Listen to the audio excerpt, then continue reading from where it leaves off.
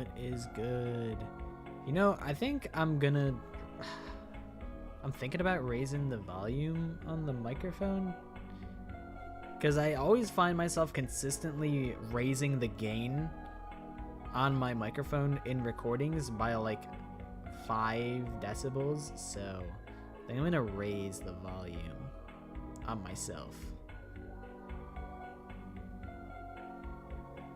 But I don't want to overdo it. But I think this will be okay, hopefully. But hello, everybody. Hello, hello, hello. Welcome to the stream. This is the chapter 2. Hopefully, it's probably gonna peak like crazy when I start yelling.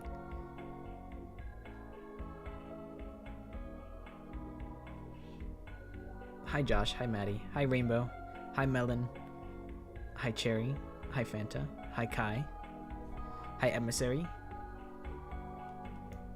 Hi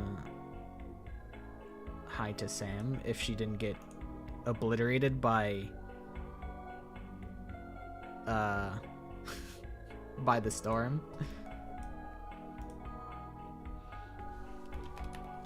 I did promise that I would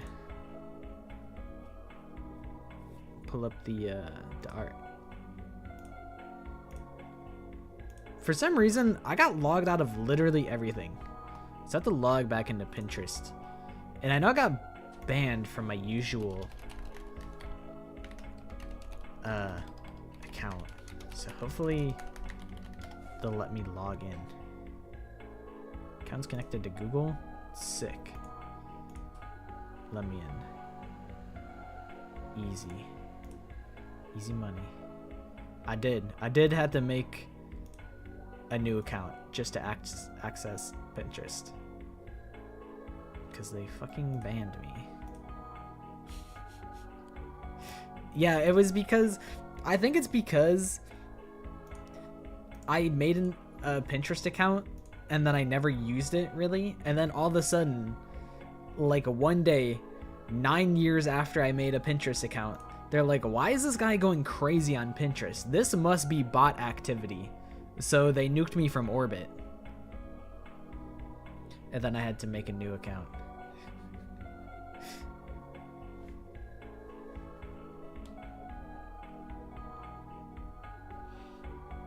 So that's what happened, I think. That's my suspicion.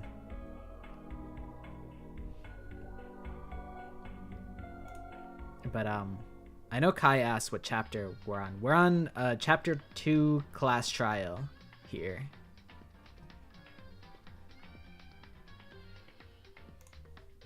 Alright, I've obtained the goods. Sam lives.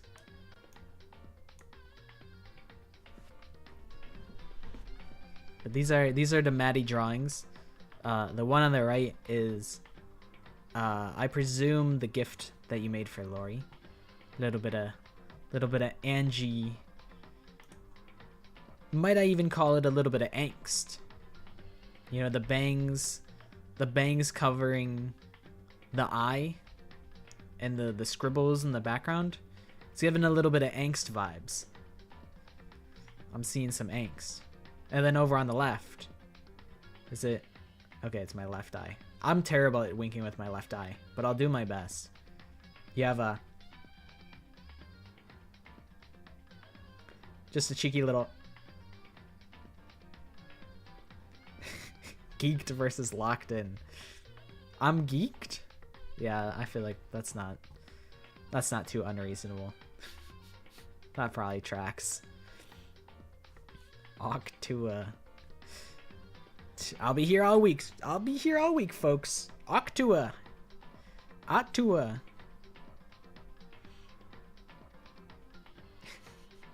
But yeah, these both came out really good. I appreciate you sharing. I always enjoy seeing what you're up to, what you be drawing. The OC art. Oh, what the hell? It just manifested. It wasn't there like when I checked it a second ago. It just spawned in. spontaneously spawned in.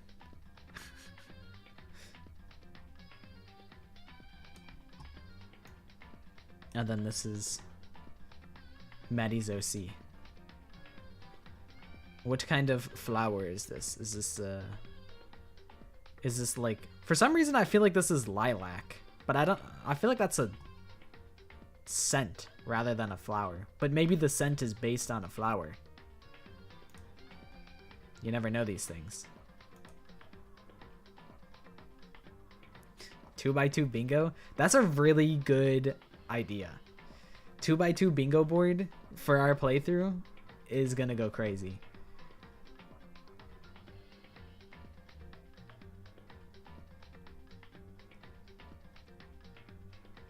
Hello, Red. How's it going? You like Leon Kuwata? Yeah, Mighty D, you know, I got some bad news for you. You know, you just missed him. I met that Leon guy, but we kind of just missed him like last chapter. He said he had to pick up some milk and cigarettes from the gas station. So, you know, you just barely missed him.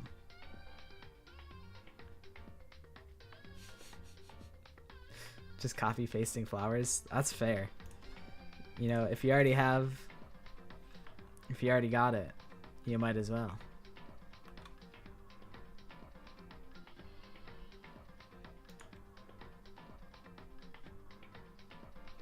Yeah, you know, Leon, he's in a worse place now, which is surprising because we're in Hope's Peak Academy and you're kind of trapped there, but somehow he went to a worse place.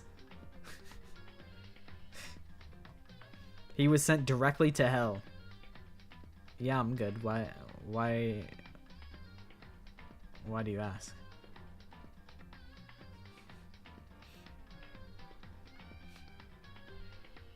Oh yeah, Shin doesn't like redheads.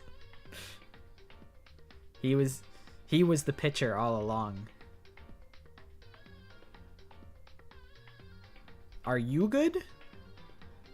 Cause I'm good. I'm good. Are you good though?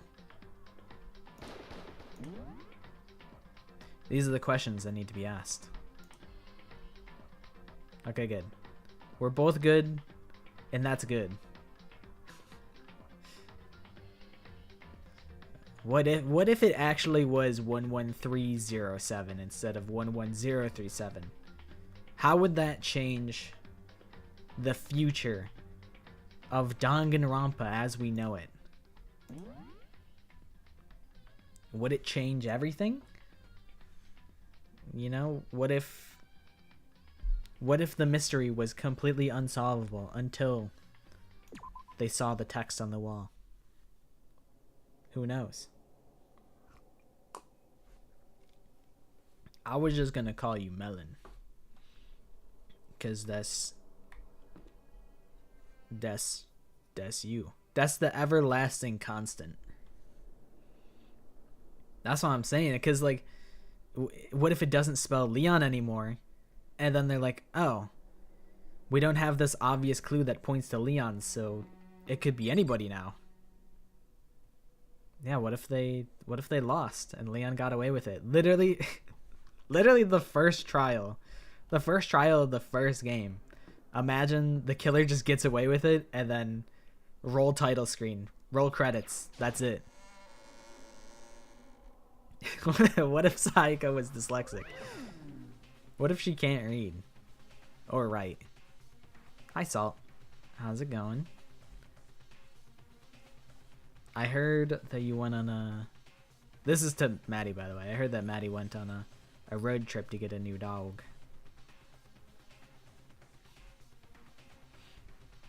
Ahem. So, is everyone ready to... What? Am I blind or are we missing someone? Yo. Yeah. Tara's not here. And Tara is... You really don't remember? Kidding. I'm just kidding. How could I forget that little nut job? She's a crucial part of the class trial this time. Well, What are you gonna Okie do? dokie, I'll go ahead and drag her out here kicking and screaming. Just one moment, please.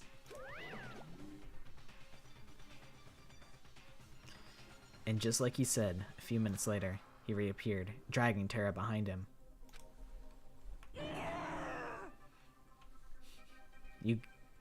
Toka, are you good? I'm good.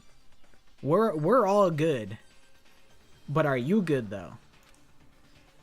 I told him I didn't want to, but he forced me. I can't believe you would drag a girl around. Terrible. You're terrible. Phew. So now everyone's here, right? Okay then. Hustle onto the elevator. Let's get this show on the road. I'll see you guys down there. Let's go. So, shall we get going? It's time to find out who killed Charlie. Charlie Foster. That's what they call them in the 4Kids English dub. I almost called it the 4chan English dub on accident.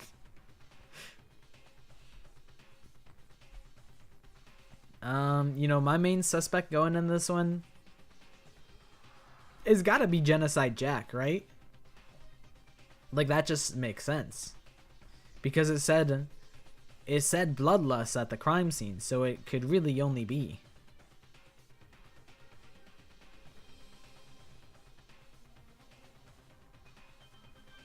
I think that was my original takeaway.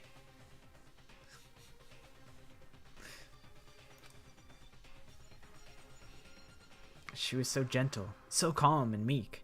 Nobody had any problems with her. Someone made the choice to kill a girl like that. That's kind of fucked. Like, Charlie had no enemies, and they murked their ass. That's fucked. Hi, Lemon Pie. How's it going? Someone's standing right here. Mondo, why are you up in my face? Are we cool? Hey, come on. Fucking Tara, man. What's got her so worked up? Oh, no, let's ask her. Yeah, she seems pretty worked up to me. Dude, I haven't even watched Smiling Friends.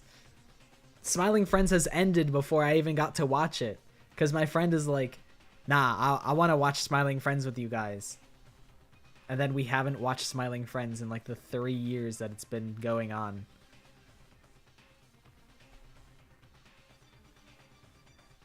It's fucked up. We have no choice, right? We have to do this. It do be like that. I'm close to just watching it on my own at this point.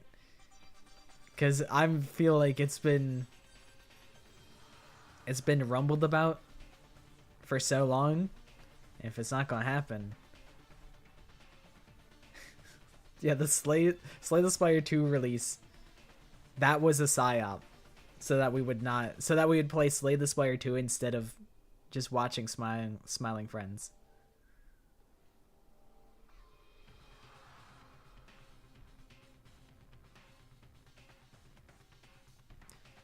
Hi, Morchiro Edits. Thank you. I'm glad that you liked them. I gotta cook up the April Fool's one soon. Time is running out. I need to have that, like, I need to get a move on and get that done.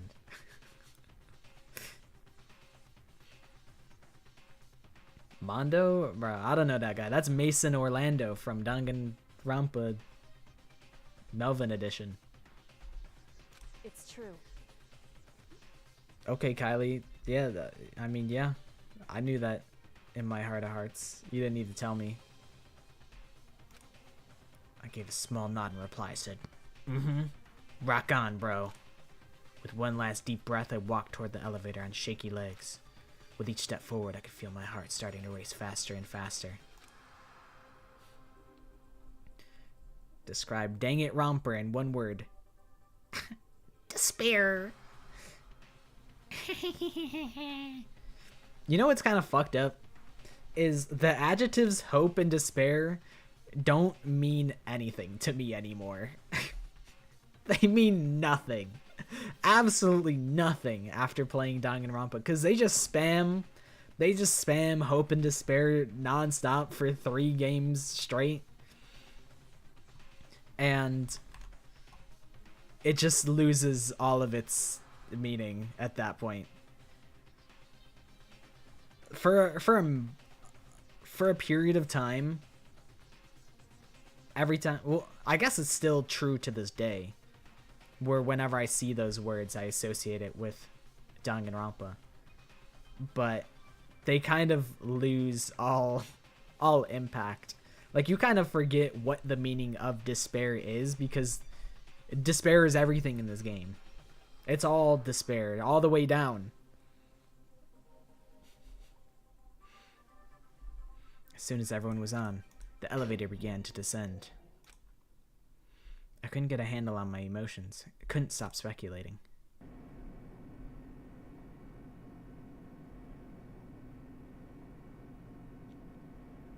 The steel box sank with heavy clunking sounds deeper and deeper into the ground. 4 games, all the animes, all the novels, you know, all the promotional images, any sort of social media tweets, you know, just people saying it in passing in relation to Danganronpa. It's synonymous.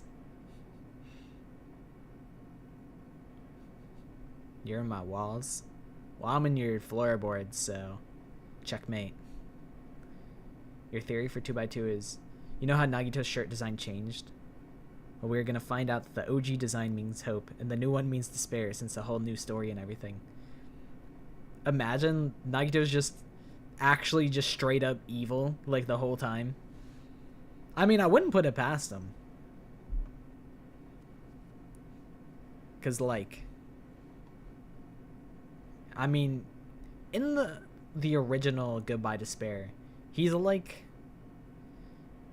he kind of means well, but it'd be funny if he was just straight up blatantly evil. He didn't mean well at all. He doesn't believe in hope at all. He's just like, man, fuck you guys. I hate you guys.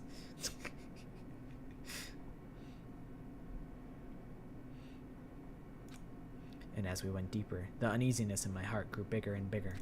The elevator was unaffected, however, and continued to descend without hesitation. Until finally... Oh my god, no! Did you just spoil Danganronpa 3 for me? No, bro!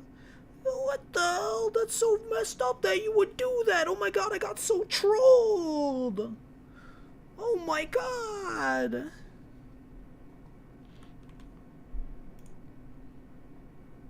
I mean, I think, like... if I hadn't already played these games, I would nuke you from orbit, but I don't really give a shit, so...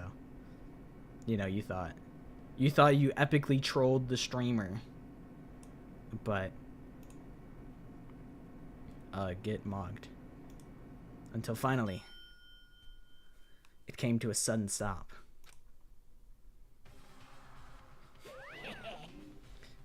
What do you think? I redecorated. Isn't it so fresh? Isn't it so exciting? Don't waste our time with stupid questions. Let's get this over with. Bro, Zaina, I need you to tell me what happens in Danganronpa 2x2. I need to know.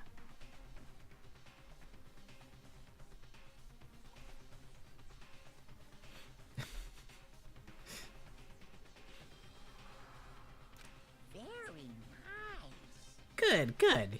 You're rip-raring to go. Gotta say, I don't hate it. Not at all. Well... Okay then, let's get the show on the road. Everyone, please find your assigned seats. Thrills, chills, kills even, perhaps. And so the curtain opened once again. Yeah, you think you're a smart fella? Go ahead. Prove that you're a smart fella and not a fart smeller. A deadly judgment. A deadly deception. A deadly betrayal. I'm like, is it a deadly? Yeah, it is a pretty deadly betrayal. A deadly riddle. A deadly defense. A deadly faith. Big Mac's just saying shit. He's just trying to sound introspective, but he's actually not saying anything at all. He's just saying shit to sound cool. He's just trying to aura farm. It's not working, little bro. A deadly class trial. Yeah, I'll save the data. We played for 2 minutes. Sure, let me hit a save. Alright, let me peep my skills. Did I get anything? I talked to a couple people. Wow, I can reload 2 bullets at once. Sick. Okay, that's all I got.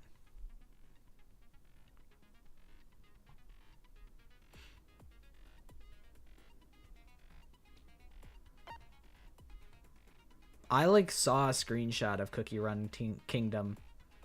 My friend, who's occasionally in Twitch chat, he's like, bro, I saw they were talking about Cookie Run Kingdom. I had no idea what it is. And then I saw my little cousin was playing Cookie Run Kingdom. I don't know what's going on. And he sent me a screenshot and I'm like, I don't know what's going on either, man. I'm like, I don't know what I'm looking at. I'm like, is 29 million cookie coins, is that a lot? Or is that like nothing? I don't have any grasp on the economy. Maybe the Cookie Kingdom is having a big inflation problem. I would imagine 29 million coinage is a lot, but I don't know anything about that game. We're not playing Cookie Run Kingdom. That is not happening. And it's not even my cousin. It's my friend's little cousin.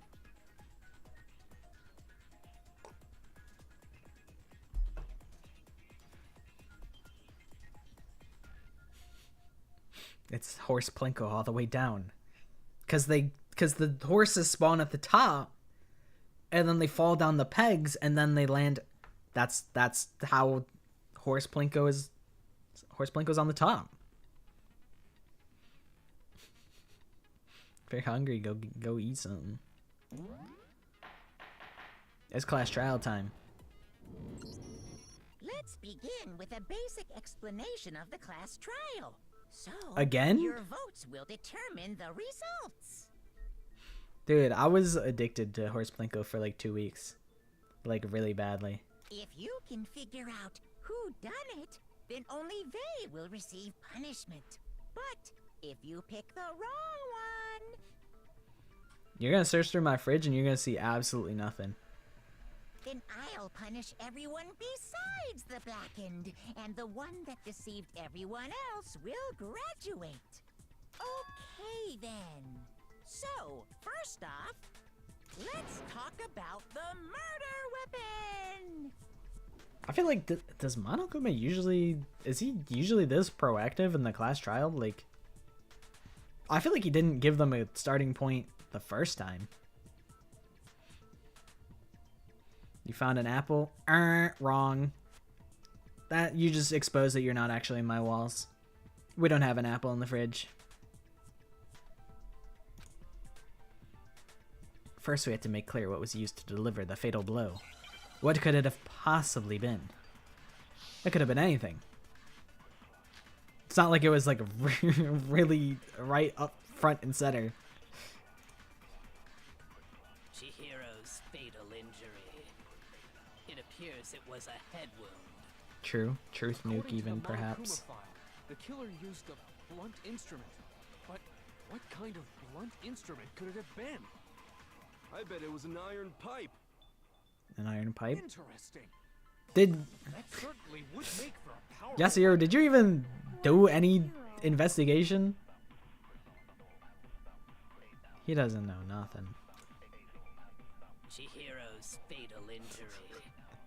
It appears it was a... Where has he been this entire time? According to the Monokuma file, the killer used a blunt instrument. I'm convinced he didn't even walk into the murder What scene instrument could it have been? at all. I bet it was an iron pipe. Apparently Ishimaru did too. Apparently he's done zero investigation. He must have been AFK. Can we agree that the object that dealt the fatal blow was the dumbbell? found at the scene of the crime? It was covered in blood, and there was nothing else at the scene that could have caused that kind of injury. And the wound on the victim's head is consistent with the shape of the dumbbell. As far as I'm concerned, there's no mistake and no room for doubt on this one. You looked at her head wound? Yay! That's so Yeah. If you don't mind, I will proceed from here. Let's move on to Okay, discussion Barry. of the culprit. What do you clearly got something you want to say. Although, I believe the criminal behind this heinous act is already quite clear. What? For real? For real? Chihiro's killer is the fiendish serial killer, Genocide Jack.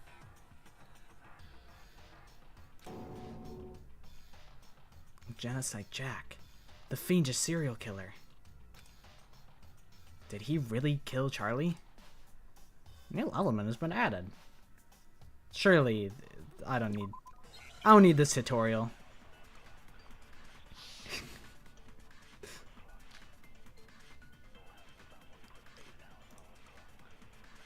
The culprit is Genocide Jack. I'm sure. I believe him. Case closed, as far as I'm concerned. But that's impossible. Why? What makes it impossible? Well, I mean, come on.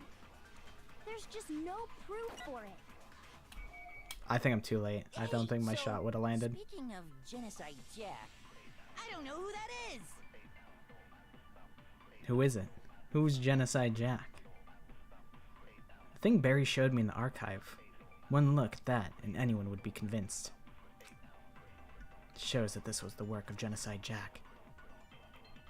Okie dokie, see you later, Salt. Thanks for hanging out. The culprit is Genocide Jack. I'm sure of it. Case closed, as far as... What are you guys talking about? But that's impossible. Why? What makes it impossible? Well, I mean, come on. There's just no proof for it. Yeah, suck on this proof. No, that's wrong. Big Mac, why are you trying to prove? Why are you trying to, like...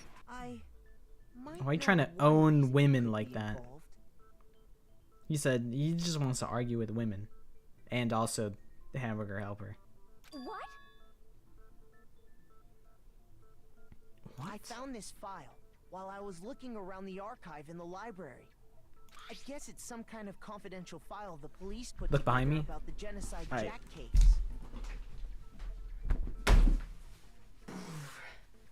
Ghost exercised. I took care of the business. There ain't no ghost behind me no more. I got Gaku's ass. He thought he was safe. He thought I had forgot about him. Day one of trying to catch the ghost in my shower lacking. Bow! What? That's kind of weird as shit, isn't it? What was something like that doing in the library? The why of it is probably more trouble than it's worth, so let's forget about that for now. More importantly, it outlines all the specifics of every Genocide Jack case in exceeding detail. According to the file, there appear to be two defining characteristics in every Genocide Jack case. The first is that a bloody message is found written at the scene of every murder. I remember that. Oh, that's right. Boob lust. No. It's actually bloodlust. Henry's such a bot, bro. But more important is the other characteristic, and it's something that has never been made public. Never made public? What the hell is it? Why don't you tell them, Makoto? Oh my god, is this the first Telemnagi moment? The other characteristic of every Genocide Jack case, which the world at large doesn't know. If I'm not mistaken, it has to do with the positioning of the body. Well, okay, yeah, they made it pretty obvious there. Apparently, in every Genocide Jack case, the killer suspends the body in a certain way. Other than the killer, the only people who know about this are the higher-ups in the police department. Henry, the strongest bottom today. Hamburger Helper, the strongest NPC in history. True, two titans of Hope Speak Academy. However, Chihiro was most definitely suspended in the same way. Jeffrey's haunting my computer. You know what's funny is my game was like glitching like crazy yesterday. I was like testing some stuff and shit was like, it was like a creepypasta. I'll have to show you guys at some point because I recorded some of it, but it was absolutely it was absolutely creepy. But eventually it just seemed to work right again. So, how did the culprit know about this when only high-level police officials were aware of it? There's only one logical answer I can think of. Can I pull it up?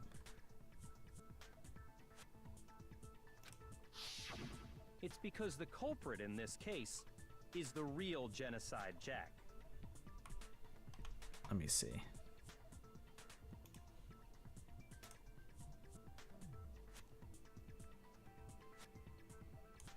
Jeffrey's haunting my game. Did he fucking break it? Cause like, let's see. Will this work? I'll show you guys what it was doing yesterday. If you guys will probably hear. So I was just sitting in call with my friends, so you'll probably just hear them talking in the background. But this is what was happening yesterday. I don't know what set it off. Go run if you guys want to.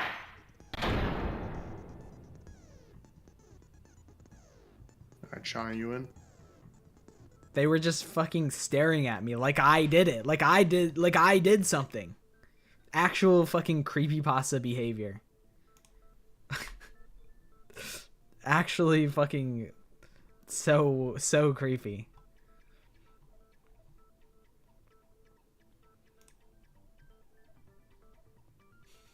I didn't do anything. I didn't do shit. They're looking at me like I killed Charlie or something. No fucking way. You're saying Genocide Jack is one of us? Yes, in fact, it's Toko. You really just blew her in like that, huh? You said, yeah, it's you. He didn't even let us solve who we think it was. I mean, I guess it wasn't really that much of a mystery, but he really just exposed her instantly for free. He sold her ass out for $3. Genocide Jack's true identity is Toko Fukawa. You lie! Nah, bro. He's telling the truth. What? I've seen it. You should have seen her with her tongue sticking out. She was off the goop. Hey, okay, wait, hold on a sec. Toko has like bloodophobia or whatever, remember? What kind of serial killer is afraid of blood? Bloodophobia. Is that anemia? Or no? What is anemia exactly? Is anemia like you get queasy around the blood? Hi, Teal Duck.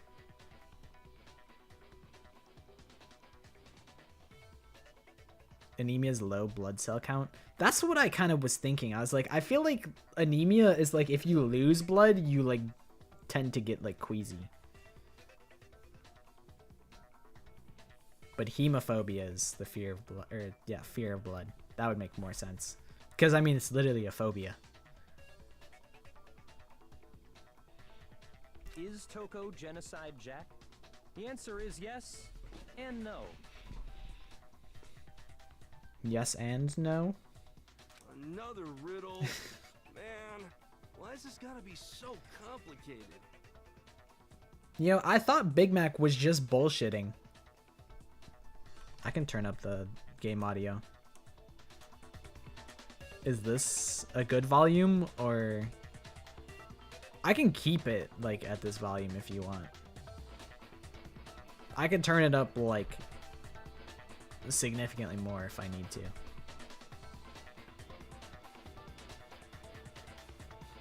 I thought Big Mac was just trolling when he was like, I forgot what he said in his fucking mantra.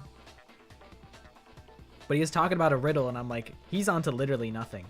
But apparently, it fucking is a riddle to Mr. Hamburger Helper. It's a riddle for sure, but I feel like I understand it.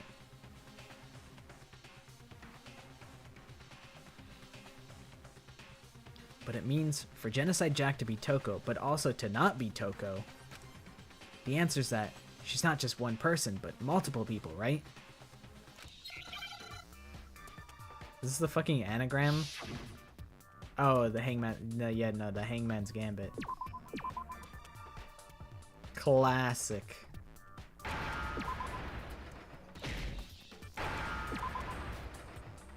A classic moment.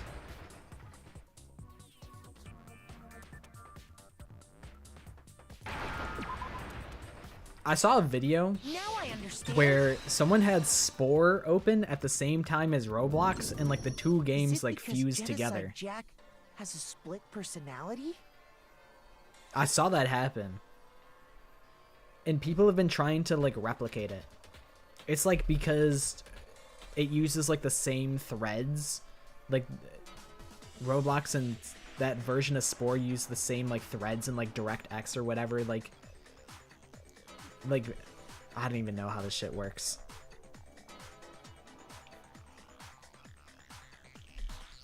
Huh? I think I read that somewhere in the file too. They thought that the suspect might have, what did they call it? Dissociative identity disorder. Oh, okay. But still, to go and say that about Miss Fukawa is... Henry Yams, he's the fucking woke police. He's like, why would you, you know, you could have used a different word for that, Big Mac. And you know what? I respect that about Henry Yams. Perfectly acceptable. I'm coming around to Henry. Toko's strange behavior after seeing the body is proof enough that she has a split personality. The one thing that shows Tara could have a split personality has to do with her behavior. Well, okay, it's... I was gonna say that she fainted, but literally says it has to do with her behavior. I appreciate the layups that they're giving me. How she started acting totally different than usual, right? That's right. Think back. She fainted when she saw Chihiro's corpse, and then, when she woke up...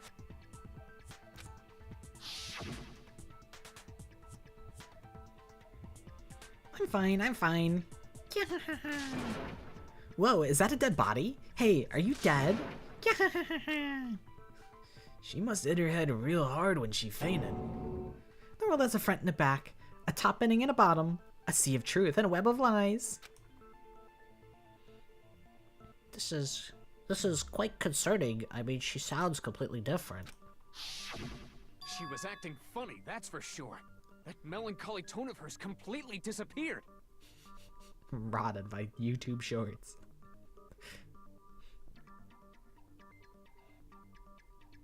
Don't go. That's some real ass shit. Tone without permission. Not to mention, once she regained consciousness and saw Chihiro's body again, she was utterly calm. In other words, within her is one personality that can handle blood, and one that obviously can.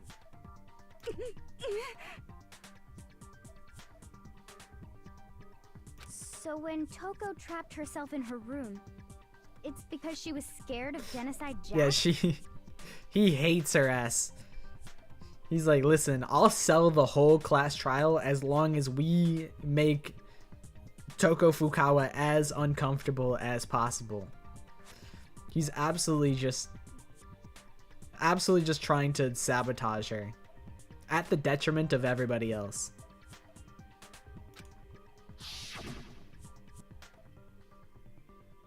You can tell me who the last Danganronpa character, guess the Danganronpa character is? Well, can you tell me who the next one is? Do you know that?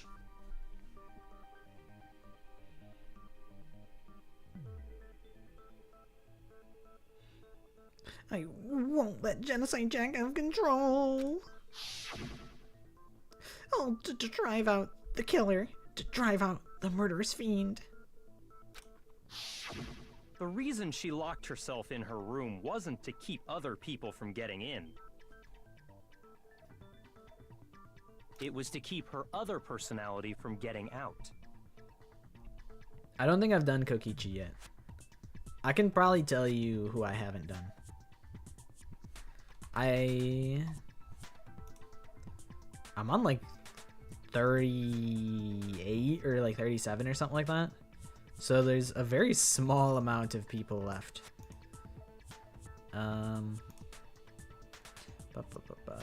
We have not done Celeste, Hifumi, Kyoko, Hajime, Peko, Teru, Kaede, Angie, Gonta, Kokichi, Yasuhiro, or Junko.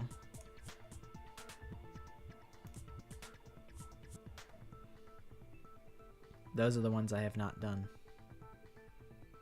I did do Junko? Did I? I know I wrote it forever ago, but I don't recall publishing it.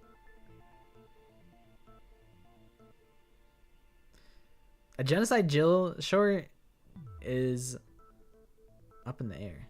I could do it. I always put them as one character because I'm like, they're like a package deal, at least physically. But maybe that's ableist of me. Junko again. Yeah, who's to say we can't just keep doing multiples of the same characters?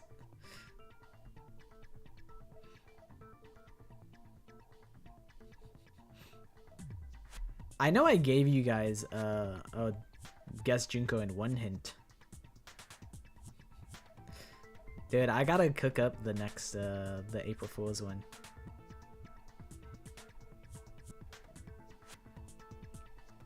I'll do Celeste eventually.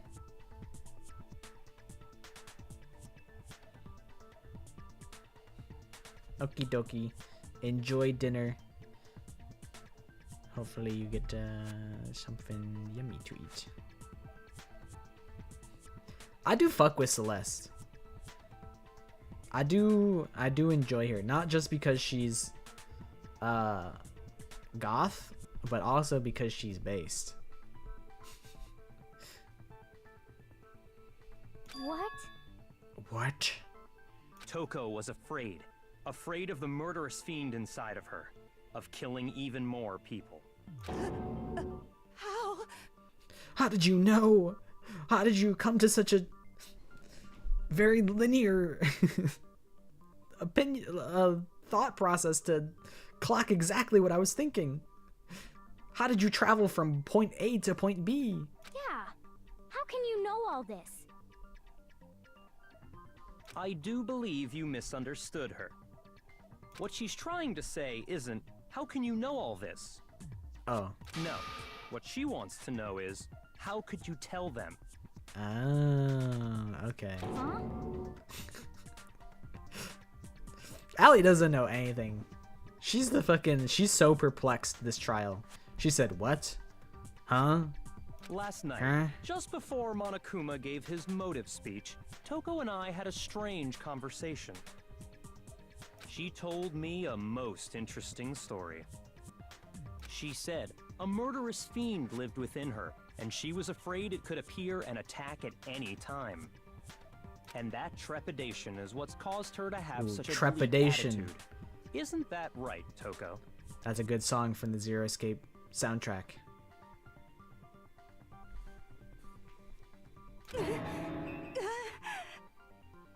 This is all a lie. Right, Toko? You said you wouldn't tell anyone. I mean, Tara, that's on you, bro. You trusted this skeevy, mischievous, sly bastard with your super duper secret. Although I guess maybe she just assumed that everyone was going to find out the secret anyway, because I totally forgot that the motive was everybody's secrets. So she's like, you know what? Step one, I'm going to tell Oomphy over here. And then he said, get fucked, Lamal. Bro, she is Tara. She's Tara Frankfurt. What you mean? What?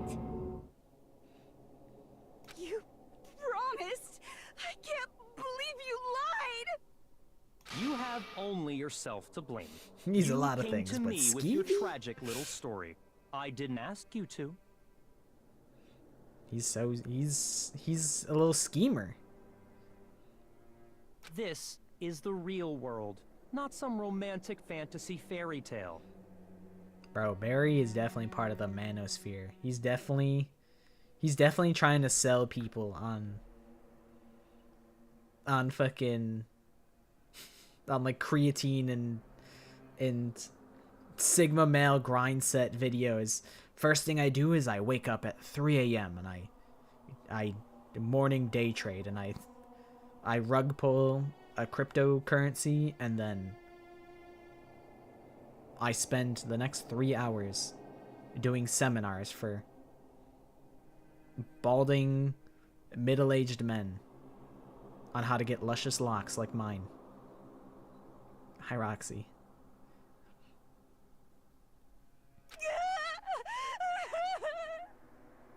Besides, you broke your promise first.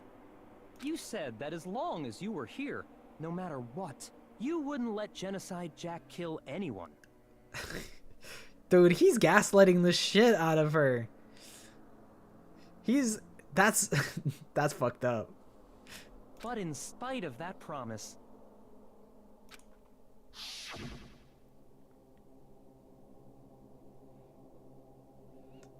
I'm sorry, I couldn't keep our promise.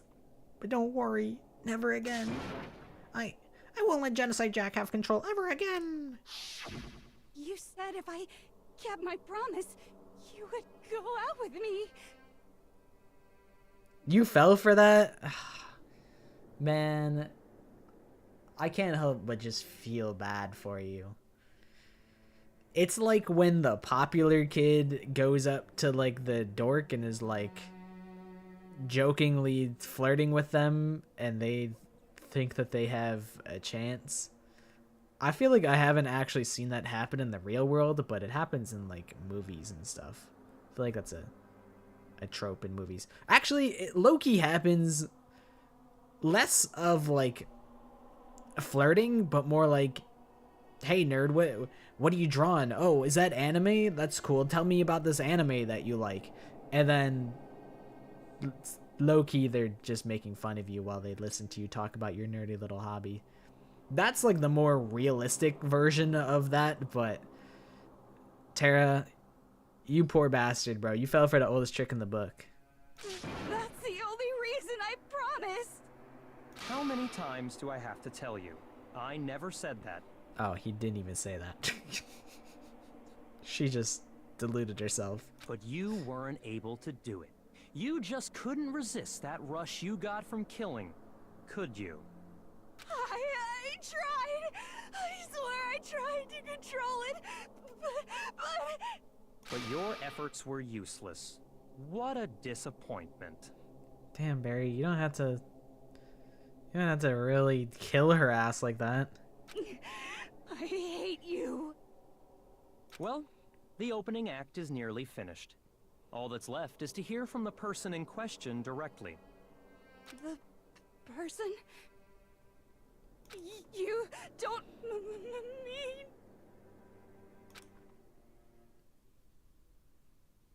Tara's body suddenly lunged backwards. A huge thud echoed across the courtroom, but in the next second, you can just summon her at will? Like a Pokemon? That's fucking awesome.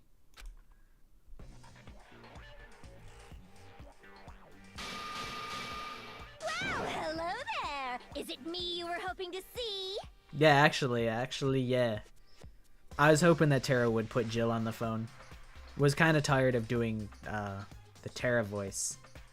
So this is actually like way better. What the heck? What the helly? So you figured it out, huh? Well, whatever. What are you gonna do? I'm the ultimate murderous fiend, Genocide Jack! Or better yet, let's go with Genocide Jill! What the fuck is this? Toko, what happened to you? I'm cool now. Not Toko, that's a loser name, and what happened is a textbook split personality. So what if one of them happens to be a serial killer? You should turn a blind eye to one's faults. Dude, she's so true. She's so real. God. Genocide Jill is such a highlight of this game. She's so she's so based. And she's just so fun all the time. And that laugh rocks. She's so intense. Like they say, sound in murderous mind, sound in murderous body. This one is so different from the one we've come to know. Yes, well, the world is composed of a front and a back, you know. So profound, Jill. Just like how every inning has a top and a bottom, or how in the depths of every truth lives a little lie. Dude, she loves this saying. Behind every dark and gloomy soul lives another that shines as bright as Oh, are you talking about Sarah Ogden? Or Sandra Ogden, sorry. I always confuse Sayaka and Sakura. So naturally I would confuse their English names as well.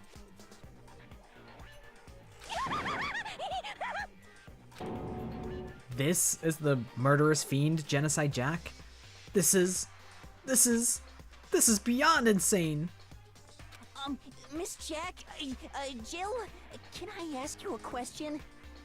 Well, Jack and Jill went up the hill to fetch a pail of water. What's up? I love this sprite too. She's so based.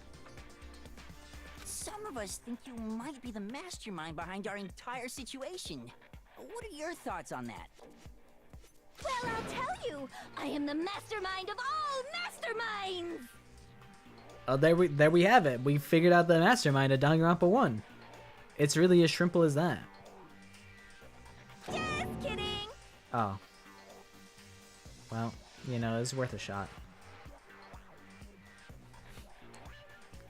It's just a Sayaka sprite? Well, it's like, it's W-Riz when Jill does it. Then, it's not true? Hi Val, we're on, chapter 2. Damn, almost got him. We were so close. True, Sora AI shut down. They're like, what if we stopped throwing $1 billion at AI tools and we just underpay some animators to make bullshit for like a fraction of the cost? I feel like, you know, as much as AI videos are like slop, like pure unfiltered, like absolute purified slop, like just AI everything, AI voice, AI video, it's the complete slop machine. You know, as much as I don't like AI bros, I do have to say thank you, because I'm sure they generated so much bullshit with like Sora, and the cost of that just kept spiraling, and they're like, oh my god, this is not sustainable, this is not profitable, we're losing so much money. And then that probably led to them pulling the plug on Sora. So thank you, AI bros, for that.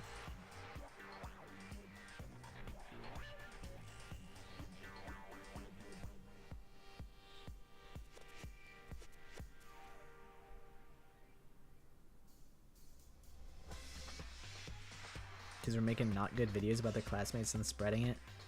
Yeah, that makes sense. Because I know, like, that was one of the first things that I think AI was used for. And then somehow it, like, actually got banned. They're like, wait, we can't be having this. but somehow they didn't have a problem with all the other shit. They're like, that's the one thing they'll ban. I don't know the context of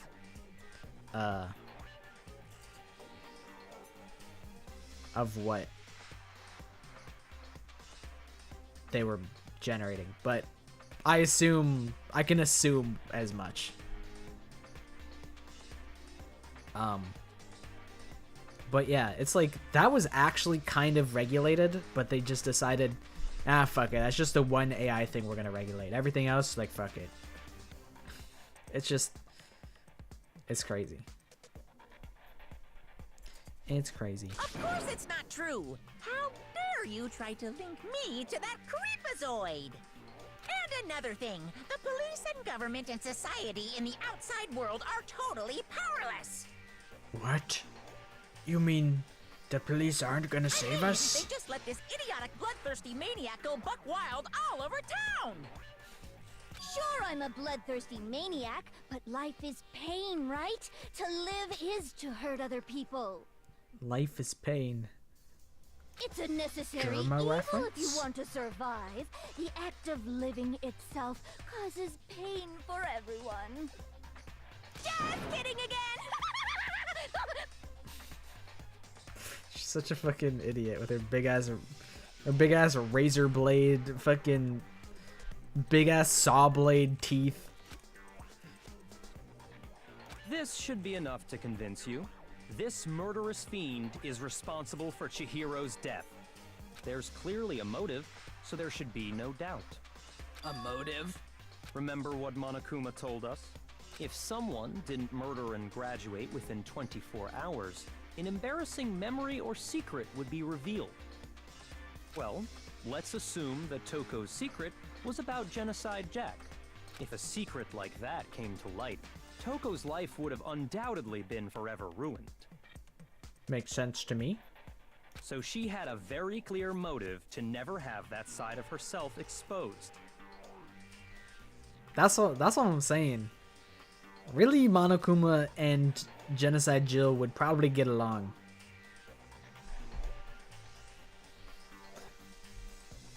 Bro, the puppy probably just wants to play. How little is this puppy? Do you know how old it is? I know when I got my puppy, the one before the one I have currently, I was like, bro, this puppy's so mean. I hate this puppy. And then it ended up being my bestest friend in the whole world. But they would always bite me with their sharp little puppy teeth, and I'm like, I hate this puppy. I'm like, they're so poorly behaved and also mean, but they had so much, like, love in their heart. Whereas, like, my dog now, he's an asshole. He doesn't... If you lay down next to my current dog, he'll just get up and walk away. I'm like, whatever, bro. I'm just trying to, like, pet you, man. And he just won't let it happen. It's like 8 weeks. Okay, yeah, that makes sense. It's just a little guy. Interesting. Very, very, very interesting. But sorry, as much as I hate to admit it, I'm not the culprit. Huh? What? But I cannot imagine anyone other than you could murder someone in such a bizarre fashion. Maybe so, but nevertheless, it's the truth. Do you really expect any of us to believe you? Yeah. I could never believe a word you say, you monster! Gulp. Maybe she's totally right about that, but something's still bothering me. What she said. I need to get some more details about all of this.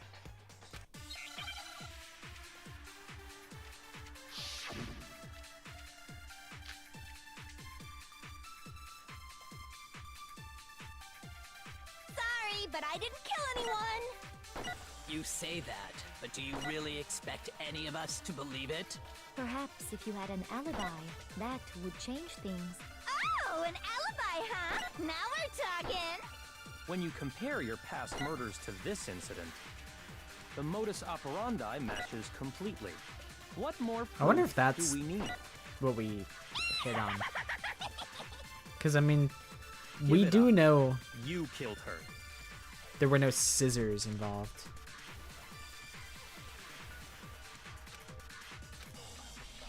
So maybe that's what they want us to get to? Perhaps if you had an When you compare the modus operandi matches Think- Okay, good. No, I think I'm playing on little PP baby difficulty, but like I don't care.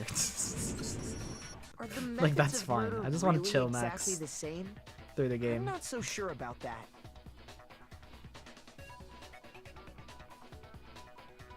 Good luck with your puppy playtime, Maddie.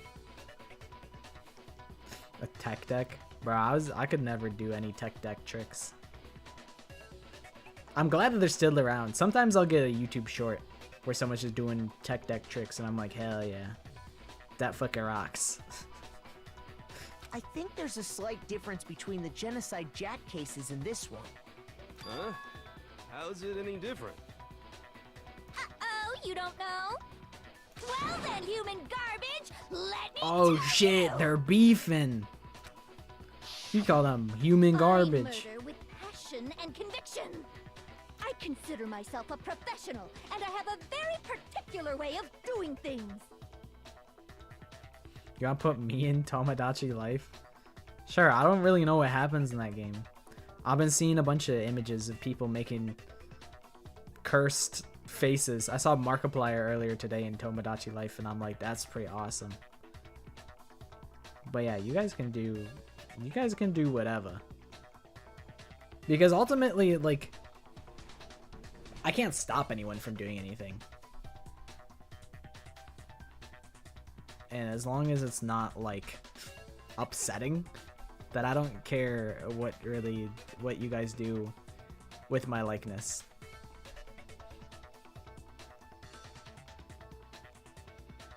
And I don't think I would get upset about being in Tomodachi Life.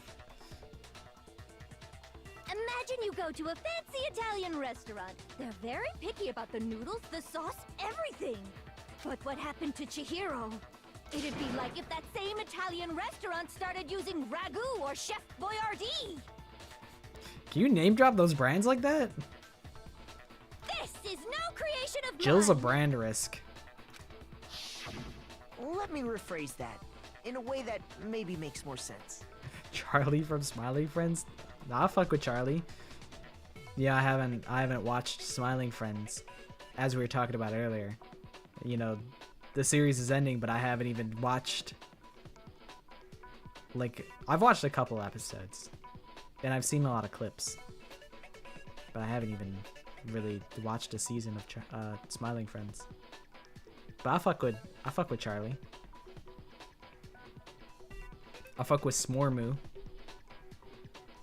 There are two clear differences between the Genocide Jack cases and this one.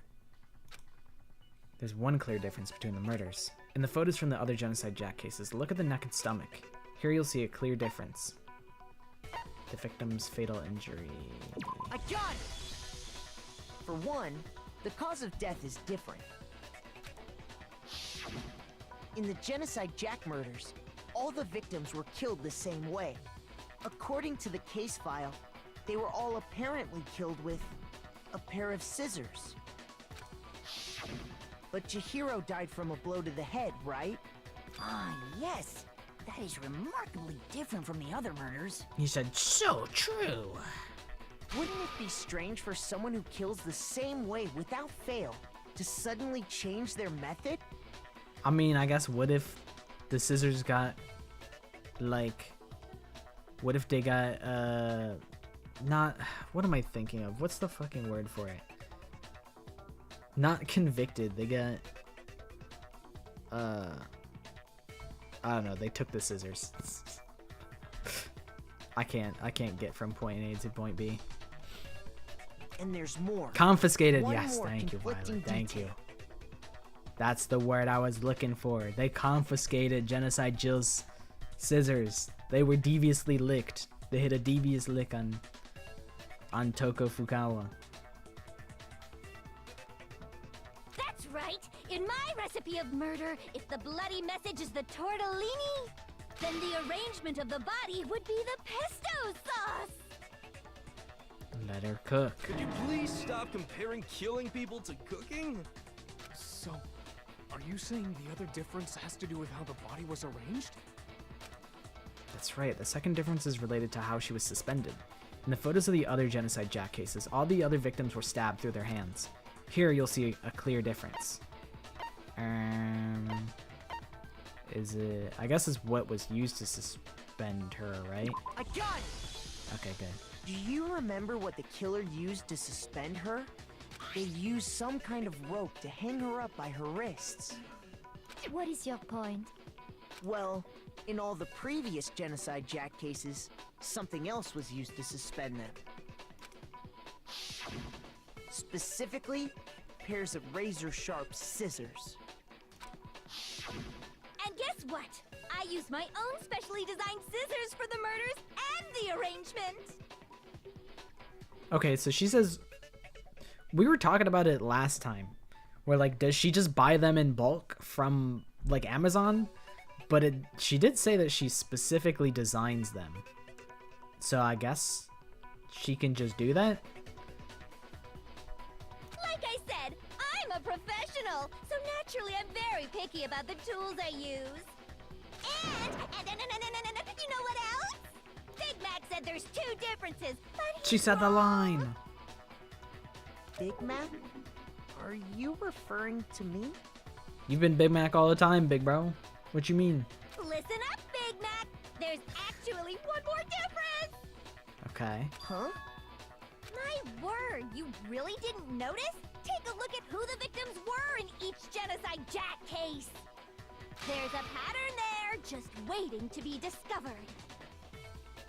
Yeah, maybe she's the one running the Etsy shop. We thought she was buying scissors from an Etsy shop, but maybe she's the one running it. Pattern? Figure that out, and it'll be plain as death why I couldn't have possibly killed that little lolly girl. I can't stand the usage of the word lolly. I can't stand it. It like makes my skin crawl. I hate it. I'm glad that it's like dying out. I think at least. I feel like it is. I hope it is. Let's see. There's a pattern surrounding the Genocide Jack victims, and Chihiro didn't fit. If you look at the names of every victim, what you'll notice is... I think I figured it out. I know why she couldn't have killed Charlie. Because Charlie was her bestest friend in the whole world. I got it! Is it because Chihiro was a girl? Bingo! Bullseye! Right on the money! He's like, ding, ding, ding, ding. Mondo is Mason Orlando. What are you talking about? And this is Hamburger Helper. Obviously that he can only be Hamburger Helper. In all the Genocide Jack cases, all the victims had something in common. Ken Harada, 32. Tetsuro Honda, 17. Shoji Gaku, 23. Kano Isai, 14. Takeshi Yoshida, 30. Komatsu Nataro. Takafumi Gono. Uchida Naohia. Takeshi Masamune. Yuto Yumejima. There was no end to it. They were all guys? That's right! The people I kill with such passion and conviction are all adorable little men! I like how, it's a big age range, and she still refers to them all as little men. I respect that. I think if you really want to piss somebody off, specifically over an online game, or like just over the internet, just call them like a little man. Just call them little man and it'll probably drive them insane. They'll get so pissed off. Be like, okay, little man, whatever you say. Instant tilter right there.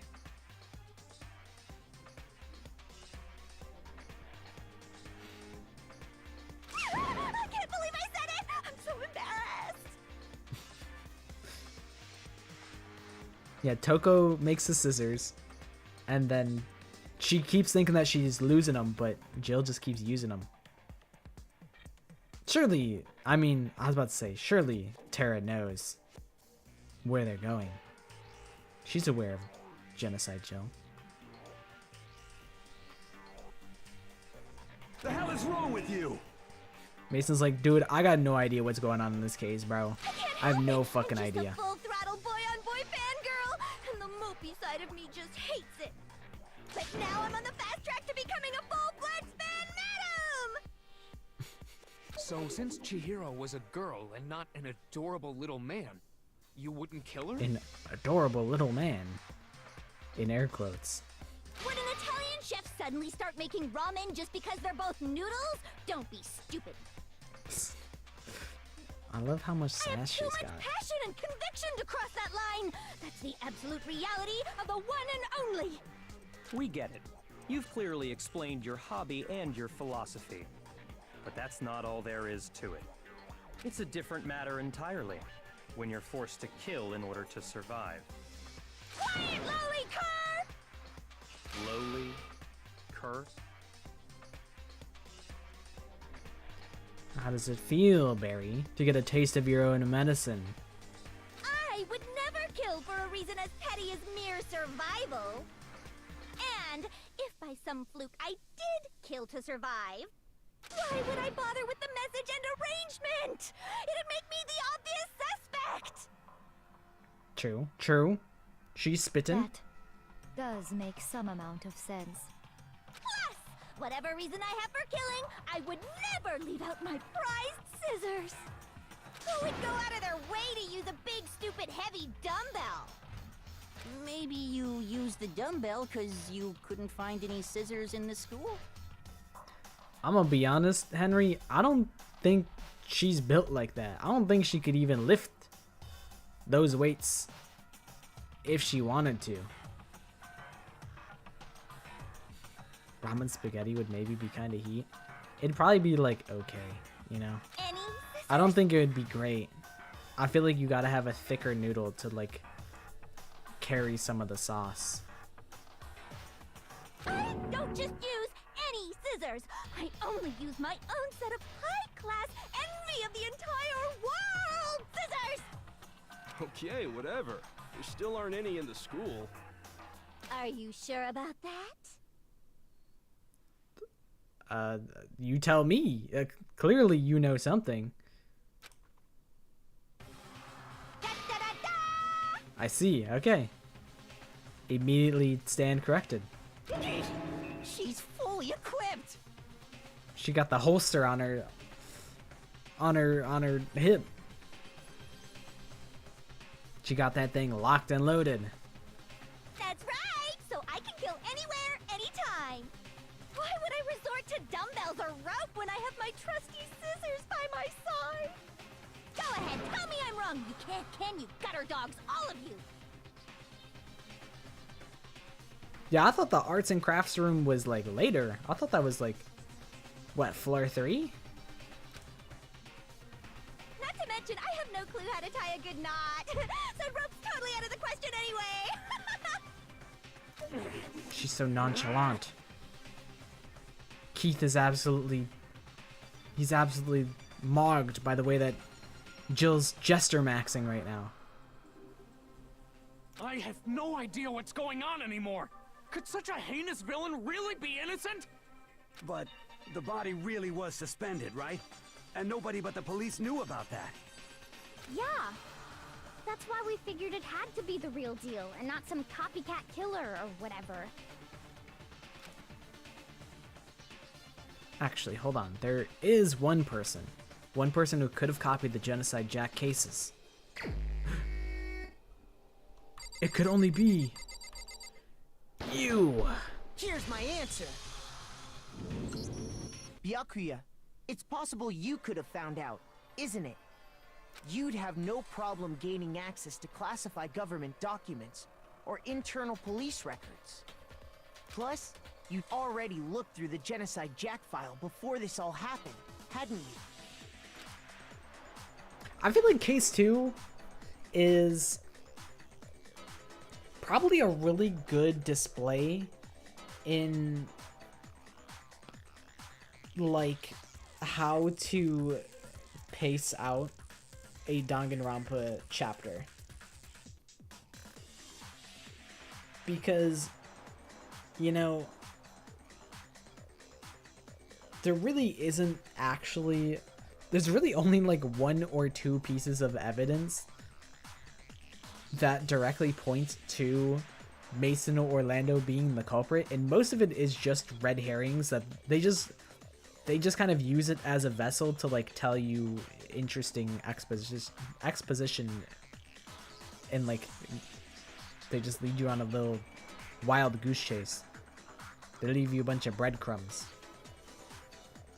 That always feels like the hardest part of writing something like a Danganronpa, where it's like, how do you lay out the evidence in a way that's not obvious who the killer is, but also still able to be followed and interesting.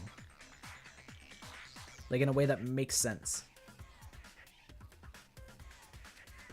I think that's something that's always kind of impressed me about Danganronpa, because that feels difficult to me, at least.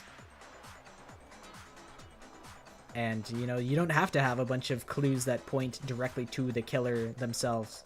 You could really just have one person's evidence, or like a couple things, and they just kind of rule out the possibilities. Kind of like a process of elimination type of deal. I don't know. Something I just was thinking about. Are you saying Mr. Togami did it?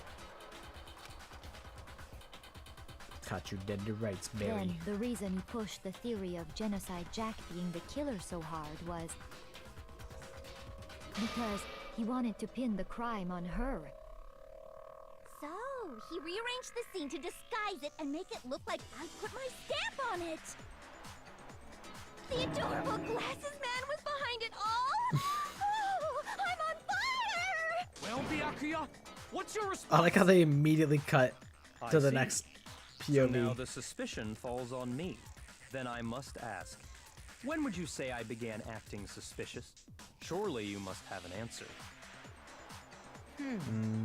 Looking back and thinking about it now, the way you were acting right before we discovered the body was a little strange.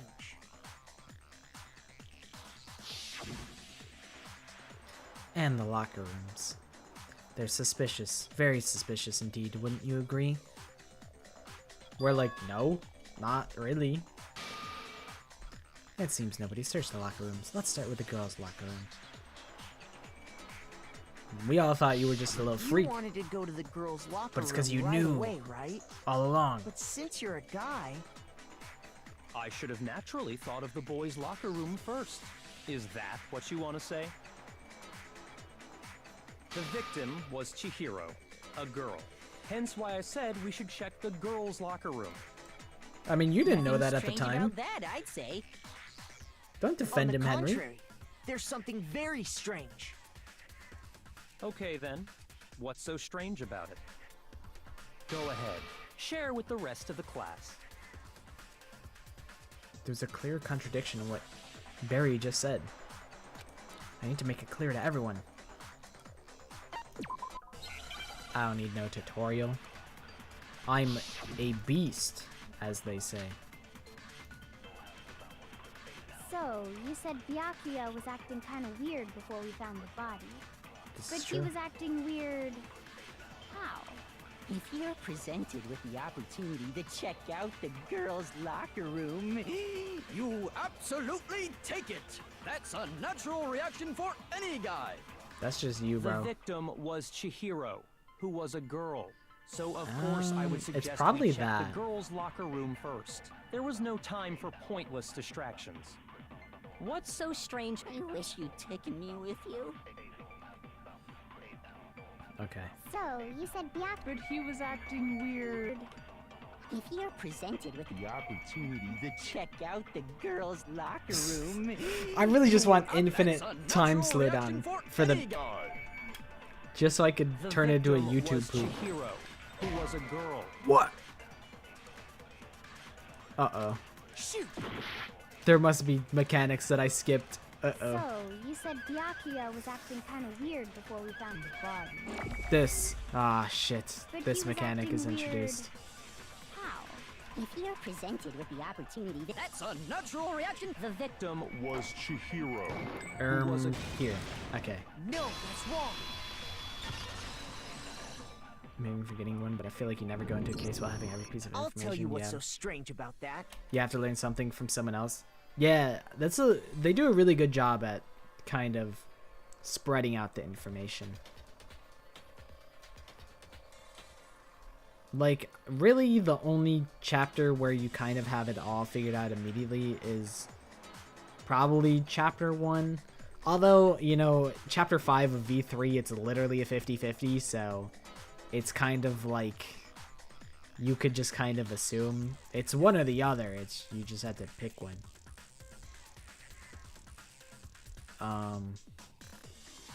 Trying to think of something, another one where you can kind of figure everything else out beforehand. I mean, you have suspicions, right? Like, you probably suspect Celeste chapter 3, and you kind of suspect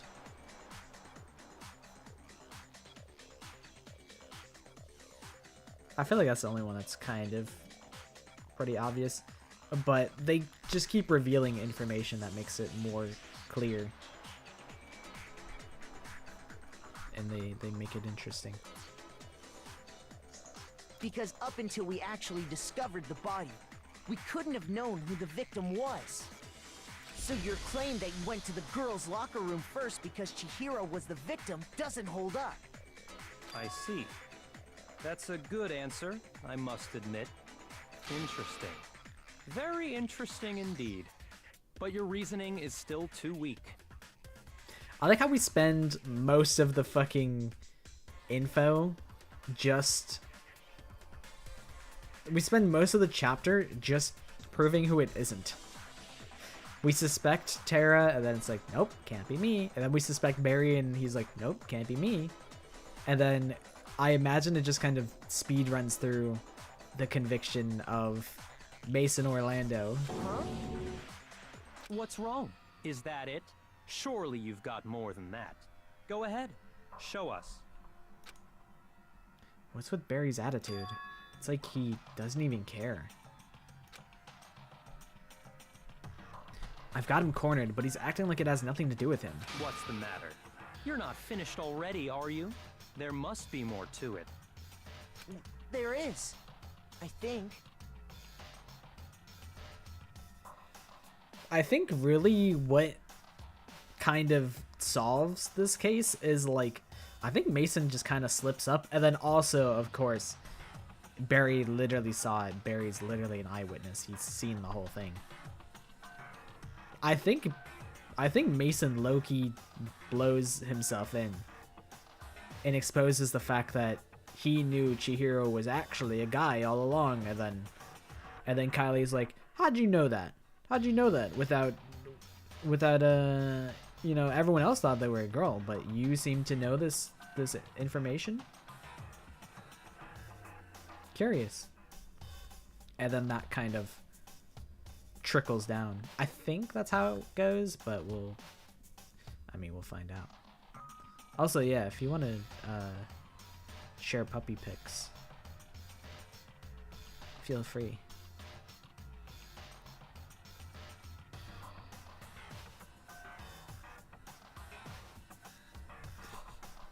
Realistically, this never gets solved. I mean, realistically, in a real world situation, we probably don't have murderous fiend genocide Jack, and we also don't have epic troll master Barry T. But somehow Kylie just knows everything.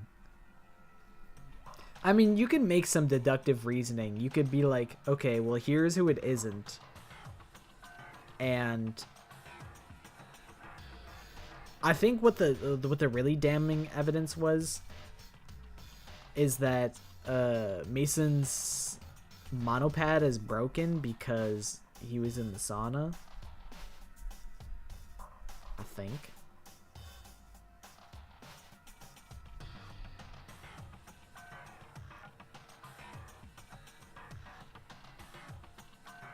There is more to it. Think about it. I'm thinking I might need some more tea. Kylie Kennedy. That's what I'm thinking. We just talked about the differences between this case and past Genocide Jack incidents. The proof you're looking for is hidden in there. I think based on, I mean, it would probably be worth checking out like monopads just because of the fact that so Kylie Kennedy knows that Chihiro is actually a guy, and then they're like, okay, well, the details of the girls' locker room and the guys' locker room are different, so you know they would need multiple monopads to get in there. They'd be like, who would notice this information? Probably Mason Orlando, whose monopad is broken. Or actually, I mean, even it could also potentially be Mason Orlando's let off the fucking hook because he's like, no, I couldn't get in there because my monopad's broken, dog. So it couldn't have been me. And they'd be like, oh, well, there's the monopads in the entrance hall. And you'd be like, I didn't know about that. So, I don't know. It could go either way. Oh? Proof that I'm the culprit, you mean? I mean, like, you know, realistically, you know what the most damning evidence is? Is the fact that it's fucking dumbbells. Which one of these twinks can pick up fucking a 50-pound dumbbell and crash it on Charlie's head? There's like one guy that's capable of such a feat. Everyone else is a scrawny little twink. They can't do shit. They can't lift that shit up. That's really probably the most damning evidence, realistically.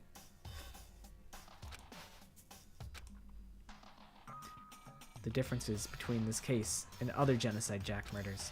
The evidence that proves Barry is responsible is hidden in there. What could it be? I just don't know.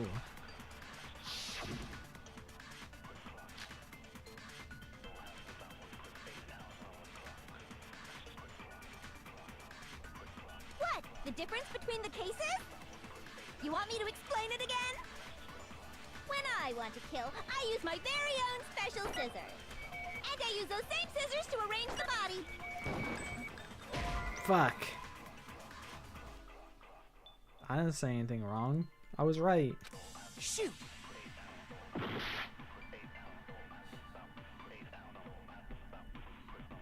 I mean, go ahead and try and lift up a dumbbell above your head. You can try. It'd be different if it was like a bench press, but dumbbells?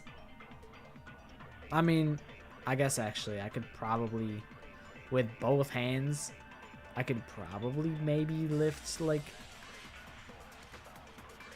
50 pounds, probably. I'm under the assumption that it's like a 50-pound dumbbell.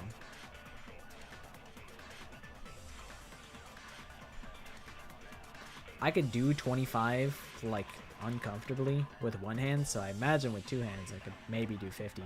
If you're an absolute lobotomite and you try and lift you use two hands to lift a 50-pound dumbbell above your head and then just drop it, I guess, like, sure. But then, you know, you also, that's kind of out of the question because they know that the rooms were swapped. So it's kind of, it kind of falls apart under such scrutiny like that.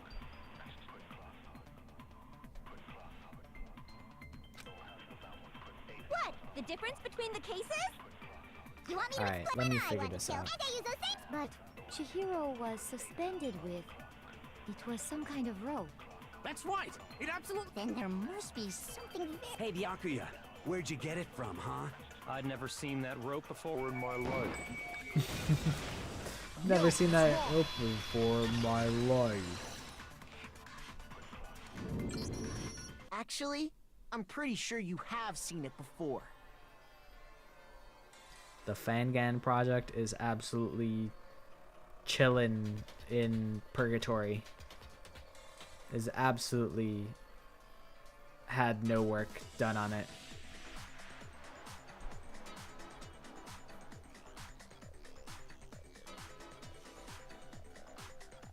Not a single bit of progress since I made the sprites. I'm out of the kitchen. I've not been cooking anything. I haven't thought about it. It looms over my head like Damocles' sword. And I think, what have I done? Why have I done this to myself?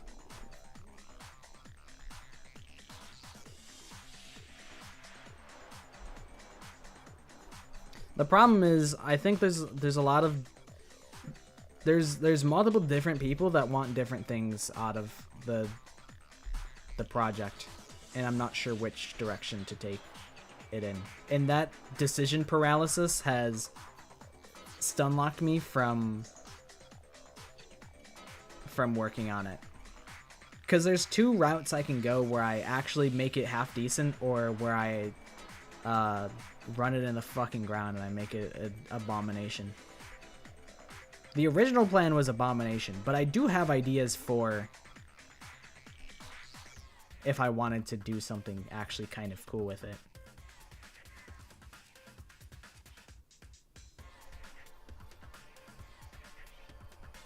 And that's what got my ass. Also, hi Ash. Spill one that I won't use. We've talked about this one before, but prologue sequence, the protagonist walks in on the antagonist having already killed somebody, and then the antagonist is like, listen, you know that I've just killed Charlie Foster, alright? Here's what I'll do. I'll dispose of the body, and we'll pretend that nothing ever happened. Because you wouldn't want to ruin the group's trust by pitting them against me and telling them what I did. Something of that nature. There was more depth to it, but it kind of escapes me right now. But yeah, that was something I thought of in the prologue. So after that, the antagonist would pretend to be, you know, hey guys, let's work together, let's all be friends. Yeah, in the prologue.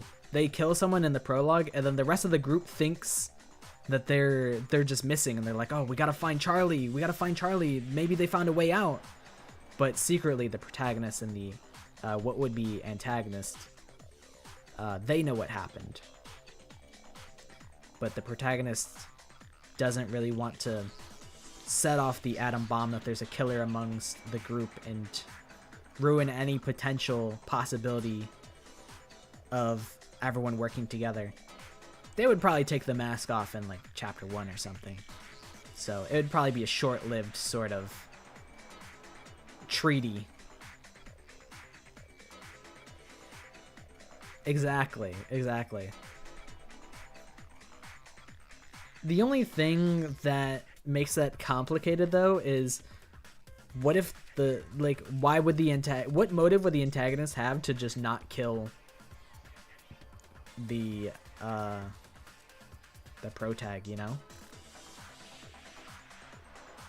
Because there could be 2 murders. So why would the antag not kill the protag in that scenario? For the memes. You could just say 1 murder per player. You could in fact do that. But that was my prologue idea that I would not use. Hi Celestial. How's it going? I mean, you could just have it where, like, maybe the antagonist is actually in the process of rearranging the bodies so they don't have any murder weapons on them.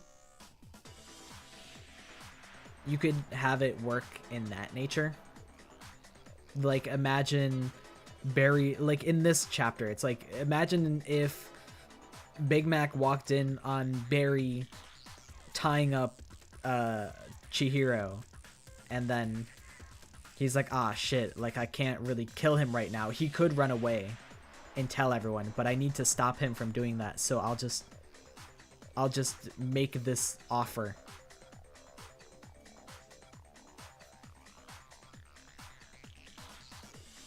Are you playing My Hero Ultra Rumble? Is that the MHA game that you're playing? Tell me that isn't so. No, bro. No, say it ain't so.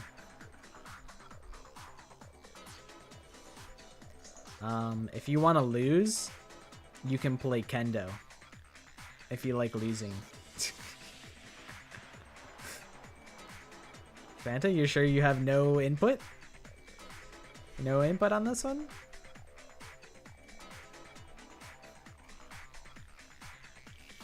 I main Kendo. I think Kendo sucked until I figured out how to, like, she's got a combo where, like, you combo the melee into, like, the main attack, and then she's good. But if you don't know about that, she's terrible. That's like how I feel about it. I haven't played in literally like 17 seasons. I literally played like up to season 1, and that's it. And then I stopped, and I realized that this game is malicious.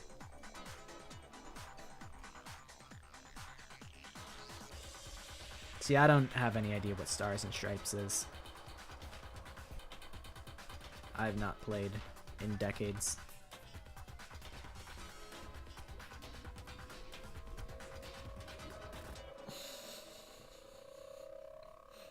Fanta, you've got a problem. Fanta, do you enjoy beating up children?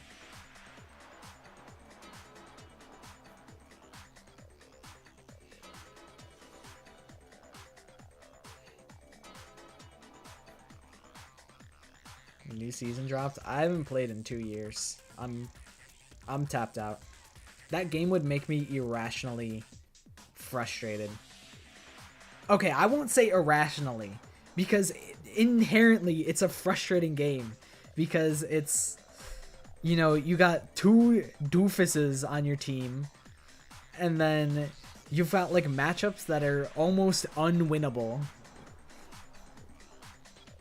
and you can be absolutely mogging someone, but someone across the map is drinking a team full heal.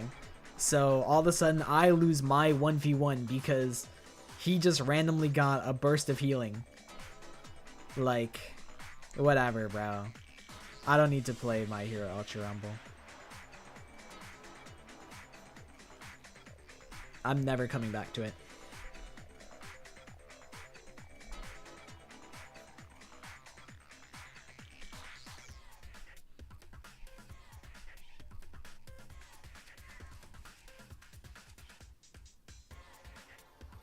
Listen, don't try and stir this pot. Trying to rage bait me on My Hero Ultra Rumble. That shit ain't happening. Try as much as you'd like. It ain't happening.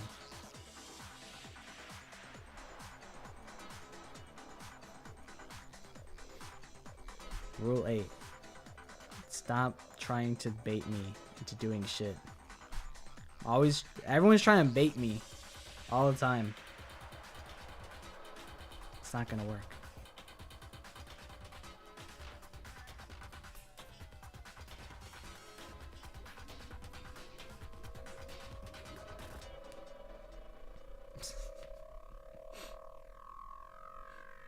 That is crazy work. You know there's good games out there, right? You know, like there's other games that are of higher quality out there in the world.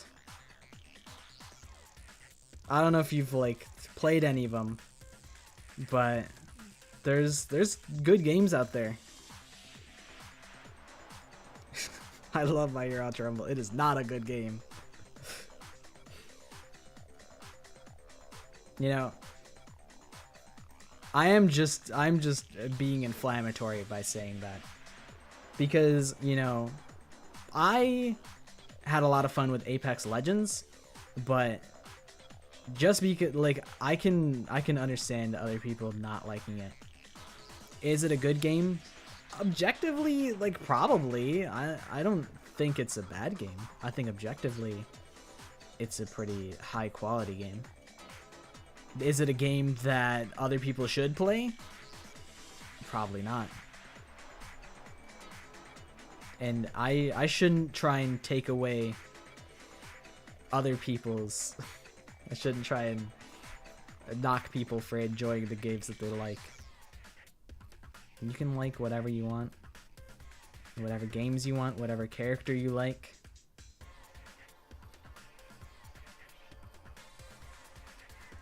Don't worry, I've been clean from My Hero Ultra Rumble.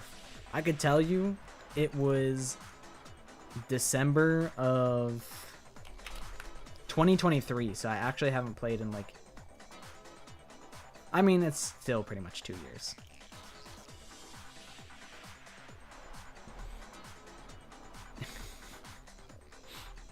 I can only imagine, like, because there's different like variants of each character, I imagine like being able to read a situation at a moment, like at a moment's notice, is even harder than it ever was.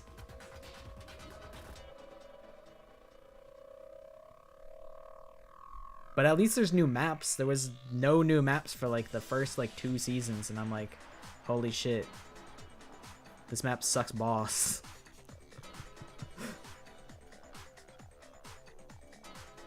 Oh, it is easy to understand what kit you're fighting? Okay, well that's good. I don't know how they pulled that off.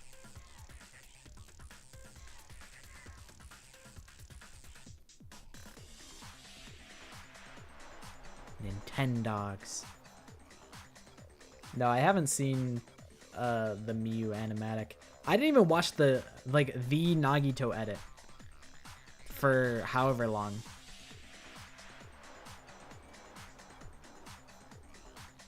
I haven't even seen that. Hi T, how you doing?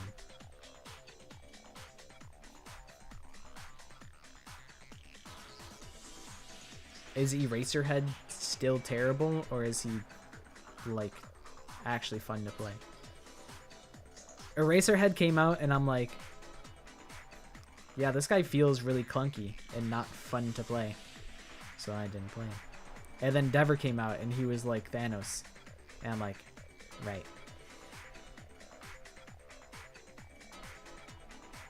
I just hated his grapple hook. I'm like, this is just objectively so much worse than like Ochako and Froppy. I'm like, his grapple like sucks. Like there was like such a delay before you could start climbing a wall after grappling to a wall, and I'm like, why did we playtest this, or is it just shit by design? I imagine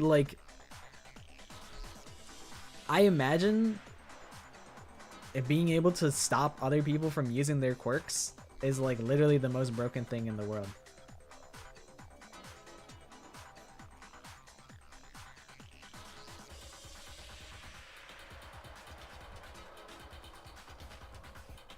Are you talking about Uma Musume, T?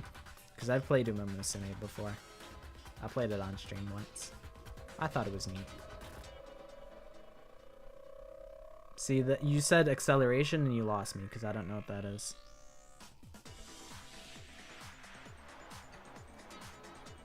Wait, that's built into the costumes? I know you could pick up cards and do that.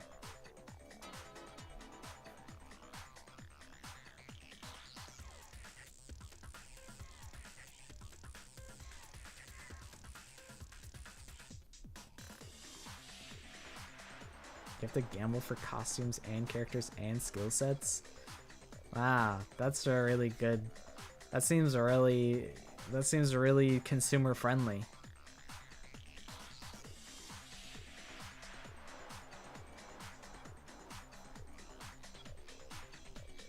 That's really good for consumers to get back into the game. One of my friends did reinstall it, and he played one game and then quit out of it. So, must not be very new player friendly. Because, you see, that rope, or should I say, that extension cord? Gasp! The extension cord? What? An extension cord? Wait, Henry actually... I was memeing with this reaction, but Henry's genuine with this reaction. Byakuya, you've used the extension cord in the library more than once, haven't you? And the same extension cord that was in the library all this time? I don't know, bro. I kind of have a hard time believing that Barry T would get down to ground level.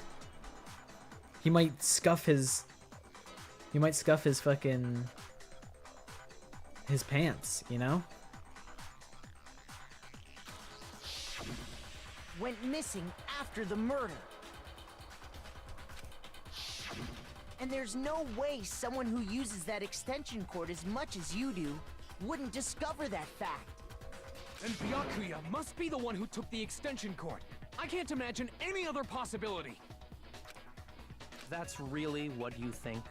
Then your conclusion is something like this? I killed Chihiro in the girls' locker room, then hung her up and wrote that bloody message.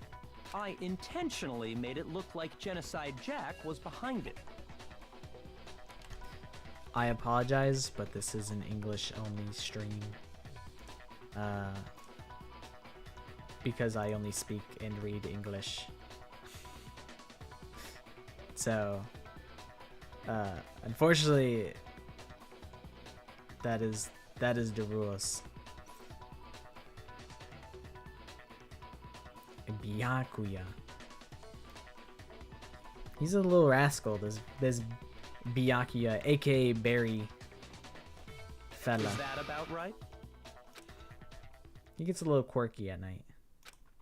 He's doing it again. He's totally calm, totally unconcerned, as if he's not even involved.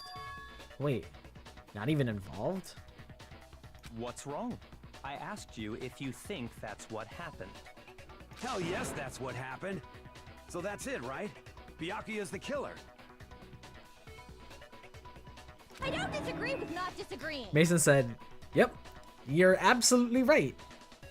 He kept calling this a game, right? So he'd be totally willing to do something like this to win. Sorry, but could we hold on just a second? Well, you got something to say, Big Mac? I think we need to talk about this a little more. Huh? Do we really need to? We've already decided who did it.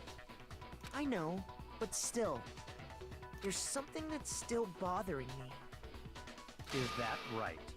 And what, pray tell, is still bothering you? I killed her in the girls' locker room, then disguised my crime. Specifically, I dressed it up to make it look like it was the work of a homicidal psychopath. Facts. Now that's literally what you did. What about all that bothers you? I mean, for starters, did you really need to do all that, Barry? Or what? You know, that part kind of bothers me. That might be the first thing, is that you're doing a little bit too much. Wait, what was that just now? Something's not right. Charlie's body was definitely found in the girls' locker room, but does that mean, can I really just accept what Barry said as the truth? No, I don't think so. There's definitely something off about what he said. The scene of the crime. You say you killed Chihiro in the girls' locker room, right? But are you sure about that? Isn't it possible that the murder took place somewhere else? How disappointing. What kind of question is that? Even in the world of disappointments, this is a true letdown. Barry, why are you like this, bro? She was found dead in the girls' locker room. There is absolutely no question about that. How could the scene of the crime have been anywhere else? Well, I think it's entirely possible that she was killed somewhere else, then carried there later, along with the rest of the murder scene. They swapped the whole scene up. The rest of the murder scene? Oh, what? Is that unthinkable for you, Barry? I thought you knew everything, bro. I thought you knew everything. Pray tell her, what is so fascinating, Big Mac? Man, fuck you, Barry. That was awfully specific. Please tell me you have a reason for saying all of that.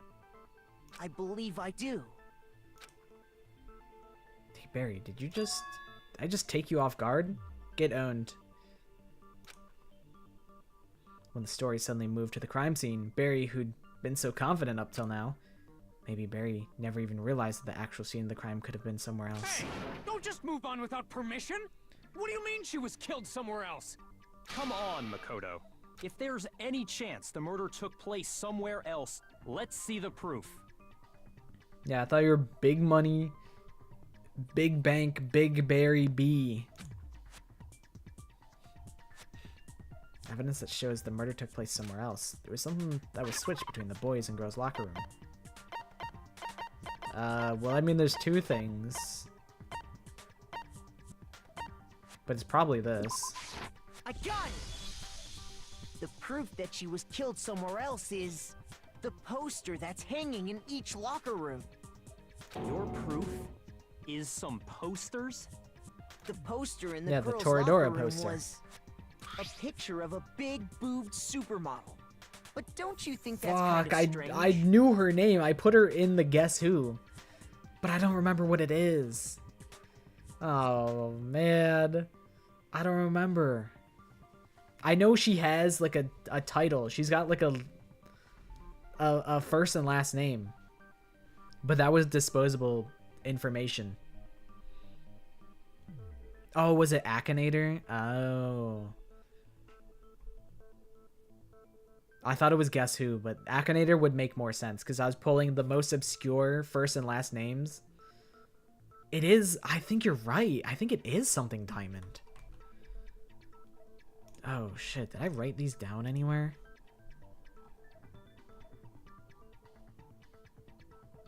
I don't see it. Maybe it's in this one? Mm-mm. Damn. Hold on. It could be here. Nope, got nothing. Damn.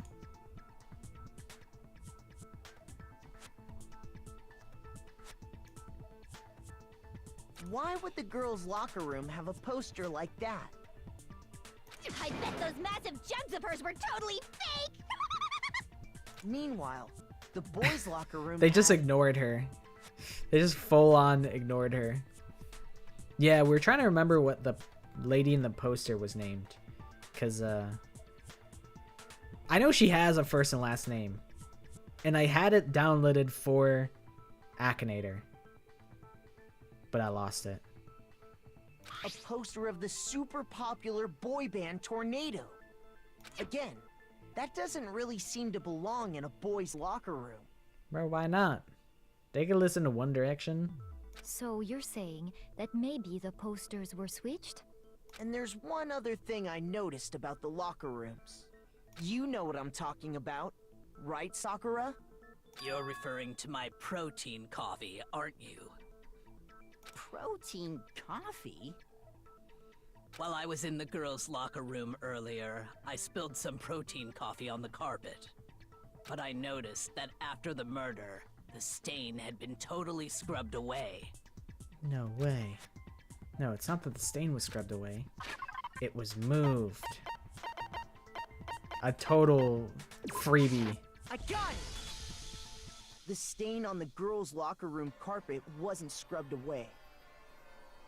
In fact, I found it on the boys' locker room carpet. That's definitely the stain from my protein coffee. Did Big Mac bring the carpet in here? Then, does that mean that the carpet Diamond was Yucca. switched to- Yes, that's exactly it. Thank you. Thank you for pulling it. I can't believe Maddie remembered a diamond from the jump. I couldn't pull it if I wanted to. I feel like the diamond is the big part. But why would anyone do that? To move the murder scene from one locker room to the other. It's certainly plausible, don't you think? What? In other words, in order to completely swap the scene of the crime, the blood-stained poster and carpet were moved along with the dead body. By doing this, the killer was able to change the entire room where the murder took place. Gamble in real life. Put it all on black. Spin the roulette wheel. You will make millions of dollars. I can certainly follow your reasoning, but why would the culprit bother doing that? Huh? Shit. It's kind of a great point. Why would they go to all that trouble of switching the scene of the crime? Actually, an even bigger question. If the murder did take place in the boys' locker room, then how did Chihiro get in the boys' locker room in the first place? Oh shit, I didn't think about that. To get into the locker rooms, you have to swipe your e-handbook across the card reader device. But Chihiro's handbook should have only allowed her access to the girls' locker room. She had no way to get into the boys' locker room to begin with. No, she did have a way, and I can tell you what it was. I highly doubt that. Shut up! I'm telling you, I know how she could have done it. Hamburger helper, you got one chance. There is a way. He's right, there is a way. But does he actually know, or is he just being an idiot? Is he right? Could Charlie really have gotten into the boys' locker room somehow?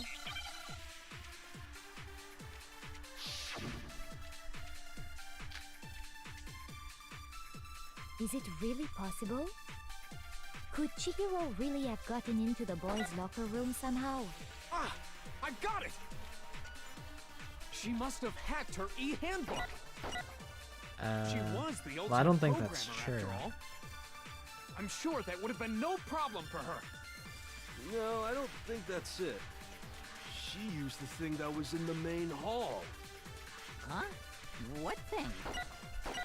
I'm talking about Leon's handbook, of course. If she had that, she could get into the boys' locker room no problem.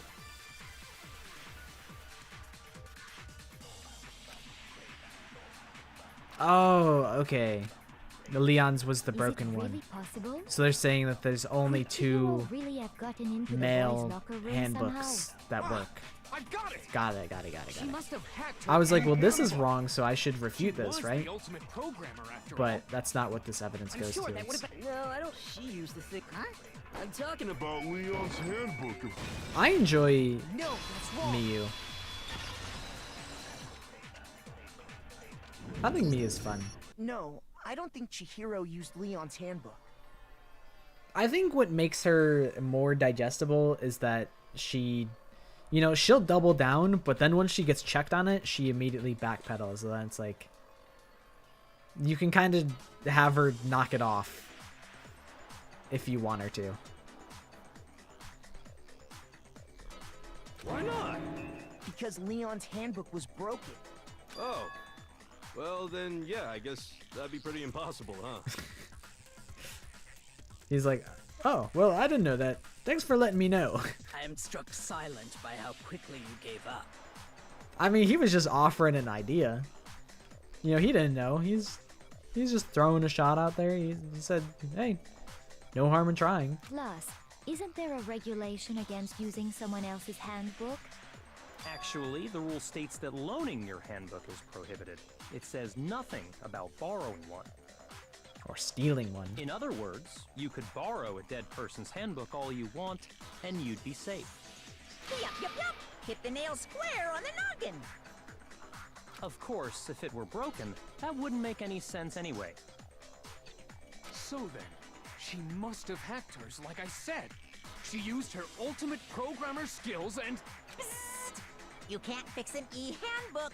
The instant you open one up, a security buzzer starts blaring. So, if she didn't use Leon's handbook, and she didn't modify her own handbook... Maybe Mr. Naegi's initial assumption is just wrong? Listen, it's really as simple as you guys like Miu because she's smart and she's a deep character. I like Miu because she's hot. We are not the same. It seems like there's no way she could have got into the boys' locker room. So I guess so. I don't need a reason to justify why I like her.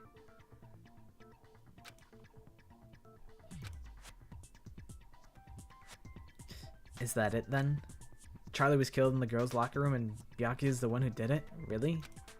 But still, I don't know what else I can do. Hold on a second. I agree with you, though. I think you're on the right track. Kylie coming in to bail us all out. What the? You finally decide to open your mouth and that's what you've got to say? There's no way she could get in the boys' locker room, right? So... Why are you so sure she couldn't get in? There's still one other way she could have gained access. What? What are you talking about? What other way is there? Listen, the thing is, I like their design, and then I try and justify it later on why I like them. Well, to explain that, why don't we take a little break from the trial? See, I like I'd women you all in to come see suits. something. So then, once I've already addressed that, then I can justify which personality traits I like. Wait. Just what do you think you're doing? And then I can try and pretend that I'm not completely superficial and that I actually have meaningful reasons for liking the characters I like. When really, it's just purely cosmetic. Don't worry. This'll make the whole trial more exciting. I'm sure that thought must please you. Huh? It'll make things more exciting? You said, what? Alright, you drive a hard bargain. You know, you've convinced me. Well, alright then. I declare an official class trial recess. Huh? For real? Now then, what is it you want to show us? It better not be boring or I'll be very unhappy. Oh, I thought we were gonna get like an intermission. I think I'm gonna take my own intermission right here to make some tea. I think I'll do that. Yeah, Mondo was the one who did the swap. And then Barry's the one who did the whole genocide Jack scene. But I'll be right back.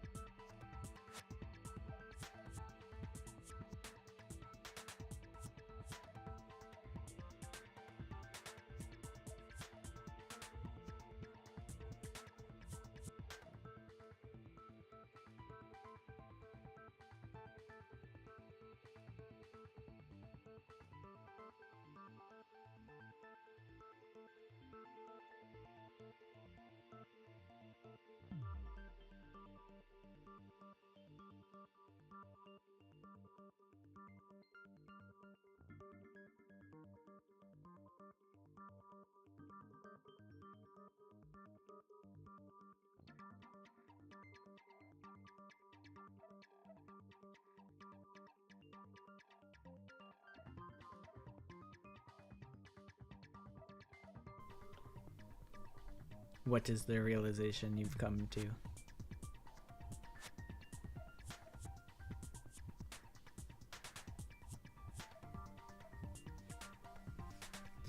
I'm quite acquainted with Shin Death Bubble. I happen to know them.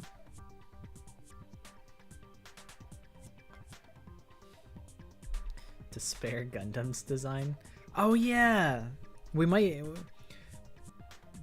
end up watching the beta designs Weeby News video if we finish the class trial.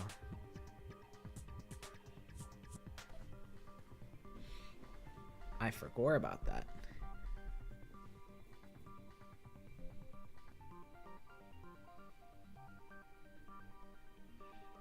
Chapter 4, Maddie's the culprit, you're the victim. Sorry, Maddie, but blast off fifth ignition. We sending you to space. Gundam literally got a big snake around them. Oh shit. We happen to accidentally make Yomi Hell Smile and Despair Gundam at the same time. You know, it's just because if an idea is good, naturally multiple people would come to the same conclusion, you know? that's just how that goes.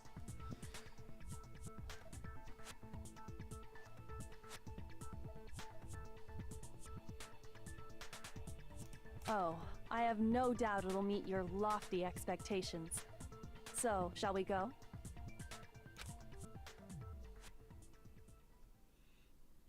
So before I even knew what was happening, the class trial had been put on hold. We headed off, with Kylie in the lead, and where she took us was...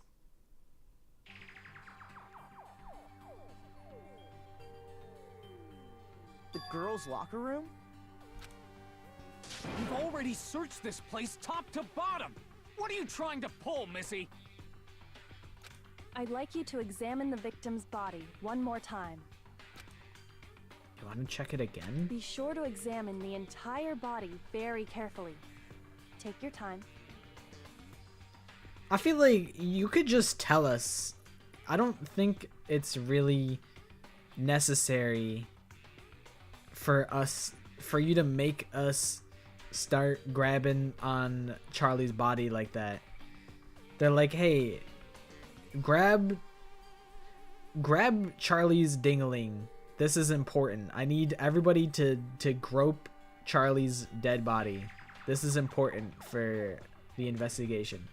And like, the info is important, yeah, but this is kind of gross. Examine her carefully? Like this is what I'm our saying, hands? bro. We cannot have this guy groping on Charlie. Like, he's a freak. We gotta kill him. No way, no way, no way, no way, no way! It's probably best if I don't run my hands all over a girl's dead body. It's not that I'm creeped out or anything, it's just based on religious grounds, you know? I don't buy that, Hamburger Helper, but it's sure. I'll accept it anyways. Very well. I'll do it. But you're a girl. You shouldn't have to touch a dead body. Just let one of the boys do it. Oh, so girls can't investigate crime scenes, Allie? No, it's okay. I think Chihiro would rather have a girl examine her. Unfortunately, Sandra, you're probably actually wrong. Unfortunately, you will find out shortly that I think you're wrong. So just on leave that. this to me. Sakura. What is this? Some kind of secret girl-on-girl action?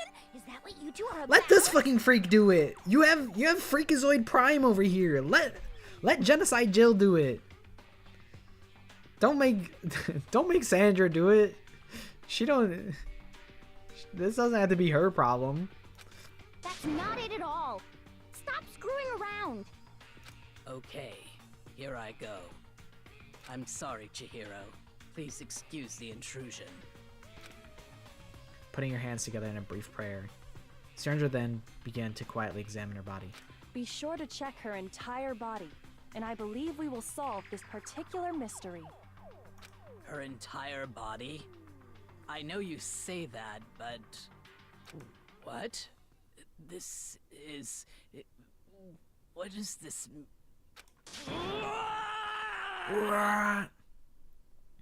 You know, T, this is actually my first time playing the game. I've never played Trigger Happy Havoc. I watched somebody play it like 10 years ago, but I've never played it myself. What is it? Not possible. It's not possible. Sandra's eyes were staring wildly at Charlie's lifeless form. Her massive frame trembled. This girl is what? Is a boy. Gasp! I see. So she was actually a he. Interesting. Thank you for confirming this fact. Okay, so I obviously don't love how they are making this a spectacle of Charlie's gender being different than what we thought. Like it's a little like, I don't know. In this day and age, I don't think it should be such an event. But to be fair, as high school kids, I think it would be to them. I don't know if your average high schooler would just be chill with that, you know? They might actually be flabbergasted. So, like, in slight defense, I think this is kind of how, like, high school kids might react if they found out something like this, you know?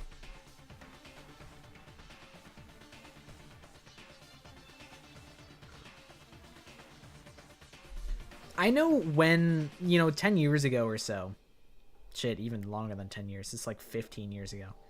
15 years ago, there was the whole, like, kind of fad about, like, I feel like most visual novels had a character like this. Specifically, like, I think, like, dating sims would have a character like this. So it was kind of a popular trope way back when, and it kind of fizzled out. But yeah, I still think, like, there's a possibility that high school students would react in this way, and it would be a spectacle that, someone was cross-dressing or whatever. Like, they probably wouldn't understand it. Because when I was younger, I didn't really understand it either. Like, I didn't really understand, even like gender dysphoria. I feel like you can't really understand it unless you experience it yourself. Like, I don't think you would ever understand it if you've never felt it, Which is fine, I think, as long as you can be sympathetic towards it, then you don't have to understand it. You're joking, right? I wouldn't joke about this. Then it's really true? Chihiro was a guy? But it's like, if Kylie knows this information, it's kind of, I think even back then, it's still like a weird gotham to make Sandra have to grab on Chihiro like that. Like, it's still kind of icky. But I mean, at the same time, it's a game about murder and human beings being executed in cruel, inhumane ways. So I guess it's not out of the themes. Oh, what? You guys didn't know? Heck, I knew that right off the bat. Chihiro Fujisaki was totally a guy. Then he was a cross-dresser? Oh, no, I'm really on fire! I wish I had killed him! So that's what Kyoko wanted to show everyone, huh? Interesting. It is a Kodaka moment. And unfortunately, I don't think Kodaka has gotten too much better about like, gender and whatnot. But also, it could very well, I don't know, actually. I'm like, maybe, it's just a difference between, like, society in the West and the East. But I feel like there's a lot of cross-dressing, at least like cosplayers that I see in, like, Japan. So I feel like they don't really need to I don't know. I feel like surely it shouldn't still be a thing that's getting written in. But I don't know. I don't know.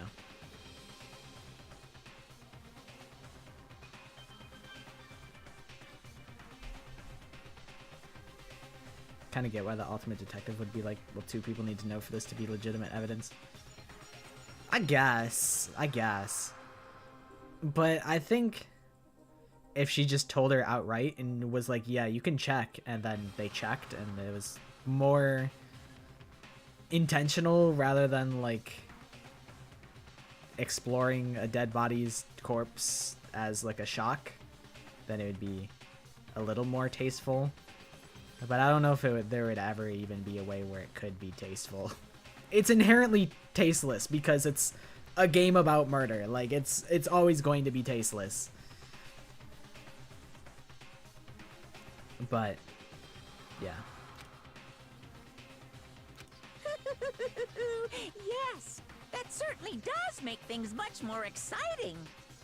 Now let's ride this wave of excitement back to the courtroom and get back to the trial. Yeah, this is my first time playing Danganronpa Trigger Happy Havoc. Ahem. I do apologize for keeping you waiting. Now then, let's resume the class trial. We've all just learned of the shocking revelation that Chihiro It genuinely was is actually my a first time boy. playing through the Let's game pick for up from myself. there. I've played through Danganronpa 2 and V3. T, I don't know, you might be shocked at how Danganronpa fans don't play the games. They only watch the games. Nobody actually plays Danganronpa. Yes, well, I don't know his reason for hiding it, but the fact is, Seems my Chihiro heater was is not a about girl, to start cooking. but a boy. FNAF fans do that too? Exactly. Nobody actually plays games. Nobody plays games nowadays. They just watch YouTube shorts on the games. To think that Charlie was actually a guy. A thought had never even crossed my mind. And because the victim was male, he would have had no problem gaining access to the boys' locker room.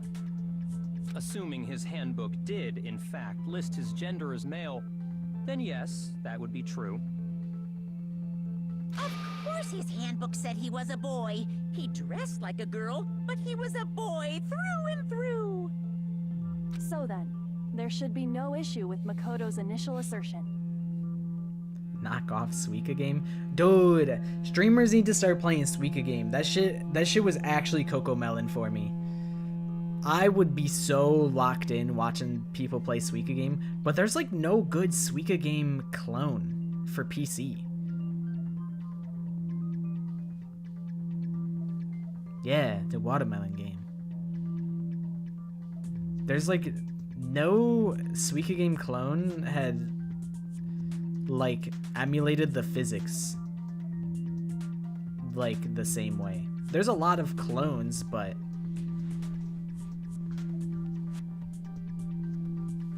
there's a Toho Suika game, but is it good though? Is the question. There's a lot of remakes, but the physics just aren't right. Like I've seen like a Hololive one. I've seen a bunch of different like Suika game remakes, and they were all kind of whatever. The Roblox one is probably one of the better versions. I've played the Roblox one before. Suika game, the watermelon, the fruit combining game that's like on the Switch. I was in my bag when I would watch my friend stream that, and then it kind of fell out of rotation. But I don't know, it's still Coco Melon.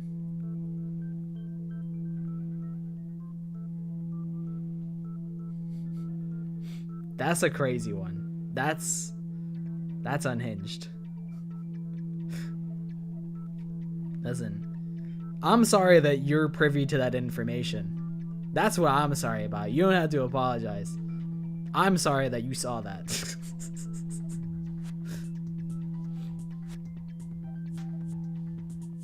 The victim was killed in the boys' locker room, and was then later moved to the girls' locker room. And the killer could have easily used Sayaka or Junko's handbook to get into the girls' Melon locker game. room. So Chihiro really was killed in the boys' locker room? The sump pump is going ham. That would make sense. Heater plus sump pump combo. I still don't understand the motive for moving the body, but yes, that does seem plausible. Well, I must admit, I did find it rather odd. I knew he felt a little off. There was a certain incongruity to his female body. What do you have is it because you weren't, you found yourself attracted to Charlie? Is that what was happening, Barry? This is the most titillating situation! So now everything has been connected. All the mysteries have finally become clear. I mean, yeah, pretty much, actually. Okay, well, connected or clear or whatever. We still think you're the killer, remember? Very interesting. This Very has become interesting. very interesting indeed. Bro, you're not behind me. I already snapped you in half. I got up, and I snapped you in half. I diced you into a million pieces. And you can never come back. His own little world. Yeah, he's acting like he was part of the squad. Like he knew something. Like he didn't get caught lacking. What about you, Makoto? After everything we've learned, do you still think Byakuya's the killer? Well, without a doubt, Byakuya is the one that made Chihiro's death look like Genocide Jack did it. But I think Byakuya is interesting, but I don't find him hot at all. I think he might not actually be the killer. I don't know. after Do I think all. any of the guys in Dear 1 are hot? Not really. I mean, Mondo's like... What? But aren't you Mondo's the one who accused but him also... in the first place? I don't know.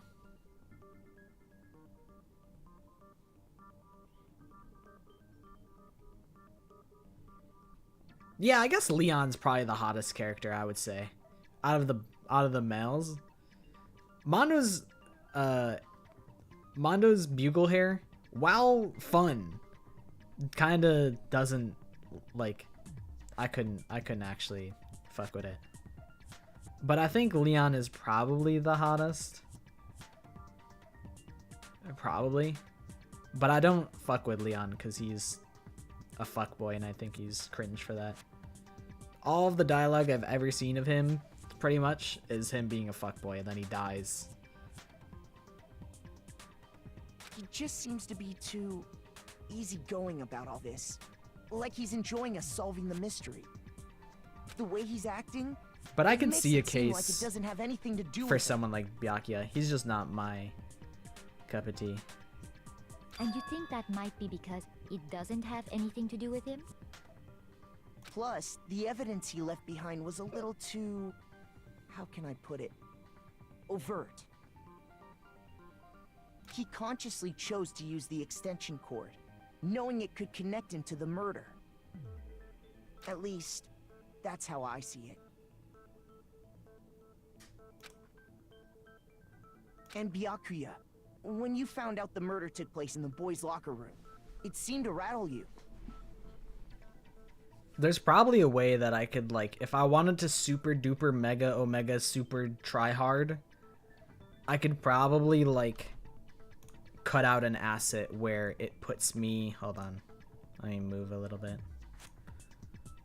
Like, I could probably cut myself to be like, it's me.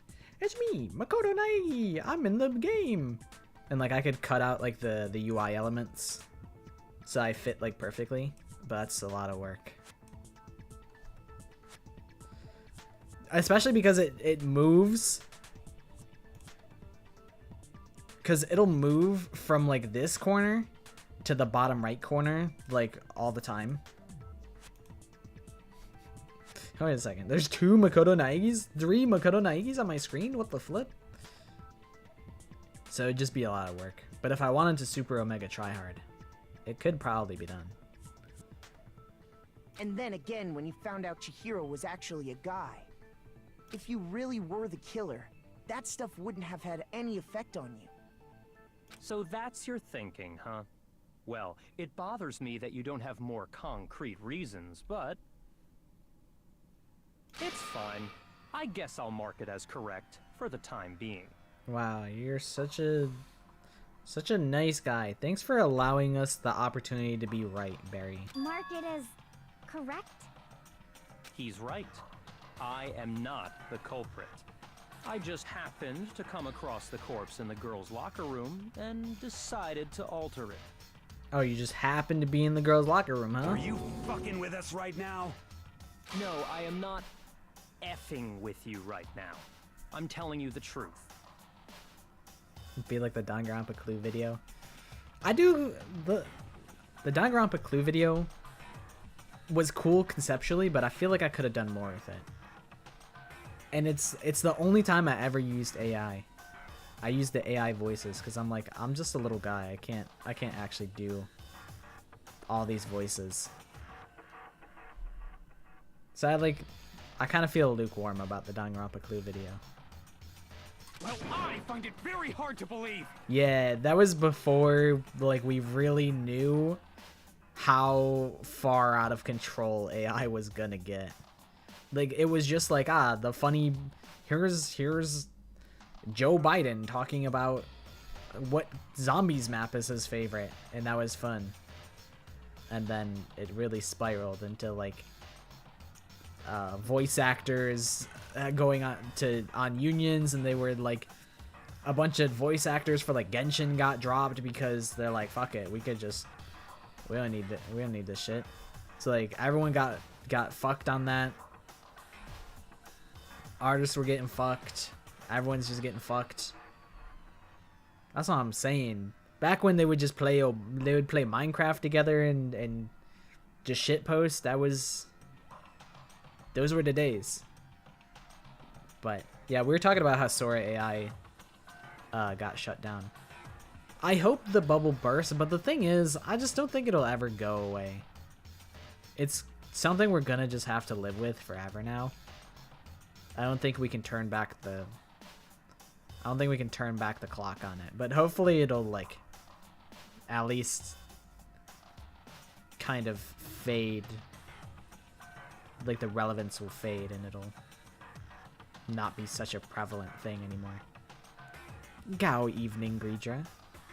How's it going?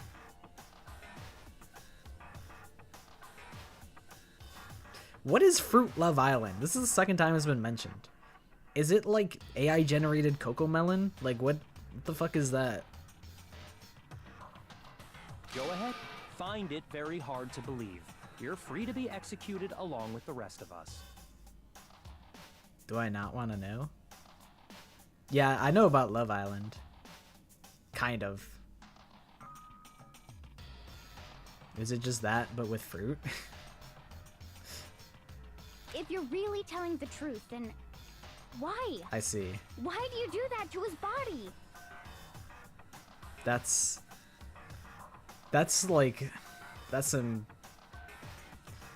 some advanced slop.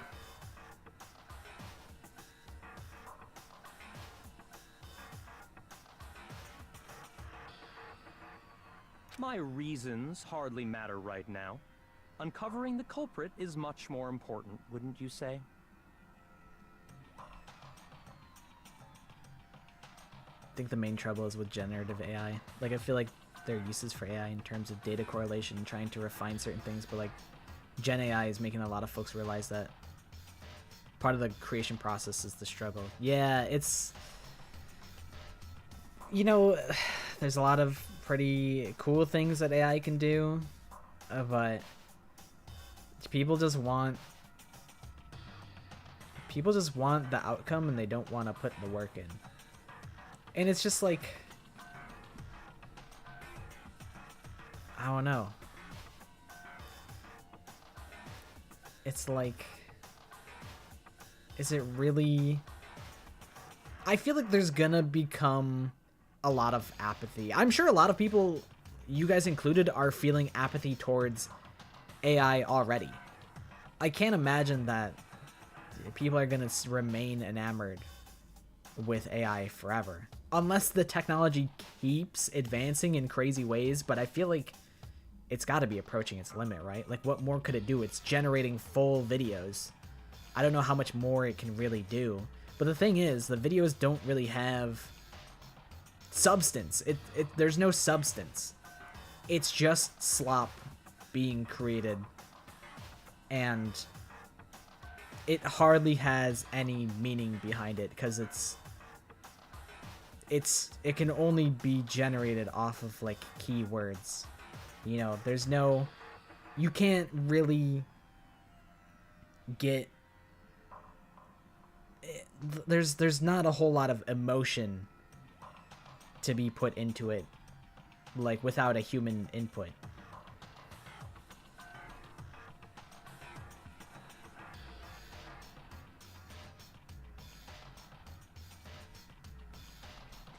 Like, I don't know. If you can constantly generate something that is, in air quotes, high quality, that seems high quality, you know, then the standard becomes that, and then you'll just grow apathetic to it. If you can constantly generate, like, I don't know. It's like, to call it like beautiful is weird because it's like, it's slop, but it's slop that's based off of like really talented artists.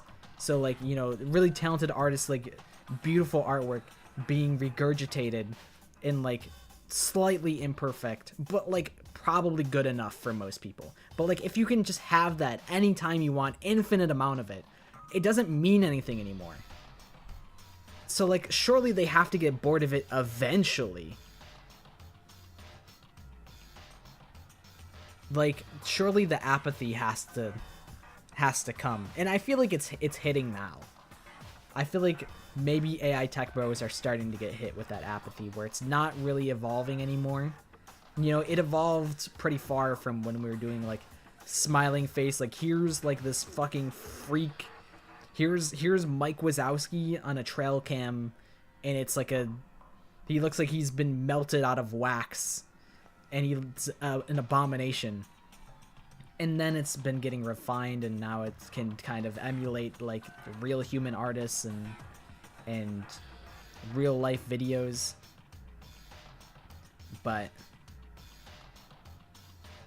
I think it's kind of that level of evolution for the tools is kind of hitting a wall, and it's not really, I don't know if it can get much more than what it is.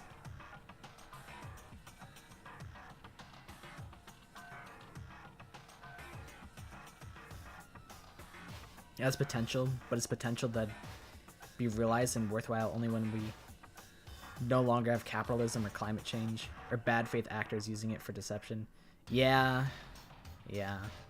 It's like, there's a lot of potential, but, you know, the potential that everyone sees in it is, how can I make a quick buck out of it? Because that's what, you know, the fucking country is founded on. It's very much, there's not a lot of incentive for, under capitalism, to like make something that's for the benefit of everybody, when you can make it private and make hella money off of it.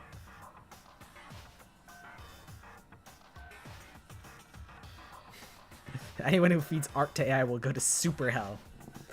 Exactly. They're gonna go to hell 3. We skipped hell 2 and we're going straight to hell 3.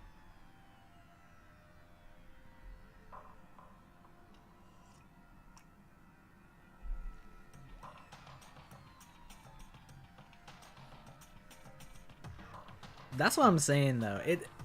It's like, if you're gonna use AI and basically price everybody out of the field, like the human artists, then you're just gonna lose like the source that it feeds off of. It can't be sustained.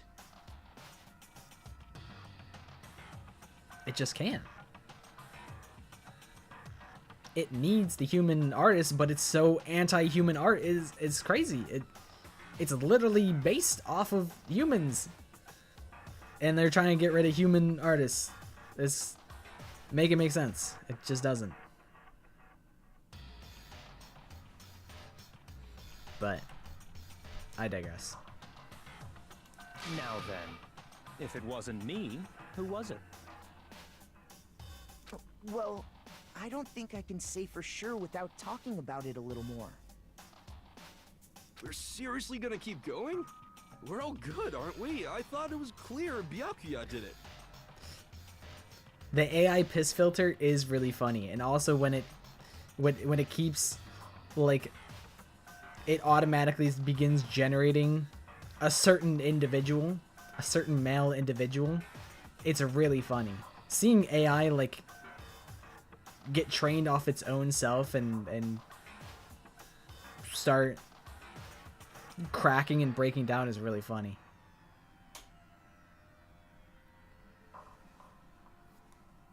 I can't lie, the Photoshop healing brush is really nice, and AI also has like automatic detection where it'll like automatically detect like the subject of an image, and that's really nice.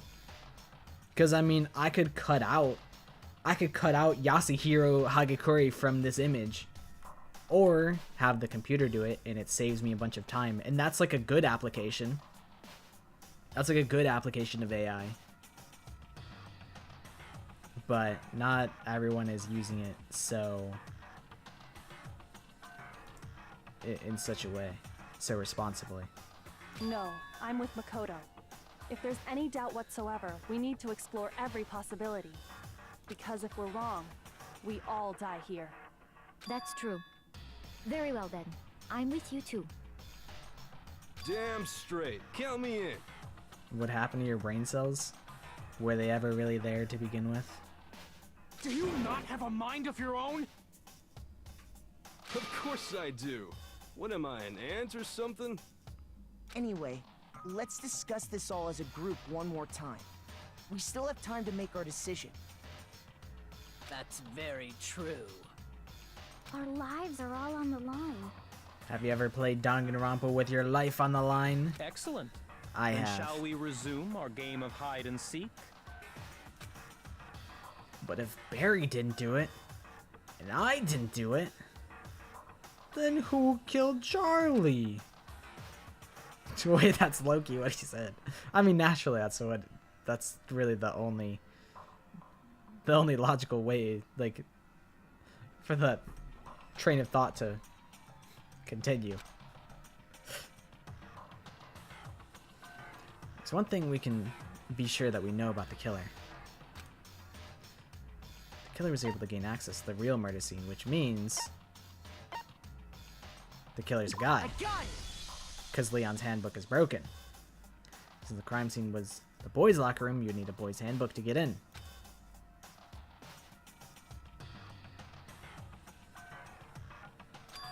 In other words, it had to have been a guy. But that's still not enough. I need to find some more clues. I need to dig deeper.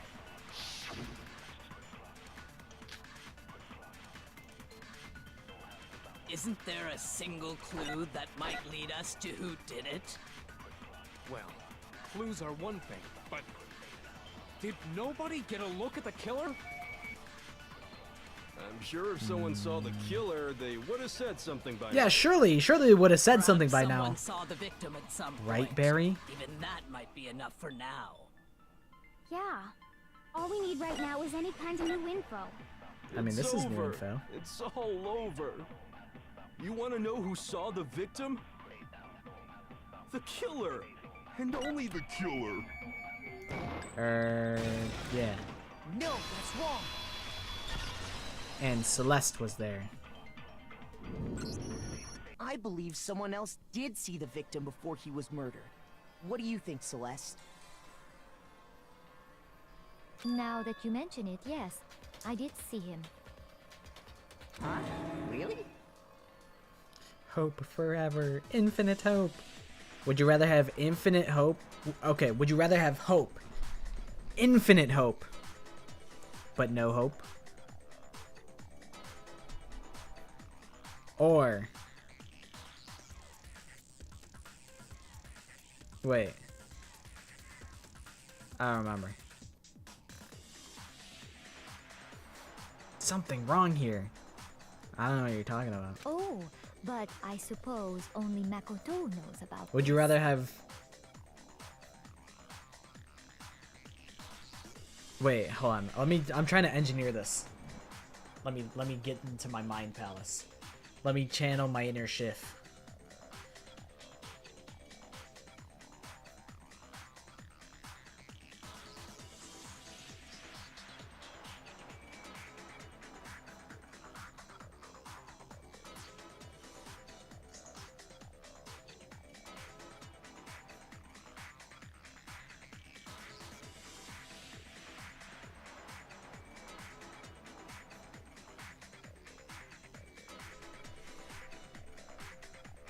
Okay, would you rather have unlimited despair, but no hope? Or hope, unlimited hope, but no hope? Which would you have? Naturally, Junko would pick unlimited despair. Unlimited hope. But, so, it's hope, unlimited hope, but no hope.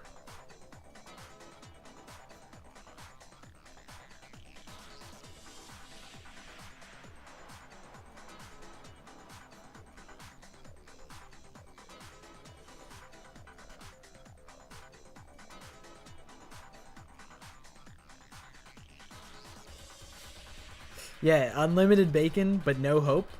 Or hope. Unlimited hope, but no hope. Which would you choose? Despair. Unlimited despair, but no hope?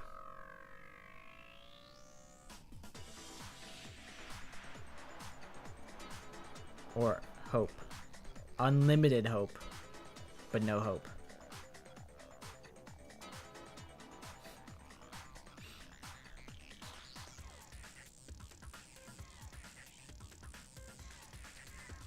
You know, Reddit would agree that unlimited bacon is like the best thing in the whole world.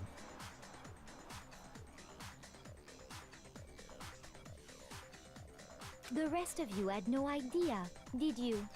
That is why you're all making such ugly noises. I'm not making ugly noises. You're making ugly noises.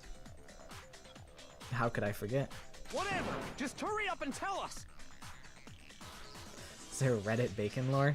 Kind of. It's like actually like the oldest thing in the whole world. Where it's like, what the fuck is the post? It's like how to tell a Redditor, and it's like Redditors like narwhals, bacon, and like something else. I don't fucking remember what the goddamn copy paste is. It's like when the narwhal bacons or whatever. Me, Reddit. I'm a Redditor. It's some bullshit like that. I know the phrase when the narwhal bacons.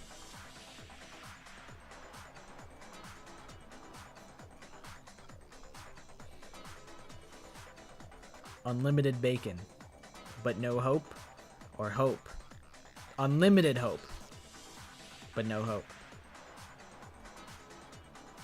It's really a simple question.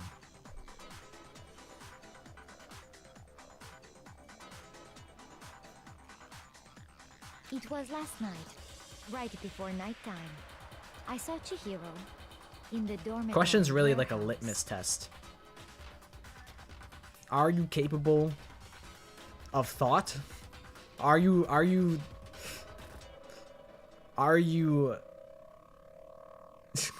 it's like, are you capable of thought? That's really it. Full stop. I saw him stuffing a track jacket into a duffel bag. And then, I assume, he headed off to exercise. A track jacket and a duffel bag? But we didn't find anything like that at the murder scene. It seems likely that the culprit destroyed them to get rid of any evidence. And that is when he said something that struck me as rather odd.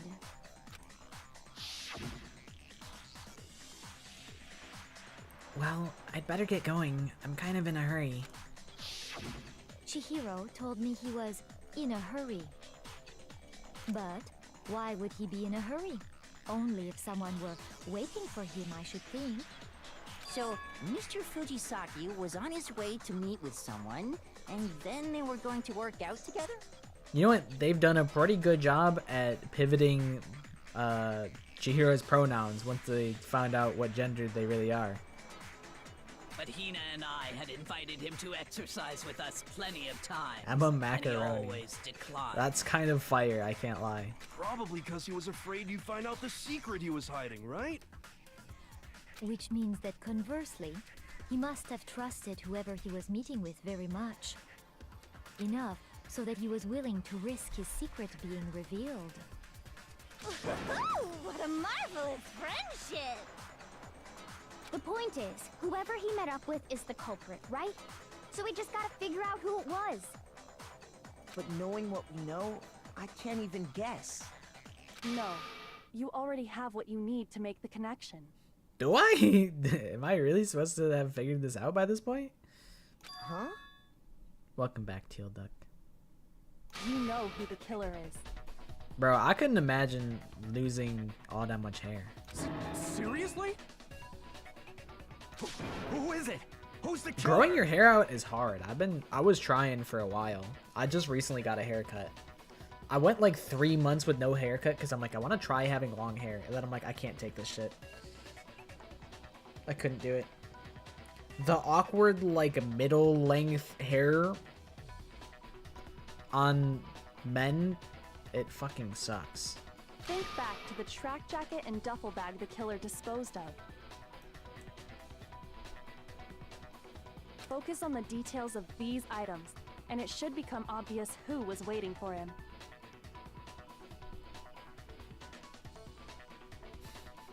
Bro, not your 6 little baby hairs.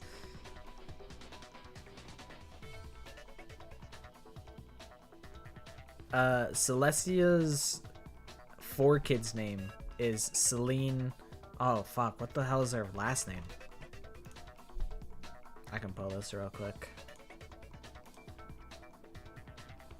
It is Celine Lewiston. Are you sure about that? You really think we can figure out who did it based on 2 pieces of evidence that we don't have? Teal Duck, how did your Kahoot game go? I wasn't able to make it to the better Kahoot. I just remembered that you were gonna host a Kahoot of your own. How'd that go?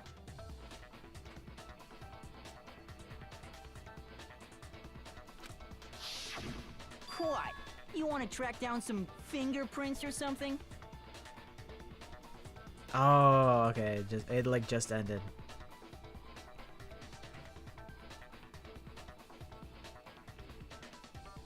Hell yeah. That's what I was hoping to hear. I was hoping to hear that it was a smash hit. We're thinking like, what, like 1K? Like 10K people concurrently playing? I can't imagine that would have been cheap to have all those spaces, all those slots. That's a big Kahoot game though. 11037 questions. Kinda got you with that one. Bro, I'm sorry, I was busy that day. I don't know how I was busy when the entire human population was all there except for me. So I don't know how I was busy, but somehow I managed to be busy and I missed the whole Kahoot. That's my bad. When I failed to rise to the occasion. Even if we had the equipment for that, we wouldn't know how to use it. As was noted, the evidence is already gone. There's nothing to get fingerprints from. Maybe, but we can make certain inferences if we just take the time to talk it out. Easy for you to say. Super mad? It's okay, you'll get over it. That's a good thing to say to someone who's like really mad. You'll get over it. That always goes over really well. It's almost as good as telling someone who's mad to calm down. I should have hit you with the calm down, you'll get over it. 2-piece combo. But fine. Celeste, did you notice anything special about the bag or jacket? The bag was just a normal duffel bag from the warehouse. All the bags in there are the same, so I can't imagine what would make that one special. Well, if I remember right, there was a decent variety of tracksuits to choose from. Do you think there might be some connection between the culprit and Chihiro's jacket? What if they were hiding inside of Chihiro's jacket the whole time? And it's the hidden 17 student, Tiny Tim. Perhaps. Let's explore that and talk a bit more about the jacket he took. Yeah, Sakura is Sandra Ogden. You gotta spread love and kindness. This is true. Everyone has to say one nice thing about anybody. It could be a character, it could be a chatter. This is the kindness intermission. Everybody has to say one kind thing.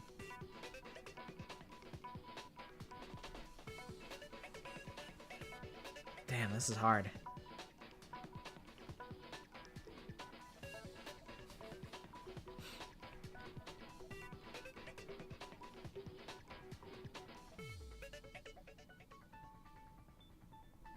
It's okay. You can ponder in silence. You don't have to spam the whole chat.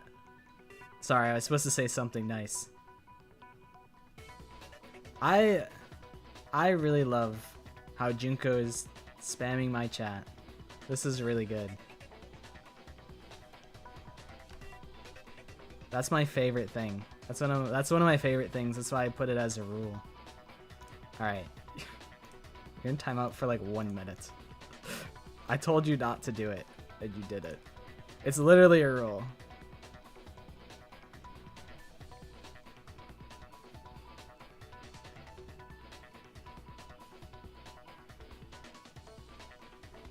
Alright, my one thing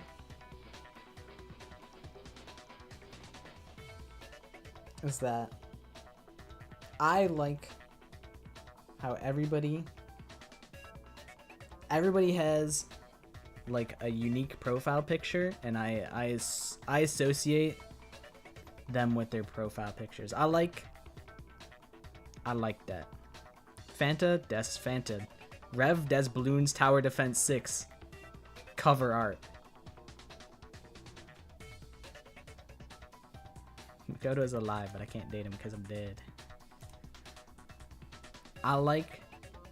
One of my favorite things is that Kyoko Kirigiri is alive, despite all of the things that happens.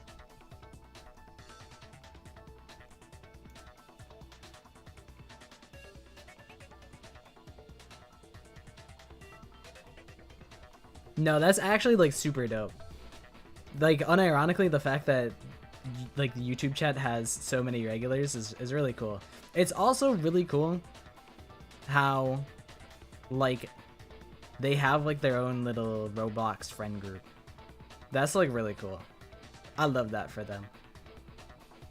I would never play Roblox, but that's cool for them.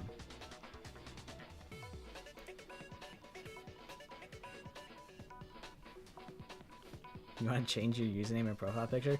I mean, you could do it. You could just let me know. You could be like, hey, it's me, Teal Duck. And I'll be like, I see. So, I mean, you could do it if you want. You could be whoever you want on the internet. I was saying that last stream, and it still stands today.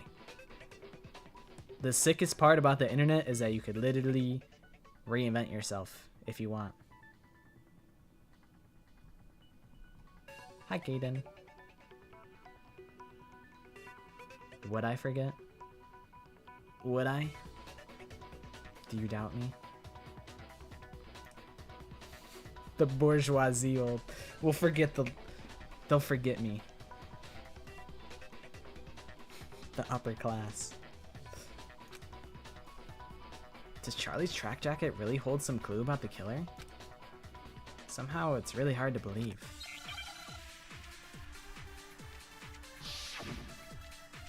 I wouldn't forget. My brain doesn't allow me to forget. Okay, I think I've got to steal somebody's First of quote all, here. we know where Chihiro was headed. He was on his way to go exercise. So next we have to ask, why did he choose the specific tracksuit that he did? What do you mean, the specific tracksuit? I got it! He picked that tracksuit because it matched the one the culprit was wearing. So, what you're saying is, the killer was wearing the same blue tracksuit as him? My tracksuit is black. I don't even have a tracksuit. How do I dump Because this? exercising sucks. Okay. I have a white tracksuit personally. It's because how did he know he had a blue tracksuit? You must know. Did any of that really help us get any closer to figuring out who the culprit is? No way. Not a chance. So really, they actually really did hit a wall until Mondo blew himself in. First of all, we know he was on his way, so next week, why did he choose? What do you mean, this? I got it! It matched the one that... So, the killer was wearing the same blue tracksuit as him? My tracksuit is black. Is it here? Ah, shit. Where do I combine the tracksuit? Shit. First of all, we know he was on his way, so next week, why did he choose? What do you mean, this? I got it! It matched the one that... So, the killer was... wearing the same blue tracksuit as him? Okay. My I have tracksuit is this. black. I don't even have a tracksuit. Because exercising sucks. He's spitting. I have a white tracksuit personally. I got it from the warehouse, if you must know. Did any of that really help us get any closer to figuring out who the culprit is? No way. Not a chance. Does the copied bullet You carry heard it, with right? me? What? First Okay, of all, it does. we know where Good, Chihiro good. was headed. He was on his way to go exercise. So next we have to ask, why did he choose the specific tracksuit that he did? What do you mean, this? I got it! It matched the one the culprit... So, the killer was wearing the same blue... My tracksuit is black. I don't even have a tracksuit. Because exercising sucks. I have a white... Oh, you're actually so Did right. I any don't of even that need to really copy it. help It's us? literally No just Celeste's account. Not a chance. Yeah. First of all, he was on his way, so next week, why did he choose? What do you mean, this? I got it! It matched the one... So, The killer was wearing the same... I got a little too much dip on my chip. No, that's wrong.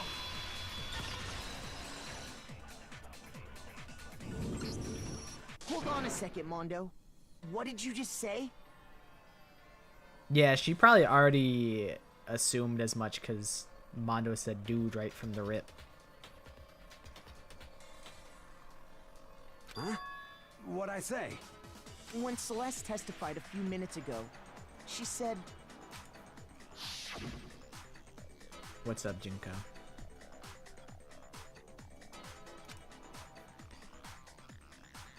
And then I assume he headed off to exercise.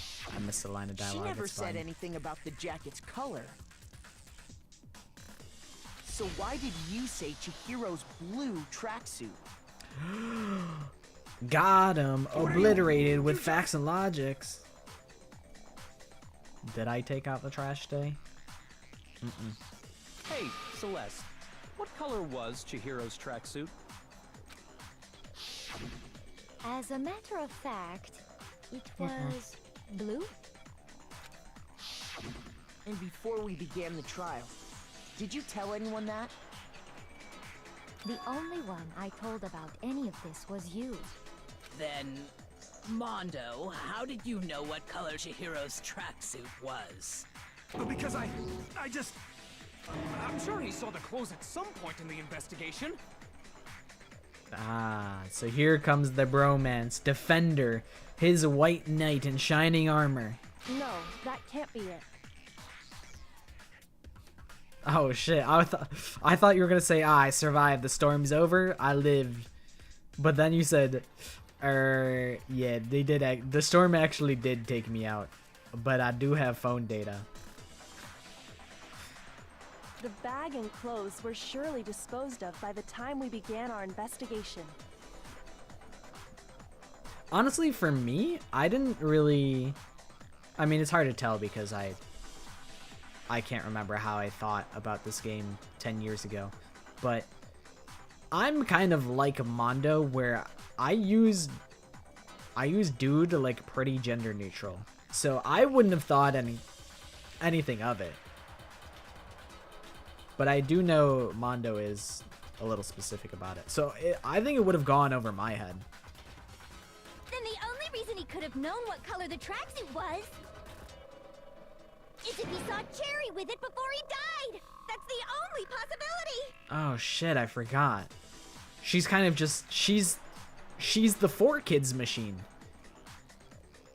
She just came up with Cherry on the spot.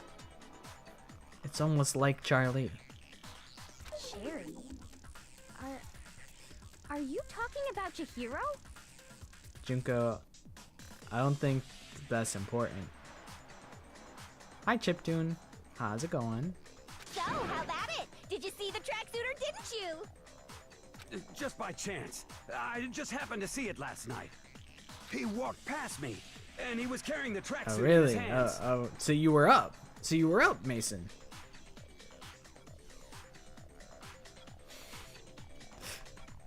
Ah, I see. I have a suspicion. I think I may know Chiptune. I may know that character. I think I'm a big fan of the streams. You did Kahoot. I was there. Everyone was there.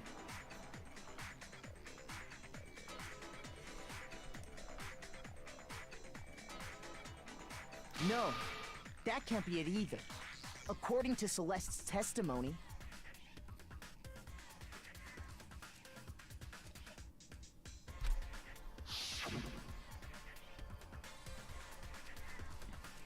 she stuffed the jacket into her bag in a hurry. It was almost like she was trying to hide it. Well, yeah, you didn't host it with me. You hosted your own Super Kahoot with 10 Gorgillion questions. People call me Pocket. I've come to accept it. It was weird for a while, but now I've kind of gotten used to it. Sure, if you want to, you could say it.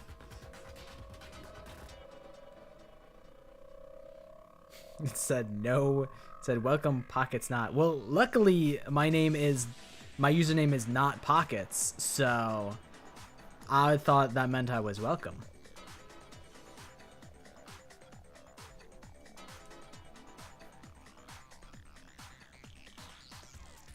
I do like Kyoko Kirigiri, this is a fact. It says Pocketless. You're about to be absolutely flabbergasted.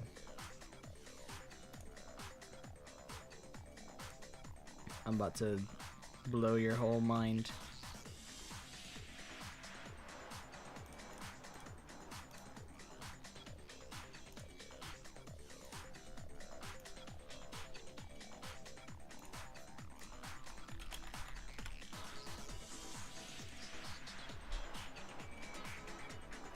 That's a great question. What did you name the puppy?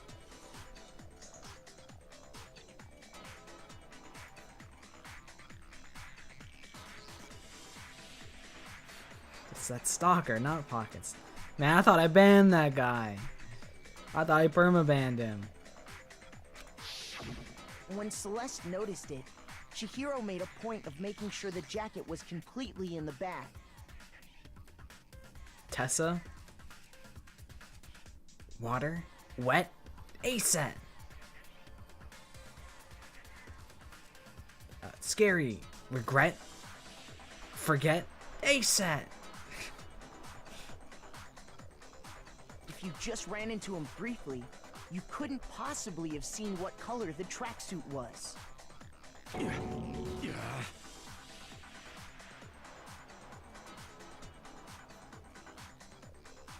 It would appear you've dug your own grave. Perhaps. Shadows. You handed Threat. him the shovel, Silhouette. didn't you?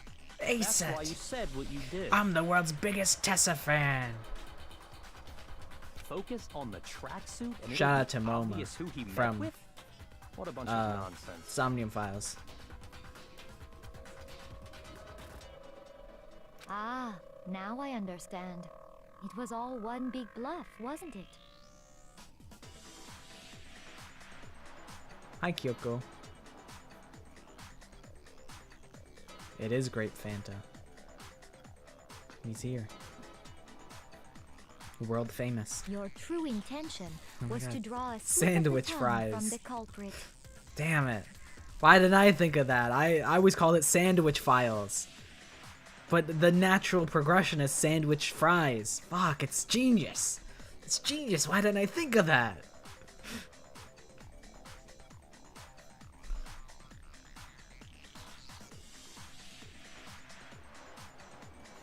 Yeah, you could be real with me. What's up? That's why you said you knew who did it. To put them on edge. That's right. However, Mondo was my target all along. I had my suspicions about him from the very beginning. Oh, it was just an autocorrect? It was just stroke of luck and genius at the same time. It was an assisted slam dunk. You know, you set up the layup and then it just, you know, sometimes the best ideas are on accident.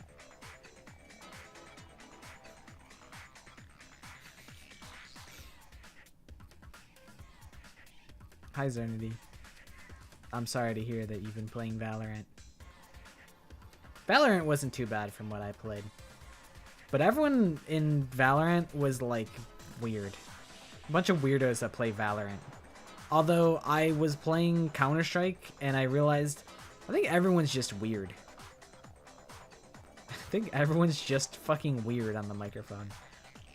Valorant guys will, like, if you pick up somebody's, like, op off of the ground and it's got, like, a skin, they'll be like, bro, drop me the op. I want trade skins. And I'm like, explode. I would explode you with my mind if I could. Weird teammates, I would explode your computer if I could.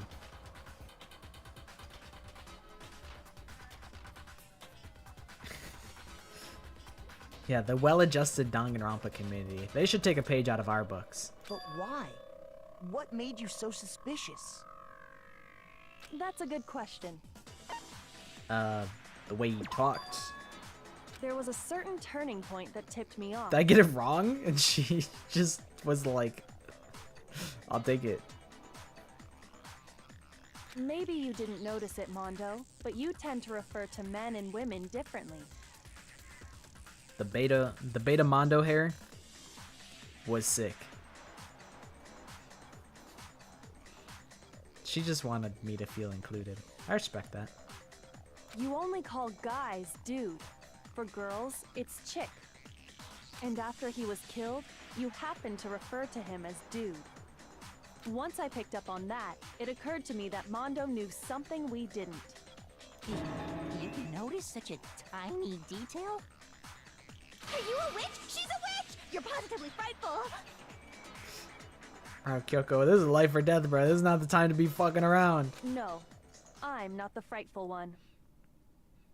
Okie dokie. See you later, Sayaka. Thanks for gracing us with your presence, Sarah Melody. Sorry about what happened to you last chapter. Not nearly as frightful as someone capable of murdering a friend. Mondo, was it really you? It's true. There, if you want to spoil something, you gotta look in the rules first. Tee. Did you really kill Chihiro? I didn't kill anyone! You've been all over me. Judging everything I say, putting words in my mouth. Murdering, that's like killing them to death. What gives you the right to treat me like a goddamn criminal? Men was dude, and then women, he called them chicks, which is kind of, that feels kind of disrespectful, but you know, it's Mondo Wada, it's Mason Orlando. I'll let him have that. I'll let that slide. Yeah! He would never do something like that! This is a false accusation! It's true. My reasoning on that is pretty shaky. That was fast. Well, this does present us with a problem. It seems we are all out of leads. My Okey-dokey. time Take care, has nearly Sayaka. come. That's what my little ghost friend is telling me. He's got a Shinigami. Oh yeah, that reminds me. Hifumi, weren't you telling me you'd found some evidence? He calls them chuds. Non-binary people, they're chuds.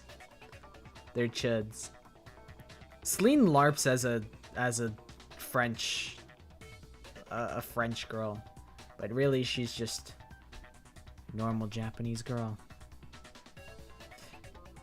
Really? What kind of evidence? What would you do if I stared at you like this? What would you do?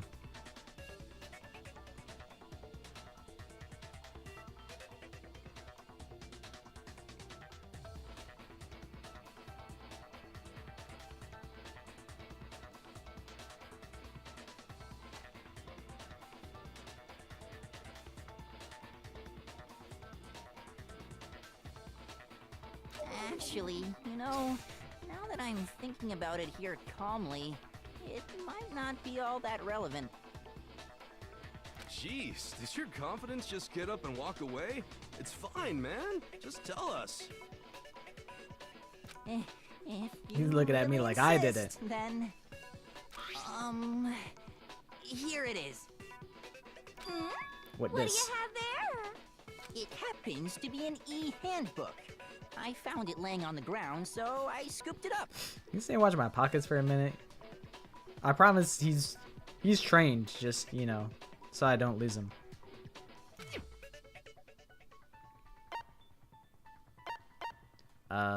Then it's mine. That's my handbook. I actually don't know. Is it Chihiro's? Probably, right? I mean, it could be both, right? I thought he broke both. I got it!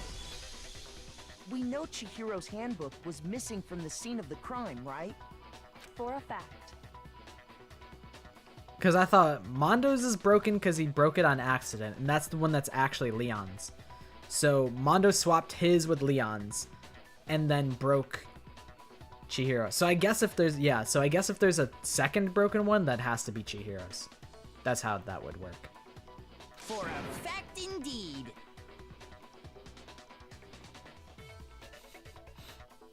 Yeah, can you watch my pockets for a minute? He's trained. He's just, you know, I just got to be back for a second, and then he guess the Danganronpa character in under 60 seconds, and then a timer starts. It starts floating over my head, and it starts ticking down, and then you guys are forced to guess the Danganronpa character in under 60 seconds because who knows what I might do.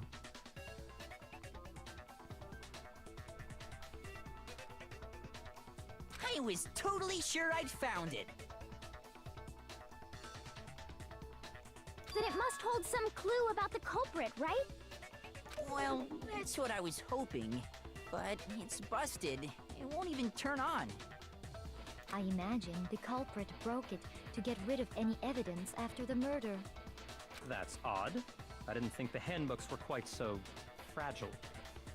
Ooh, Barry's struck a nerve with that one. You're right. They're not.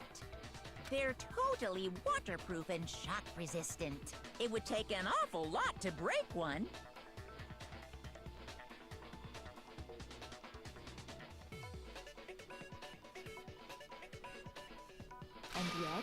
This one does appear to be broken. Why does everyone As want is something Leon's, from me? sitting Everyone's useless in the main hall. poking and prodding me like I'm a zoo animal. Bro, why? Why are we doing this? For all your confidence, that is a remarkably high failure rate.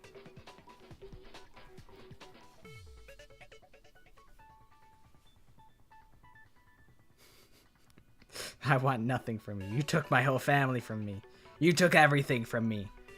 I just want retribution. A culprit or a victim? Weren't you the victim of our alleged case 4? I thought we had deduced that. What's up, Junko?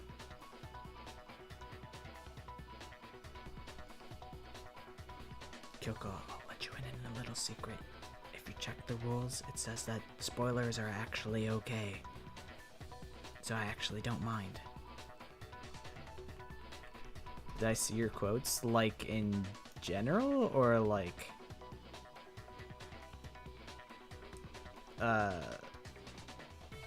Because I know your quotes. I can scroll up and read them. I mean, Junko, she's an icon. She's cool. I like the quotes. Read them loud and clear. Do you think there might be some kind of mystery in there somewhere?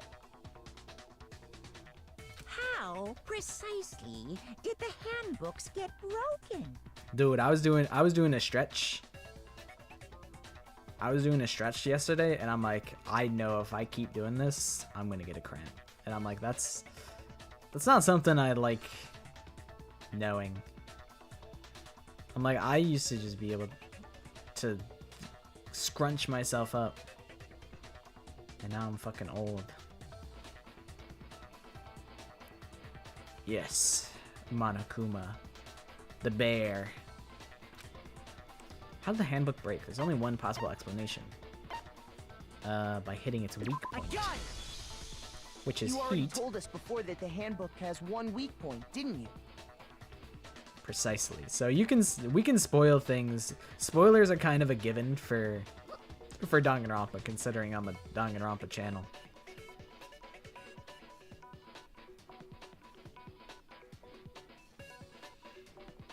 What would you guys do? How about I point the question back at you? What would you do if Junko appeared in front of you? What would you do in that situation? You remember that? Dude, Celestia kills Afumi and Taka? Fuck, man. No. That's spoilers. No. I'd send her to space? If I could, I would. Mondo's the killer? No, I didn't figure that out yet. Fuck. Fuck, man. Oh my god, all of Danganronpa's ruined for me.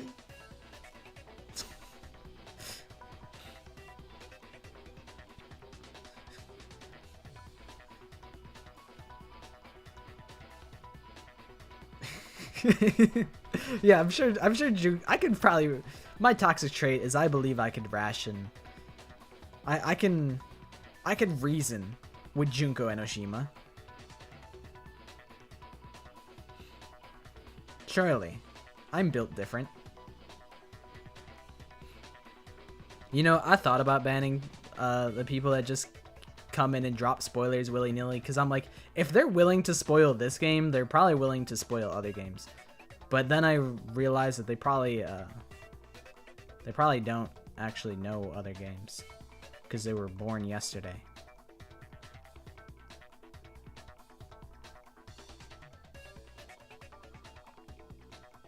But I thought about it. I'd definitely... It's not too late. I could probably go back in the VOD and ban that one guy that was acting a fool earlier. I'm like, I know... I'm like, I don't know.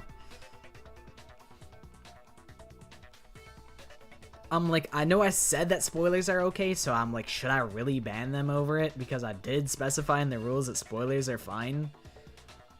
but also at the same time, like, that's a very real possibility. Like, someone who's just willing to just come in and spoil things that's cringe behavior. Also, I'm deleting your message because you're not supposed to. Do not expose how old you are.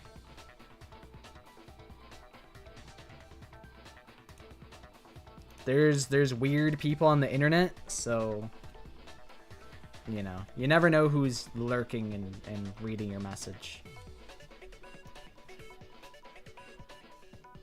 Sure, maybe I let that slip, but I never told anyone what the weak point actually was. I do also say, don't say your age even as a joke.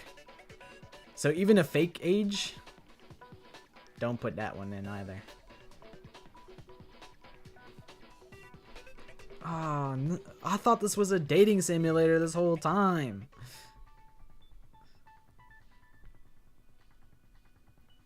It is true. Just because I know the game doesn't mean everyone would know the game. But also at the same point, I'm like, this is a Danganronpa channel. So I'm like, I don't know. It is a weird spot where, what if somebody joins the stream and they're like, this is my first time checking out the game. I hope it's really cool. And then I'm just ripping spoilers as the streamer and they're like, why the fuck is this guy playing the game if he knows all the events that happen in the game?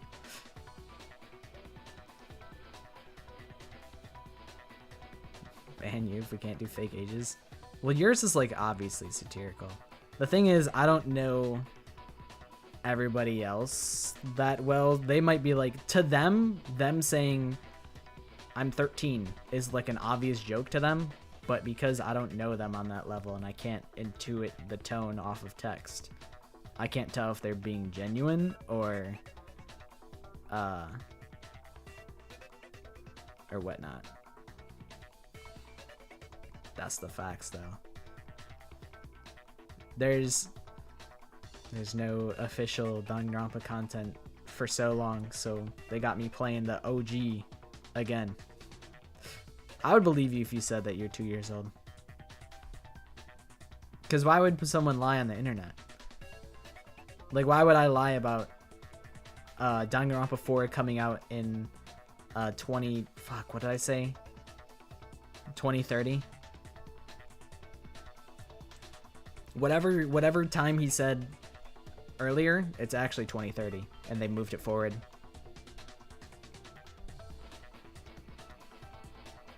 I said 2036, but actually they're moving it to 2030. They're really far ahead of schedule.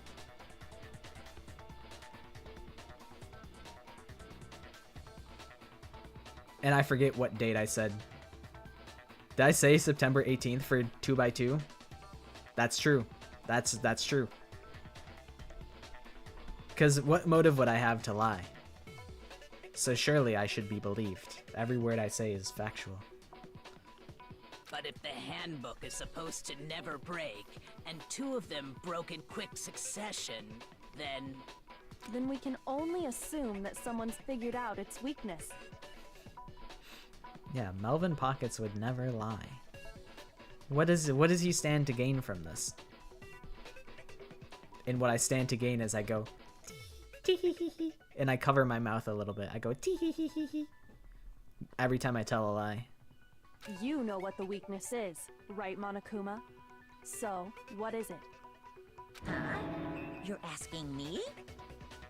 I think it's a necessary piece of information if you want this to be a fair trial. Am I a good person? No. I am not a good person. I'm evil at my core. Would I kill Junko? I don't think I would be able to, even if I wanted to.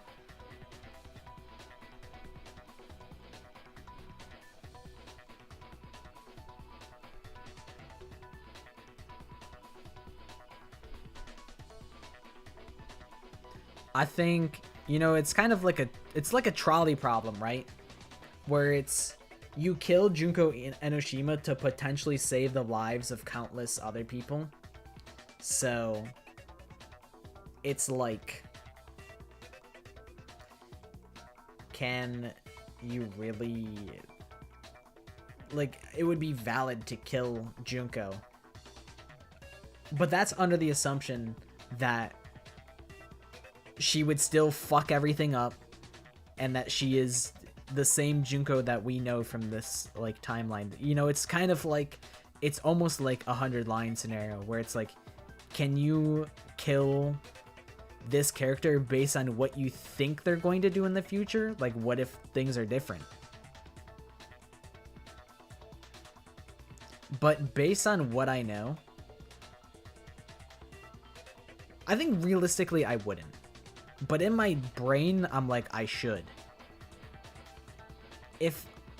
I don't think I could bring myself to do it. And I would hope that someone else would. That someone else would kill her.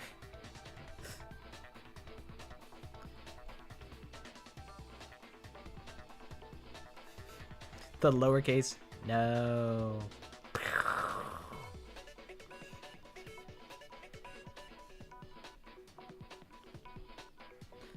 Well, you don't need to know how to drive the trolley. You just gotta know to pull the lever. And the lever, I assume, would be obvious. Maybe it'd have yellow paint circling it. Hi, Robert. How you doing? Because I'm doing pretty good.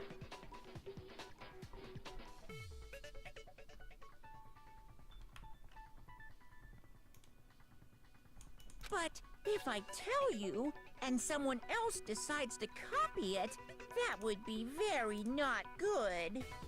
That would be very bad. Just tell us already. Why would we want to break our own handbooks? Thank you. I'm glad that you like them. I gotta cook up the April Fool's one.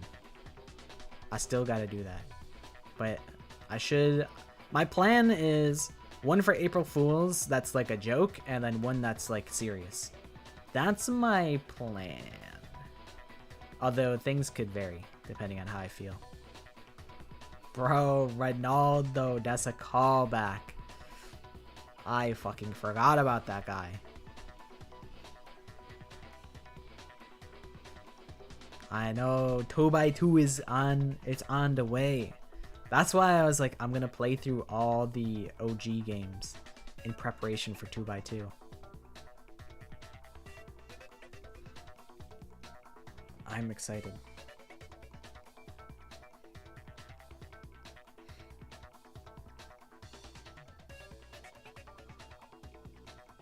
You want to pick the next one? I'll listen to your thoughts, but I do have a character already written, so will it be the next one? Who knows? But if you have a character that you want next, I will observe.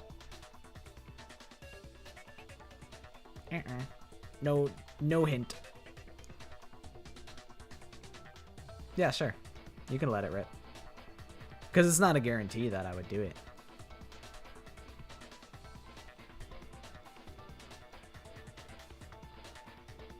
You haven't watched a video to sleep in the better half of a decade? Dude, I started doing that like the last like year or two. And literally last week I started turning the TV off before bed. I sleep so much better now. I sleep way better. I think I'm gonna go back into... I'm going back into my no TV on before bed era.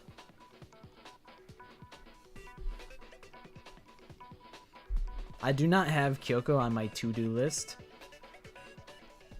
but it's a possibility.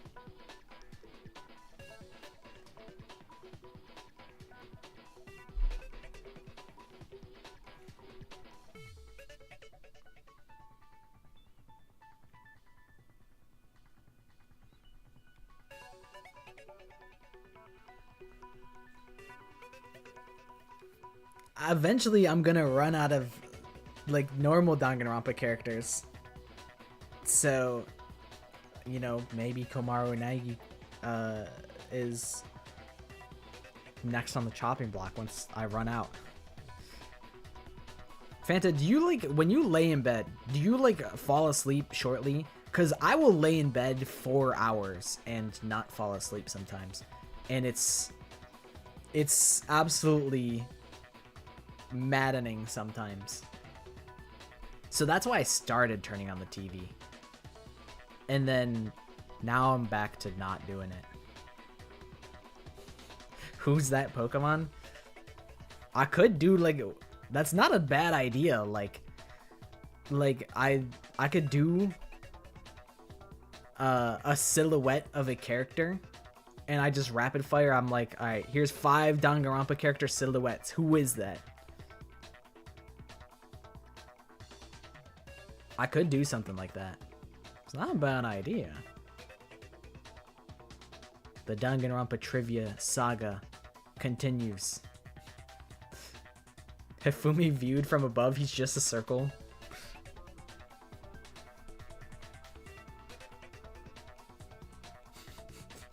All fruit would be funny. It's just the silhouette of a banana. Who's that Danganronpa character?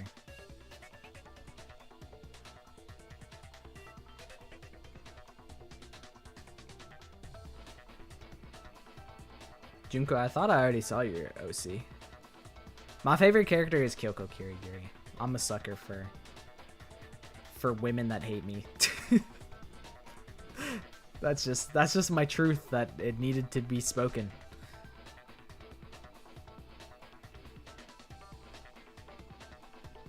I like Kurumi. Kurumi's kind of slept on. I feel like, I mean, I was gonna say, I feel like I would be able to get along with Kurumi, but I feel like it's easy to get along with Kurumi.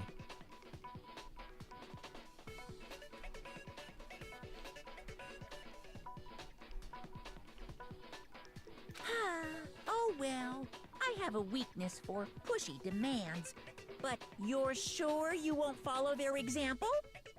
Gundam is goated. Gundam is, I think, my favorite DR2 character. I don't have a favorite character, movie, or book, or anything. I only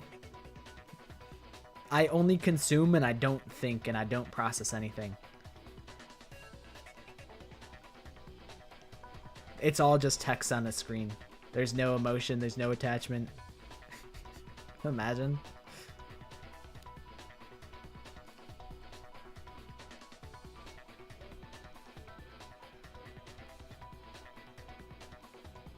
She's the reason you were introduced to Danganronpa. I got spoiled on V3, specifically on Kurumi, and that was devastating.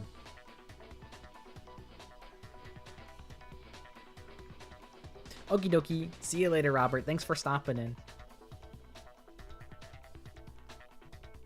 Chucky dies as go. Oh. New data. Input. Existing logs. Updated. Am I ready for what? Then allow me to make a special announcement. The weak point of my cutting-edge e-handbook is... when it's exposed to high temperatures for too long, it will suffer a meltdown and totally break! I flippin' knew it! Oh yeah? Yeah, you knew that? Then why didn't you say it, Henry? You knew it? Yeah, because I found the handbook laying on the floor of the sauna. Oh, then we could have inferred that if you just told us that, Henry. You bozo. The temperature in the sauna can reach over 200 degrees. Strange how you don't get burnt, huh? It's because as your sweat evaporates, it creates a cooling layer of air around your skin. I flippin' knew it, he flippin' knew it, we all flippin' knew it. If the hot air of the sauna were somehow pushed directly onto your skin, you'd definitely get fried. That layer of air would get blown away. That's why you may feel a burning when you move around. Imagine Monokuma's telling you about protons and neutrons.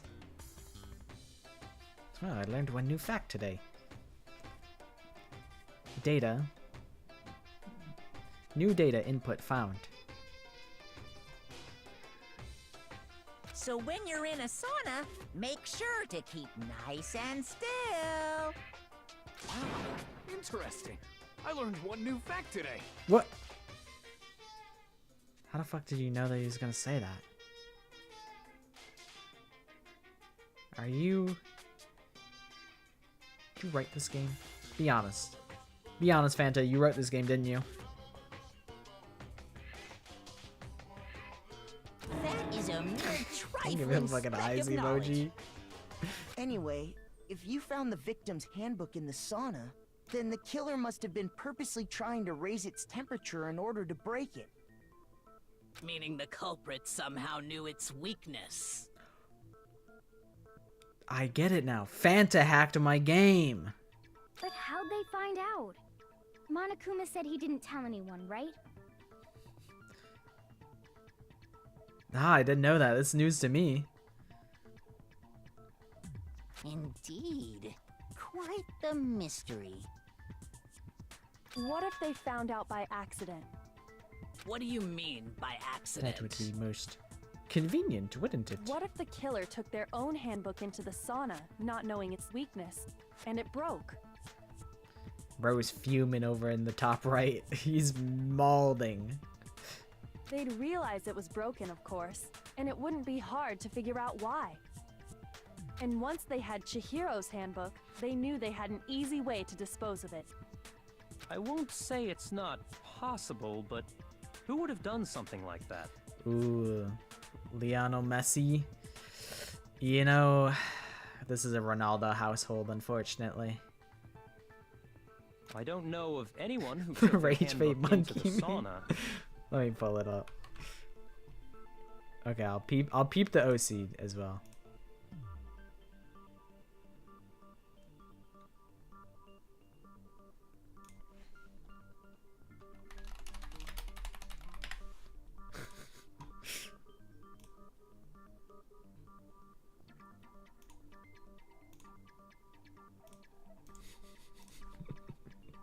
It's so funny.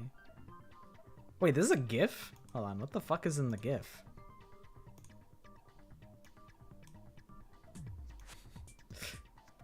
Kyoko and Mondo. That's so funny. The OC looks good though. Yeah, she's so unbothered. I might know someone who did. Whoa! Seriously? I think the one who may have taken their handbook into the sauna was... Gonna cry? Gonna cry, Keith? Who might have brought their handbook into the sauna? When does this end? Who knows? Depends how long I can stay focused without being pulled away. Never! Danganronpa's never gonna end. I won't let it. I won't let Danganronpa end.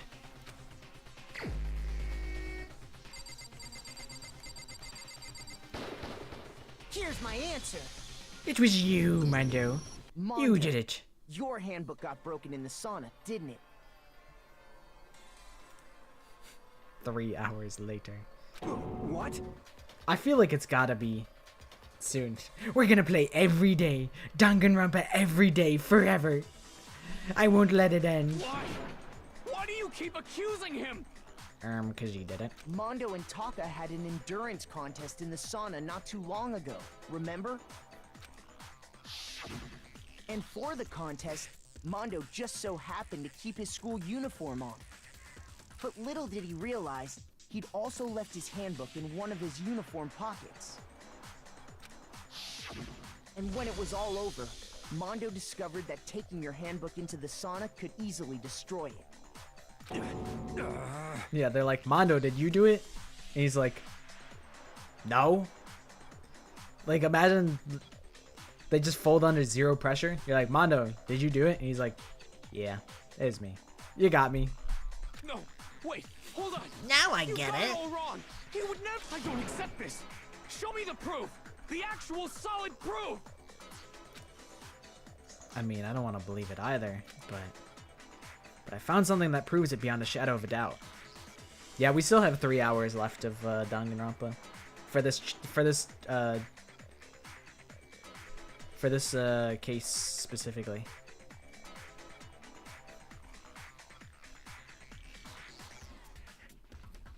Damn, that is unfortunate. No more Keith Silverstein. May he rest in peace. He was a beast.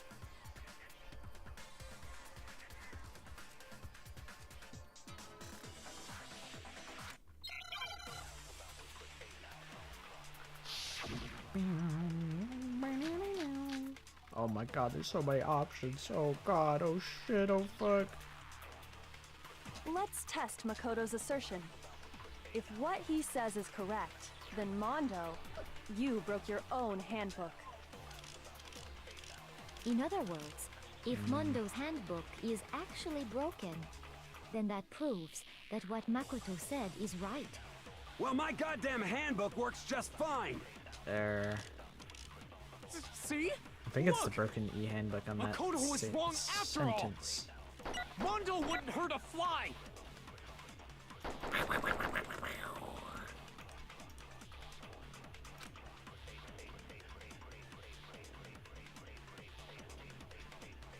Keith Silverstein is super alive? Is that true? That'd be really funny. Keith Silverstein joins the fucking stream and he's like, I'm actually like alive.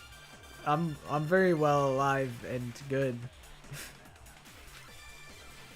Let's test Makoto's assertion.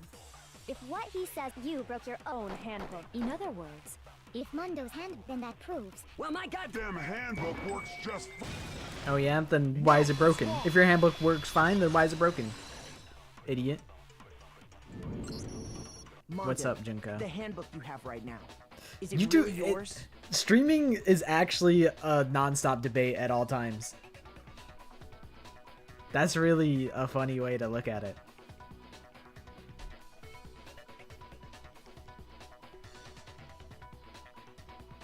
The fuck is that supposed to mean? What? What? Why? What? The broken handbook that was in the main hall. Yeah, all my texts would be blue because you can only agree with it. You can only agree with me.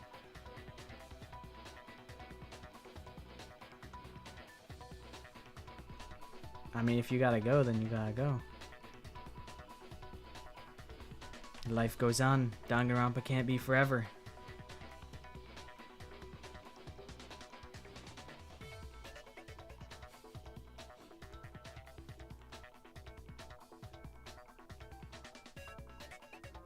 Isn't that one actually yours? What the heck are you talking My about? text would be blue because everyone can only agree with me as well.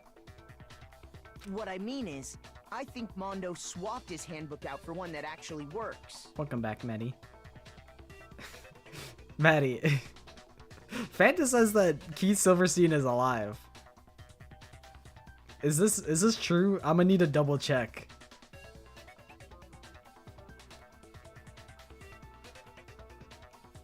Oh, he is? Oh, you were talking about Mason Orlando being. Cause you said R.I.P. Keith Silverstein, you were the GOAT, thank you for voicing Mondo. So I thought that meant he fucking died. But he's just chilling. He's sipping coconuts on the beaches of Maui. I totally misinterpreted what you said. That's really funny. I think he took Leon's handbook and replaced it with his own. After all, Monokuma said himself that Leon's handbook never should have broken. That's right! The punishment it suffered wasn't No, nearly enough that's fine. destroy It's it. honestly funny. I got S tier gaslit. So then, the broken handbook in the main hall is actually Mondo's. Nah, I'm not gonna be live tomorrow. I'll be live on Tuesday. Tuesday, Thursdays are the days that I stream. I usually post a schedule on YouTube. Which would mean that the handbook Mondo has right now is actually Leon's, yes? But doesn't that violate the school regulation that says loaning out your handbook is prohibited? Yeah, the Mandela effect is being performed in real time. Well, here's how I look at it. There is a rule about loaning your handbook to another student, but if they're dead, they're not a student. Dude, did I stream every weekday? Was I mentally ill?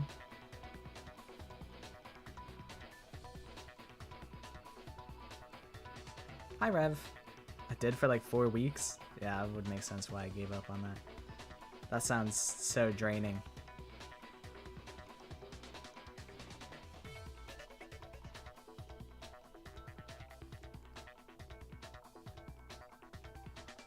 They're a ghost. Is Monokuma, aka Morbius, aka Big Man on Campus, is he objectifying dead people? It's kind of a gray area, I admit. But no worries. If anything, it just makes things more interesting. As such, I decree that exchanging handbooks with a corpse is not a violation of the rules. Weet-Bix? Bro, I don't know if we have Weet-Bix where I'm at. I'm sure there's something like adjacent. Is Weet-Bix like Frosted Mini Wheat? Well, Mondo, if I'm wrong about this, you're welcome to say so. I'm happy to admit I made a mistake, but... Son of a bitch! What's wrong, bro? Come on! Tell him he's wrong! You are wrong! You have to be wrong! I just crushed a box of Weet-Bix, and I'm sipping on Mountain Frost right now. I don't know. I'm sorry that you became English.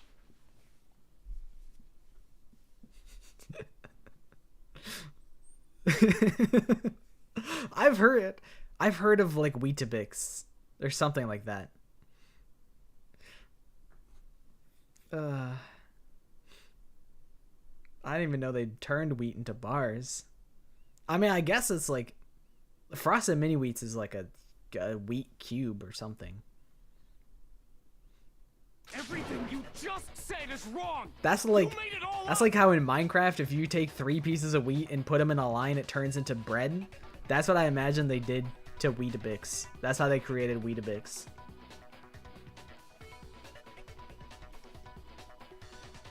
Frosted Mini Wheats bang though. Corn Pops also good. Would recommend. Honestly, I think the only cereal that I think is triple S Garbo is Trix. I fucking hate Trix cereal. Oh my god, I can't stand it. And then by proxy, I don't like Captain Crunch because basically the berries are just Trix cereal.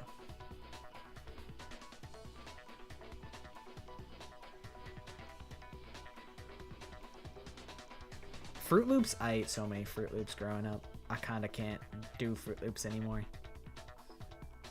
You know, funnily enough, there's no way. Realistically, Trix can't be the worst. Trix can't be the worst because I think I would, if offered a bowl of Trix cereal, I think I would eat it. Would I like love it? No. So there has to be a cereal that I would think is actually disgusting.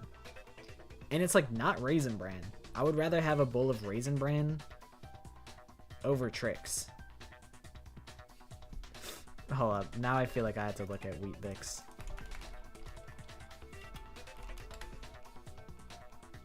Oh, these look like fucking like Fig Newtons. Or not Fig Newtons. This is... I mean, these look fine. But like cereal though? I don't know. That's like a hand-sized snack. That shit's not gonna fit in your... That's not gonna fit in your spoon. How big your spoon is. Alright, I'll pull it up.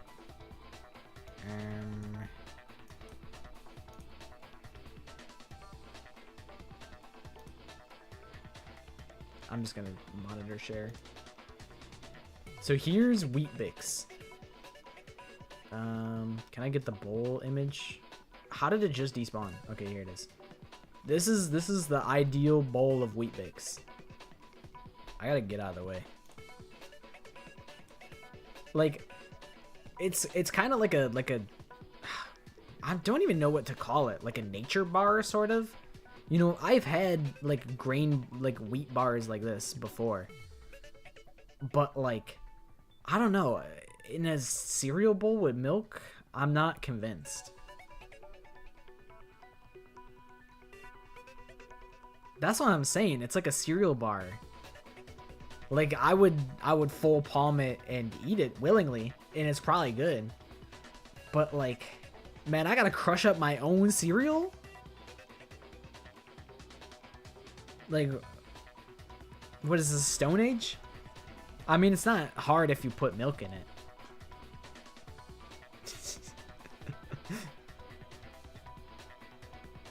Yeah, realistically, nobody's adding fruit to this. I can't lie, with no fruit, listen, I can't lie. This just looks like a sad image. Wheat Bix on its own looks like you're eating hardtack, like you're eating like military rations. It's not an aesthetic food.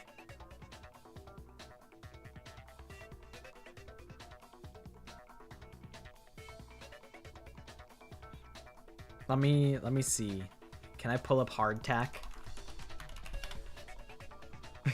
This is Rev be like, it's fucking delicious, bro. It's actually so good. You guys are sleeping on hardtack.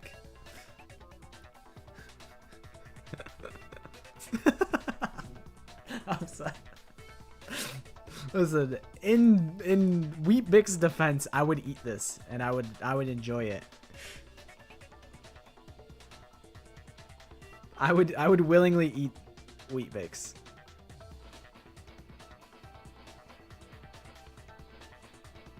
It just seems big for cereal.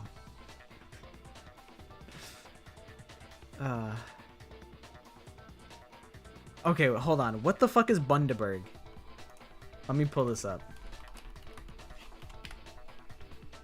Oh, I looked at this before. That's right. It's like a jar. I mean, it's probably fine. It's just a little unconventional looking.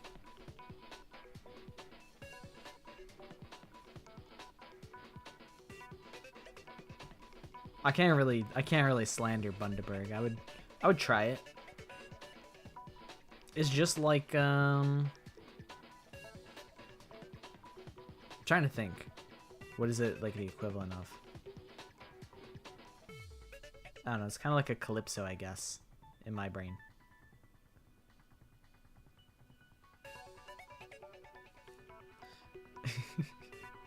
It's even funnier. Bundaberg is an elite name, because you gotta factor in the fact that it's also gonna have like an Aussie accent, so it only gets funnier. It's already a funny name, but it's only gonna get funnier.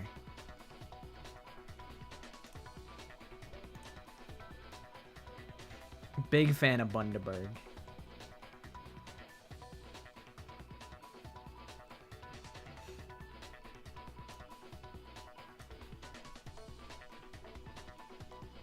It's slandering it is funny, but I would absolutely eat and drink both.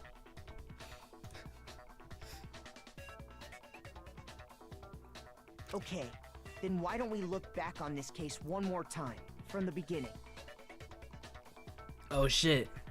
That The way, conclusion. everything will become clear, and we'll all see Don't I if gotta I do was the right or wrong. the bozo beat battle? Oh shit.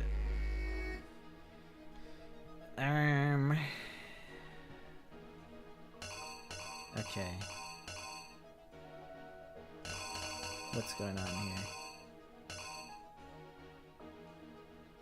This. And then presumably try leaving the boys. Oh, this is a swipe in. And then over here...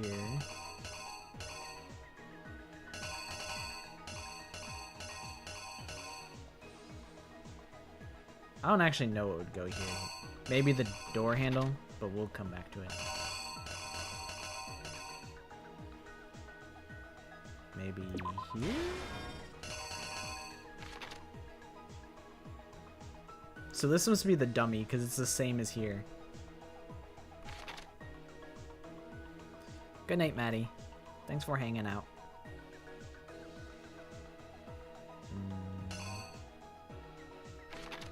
Shit.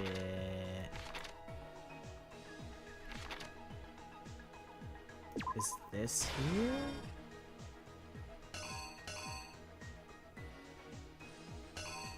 Fuck, I actually don't know. Okay, let's just try and get what we know for certain. So this has got to be here. This has got to be here.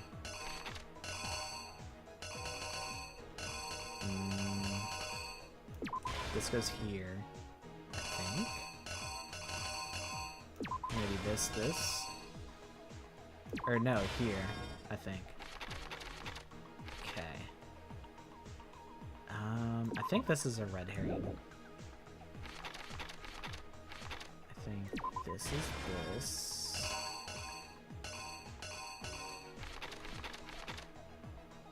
Maybe this and this. Do I have everything? There's gotta be something missing. That. Fuck, I don't know. Oh shit, no, the girls' locker room has to be something. Okay, wait, no. So, this is, they're in the boys' locker room, they roll up the thing. Take down the poster.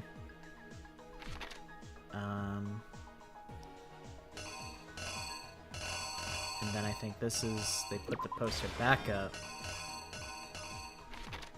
Go into the girls' room? Something like that. Just like drinking vinegar. I don't know. That's gotta be like... I think if you drink vinegar, then you die in 7 days. Like that has to be like poison. That can't be doable. I could definitely do a little bit of vinegar. It depends on the quantity, but that has to be like actually like toxic to your body. Probably. Like raw, just straight up raw vinegar. It's gotta be. It's gotta be bad.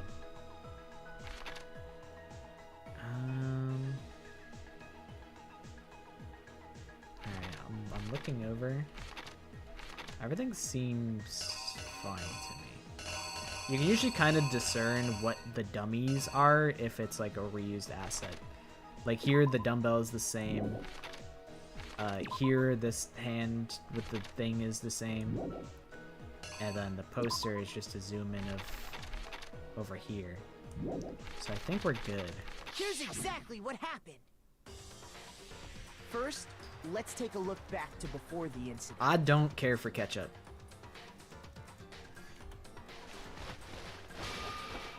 Last night, Celeste saw Chihiro in the warehouse, correct? At the time, she was apparently stuffing something into a duffel bag.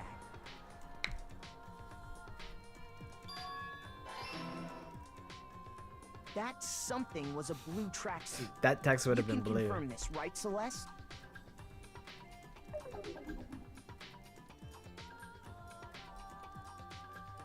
With bag in hand, Chihiro headed out. Yeah, that sounds like not that enjoyable of an experience to just raw dog sugar like that. She made her way to the locker room, specifically the boys' locker room.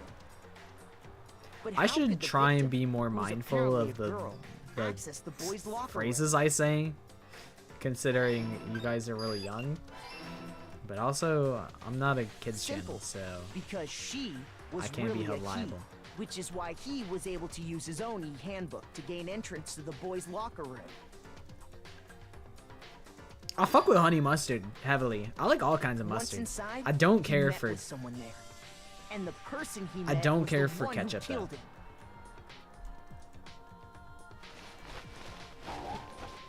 Shit. I got it wrong. Oh, wait. No, the killer was already in there.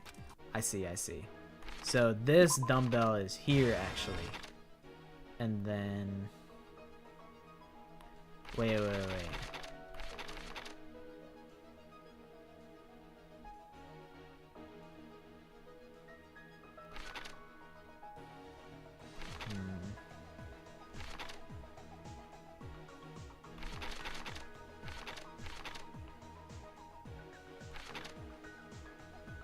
Maybe it is the poster. I think you're right. Because it's like, oh, the blood got on the poster. Oh no. Here's exactly what happened. Once inside, he met with someone there. And the person he met was the one who killed him. So true, so true. It seems likely that the killer grabbed the nearby dumbbell, approached the unsuspecting Chihiro,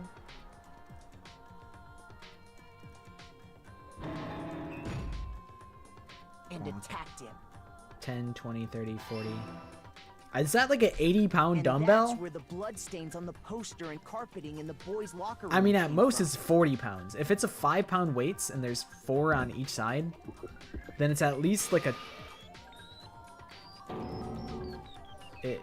It was likely in the heat of the moment. The body was arranged, but the So it's murder either itself 40 felt pounds or unplanned. 80-pound dumbbell.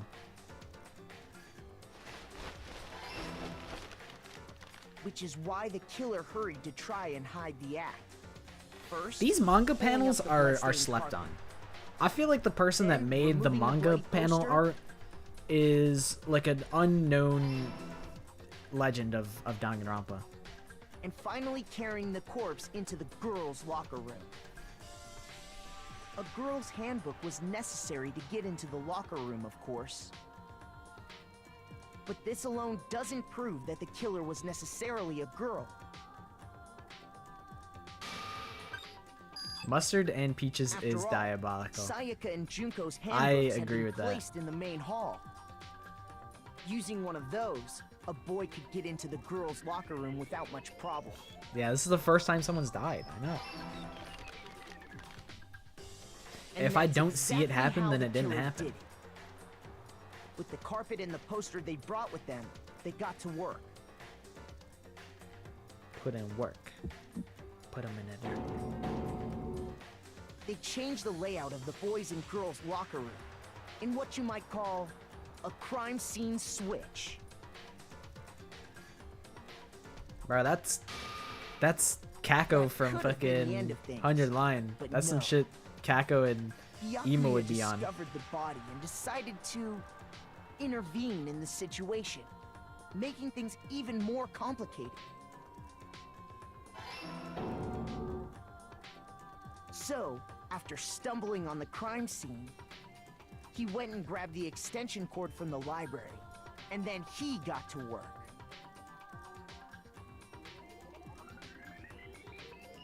He used the cord to string up Chihiro's lifeless body.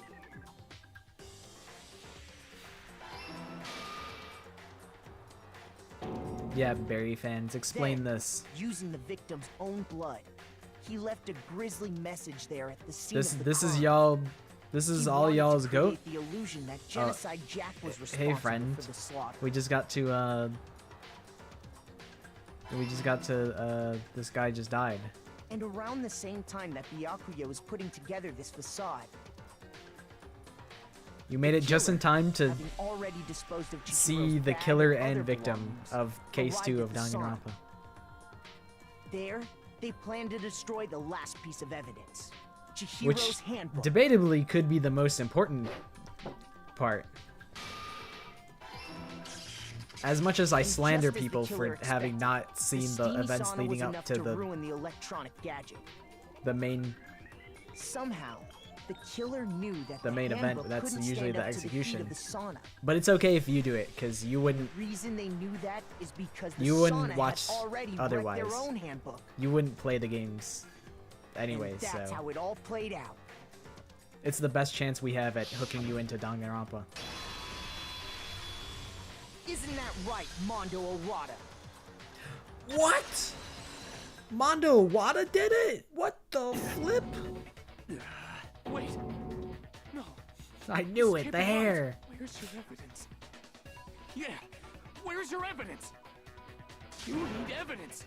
You need proof. Without any proof, you can't pin any of this on him. Mason Orlando did it? Evidence that Mason is the killer. That already revealed itself earlier in the trial. If I can somehow show where Mason's handbook is right now, once I do that, everything will become clear. I don't give a fuck about the bullet time battle. I'm a goat. I'm a beast. Watch this shit.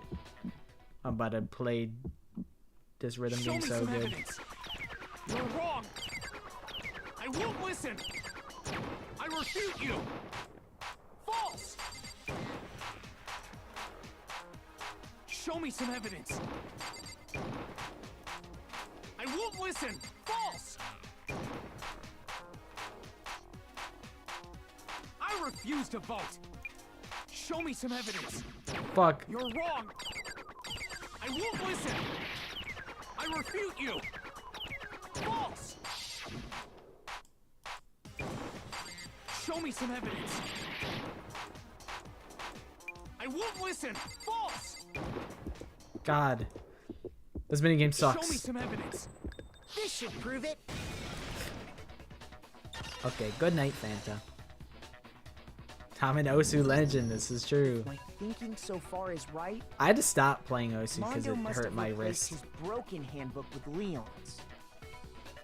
In which case, we can just check each of our handbooks right now. Once we do that, we'll... We don't gotta do that. He said, alright. I'm owned. Yeah, I did it. I killed him.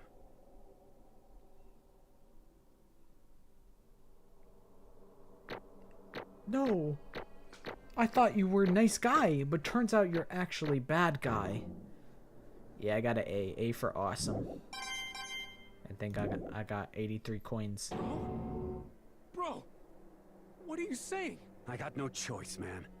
After hearing all that, I gotta just... give up. Go ahead, Monokuma. Get it over with. Ask for the goddamn verdict. Roger that. Wait! Hold on!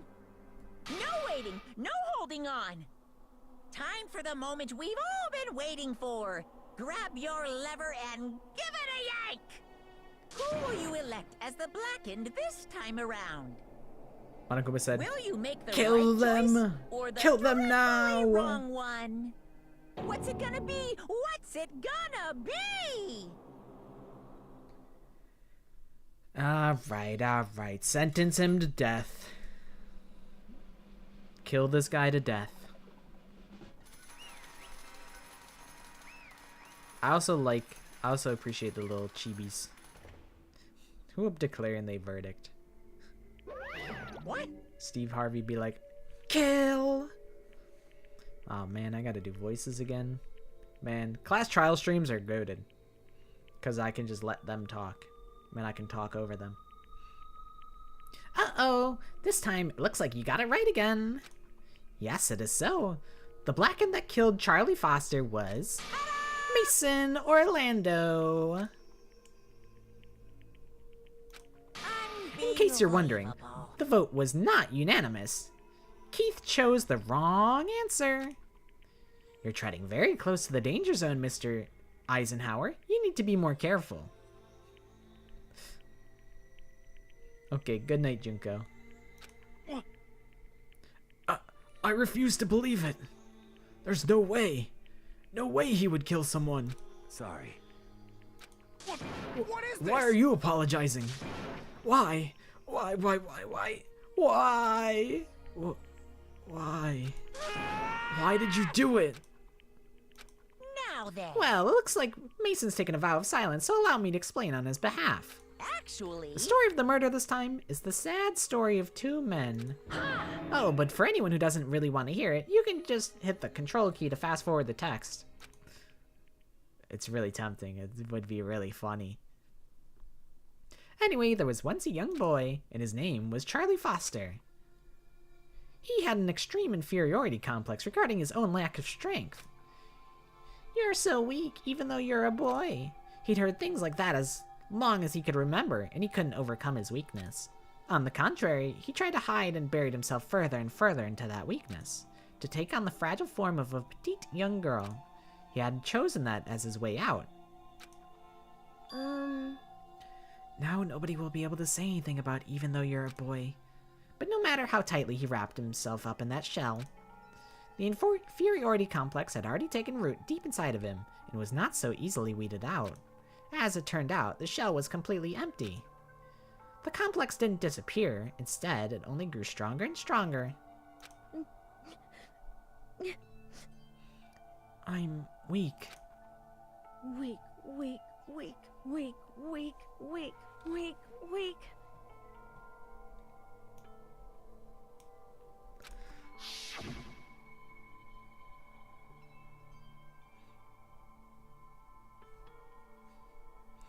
Once the killing game had begun here at the school, he had no choice but to accept this fact. After all, this world is survival of the fittest. If you're not strong, you don't survive.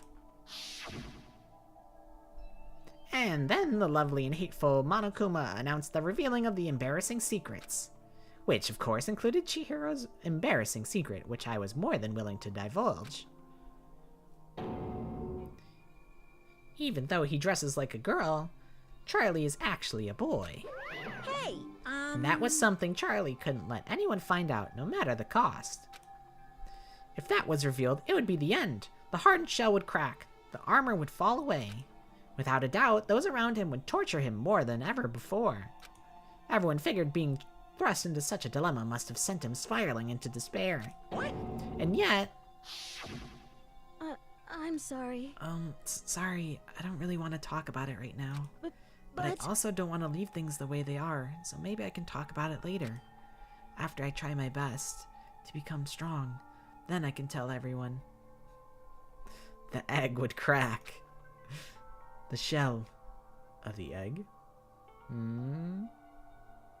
Annoyingly, he used the threat of discovery to motivate himself to become stronger. That's right. Now's my chance. I want to change. I'm going to get stronger and accept who I am. Strong enough so that when someone says, even though you're a boy, I'll be okay, I'll get better. With that thought at the front of his mind, he resolved to take immediate action. And so... that day, he made the commitment to begin exercising. He was prepared to retrain his mind and body. But sadly, that would be the first and only chance he would get at it. Hey, When he decided to start exercising, he thought it would be good to ask for someone's help. But he wanted to tell that person a secret first, and then ask them to help him from there. And the person he went to... Yeah, that's right. It was me. Yep, it sure was. The biker gang fella had been painfully clear about how important his manly promises were. So Charlie probably figured that even if he confided in Mason, his honor would make him keep the secret. Plus, Mr. Macho Mason was the very symbol of a strong man that Charlie had always aspired to. Maybe talking to Mason about it will help give me some courage. So...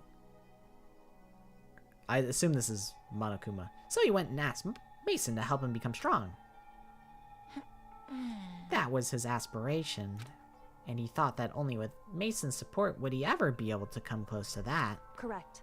So then that must be why Mason did what he did to keep the promise he'd made to Charlie. Huh? What he did? You mean that's why Mason carried Charlie from the boys' locker room into the girls' locker room? Indeed. Yes, that's exactly what I mean. Wasn't that to cover up what he'd done? Certainly. That could have been a part of it, but I don't think it was the main reason. The real purpose was to keep the promise between men he'd made to Charlie. But how does moving the body keep his secret? Because if everyone knew he'd been killed in the boys' locker room, then everyone would have been arguing about how she got into the boys' locker room, right? Once that started up, at least a few of us would have immediately begun to suspect his identity, so... He tried to protect Charlie's secret by putting him in the girls' locker room and stealing his handbook. See? There's a water angle.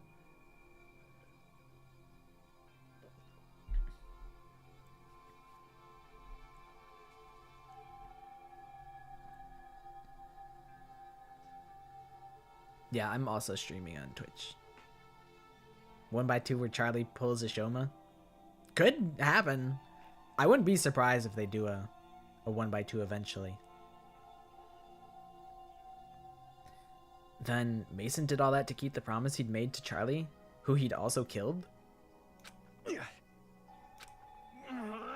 Why would he do that? The more I hear you talk, the more I don't understand. I mean, you guys trusted each other, right? So why? Why did you? Because no matter what, I didn't want anyone to know. I knew it. So that's what triggered it after all.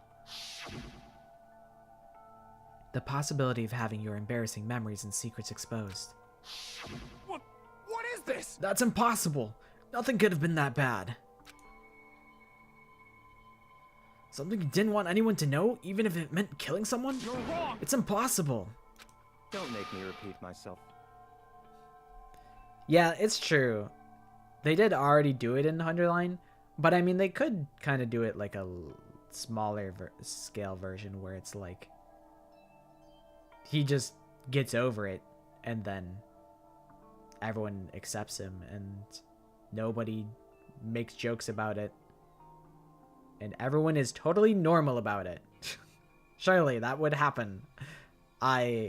Surely they would write that in such a way. One can dream. How many times must I repeat myself? To judge others by your own standard is the highest of folly. Even if you can't comprehend it, he obviously can. That's all there is to it. Well, while we're on the subject, why not I tell you? That embarrassing memory, that secret he didn't want anyone to know. Hey! You know what Mason did? He killed his own brother.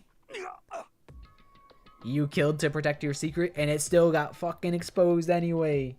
I bet you feel real silly now. Mason, the ultimate biker ganger leader, makes all the hoodlums and riffraff across the country tremble. But the only reason he had the chance to join a gang in the first place was because of a certain someone. Mason's older brother's name was Damon Orlando. Mason had nothing but respect for him. It was because of Damon that Mason never got on a motorcycle. Mason's brother was his only family growing up. He was the only one Mason could trust or respect. He wanted to measure up to his big brother, so he imitated him in everything he did. Mason was the epitome of the starry-eyed kid brother. Meanwhile, the charismatic older brother had put together a local motorcycle gang. And before anyone knew it, it had grown into the biggest biker gang in the country. Damon, the older brother, number one in the gang, and his number two, his younger brother, Mason. In the beginning, everything was peaches and gravy. But when Mason started to think about how he would have to take over the gang from his brother someday, his brother's greatness, his reputation, began to gnaw on Mason's very soul. Welcome back. The kid's gonna take over for Damon, huh? Damon created this gang with his bare hands. Mason's just along for the ride. Can someone like that really be our leader? All that'll do is make the gang look bad. Almost every day, Mason heard the gossip and whispers of the other members of the gang. Which is why... I gotta get stronger. Stronger than Damon. Once. Just one time. No matter what, I gotta win. Don't fuck with me. Don't care what it takes, I gotta come out on top. And on the night of his amazing brother's retirement ceremony, Mason challenged him to a street race. But during the race, tragedy struck. The kid brother pushed ahead with reckless abandon, eager for victory, and dashed into oncoming traffic. But suddenly... No! Look out! Parappa, put both hands on the wheel, you idiot!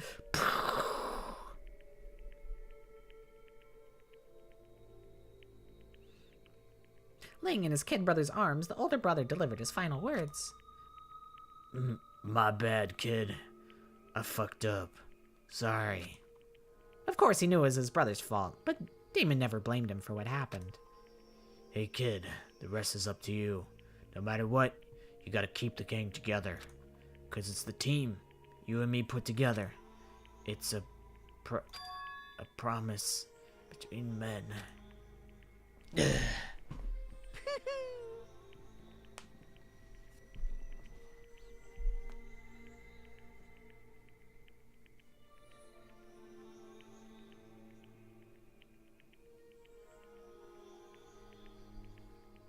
He decided the truth of what happened from everyone else in the gang, in order to keep the gang together and keep the promise to his brother. He could never admit to anyone that it was his own weakness that had caused the accident, and as a result, the team was made even stronger under the banner of the kid who'd bested his big brother.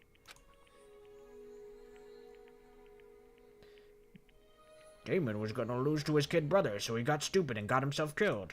That became the explanation for what happened. Mason's lie became the truth.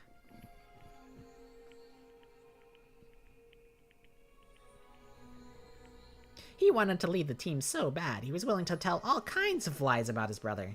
That's kind of fucked. I'm strong. Strong.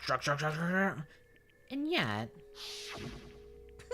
as soon as our killing game began, he realized, no matter how tough he pretended to be, he was just another weakling that could die in an instant.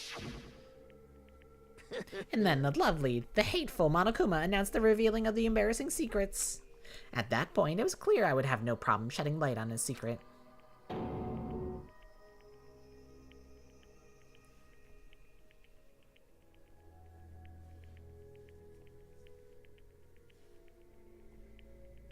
Always wanted to be femme, but I got kind of stronger.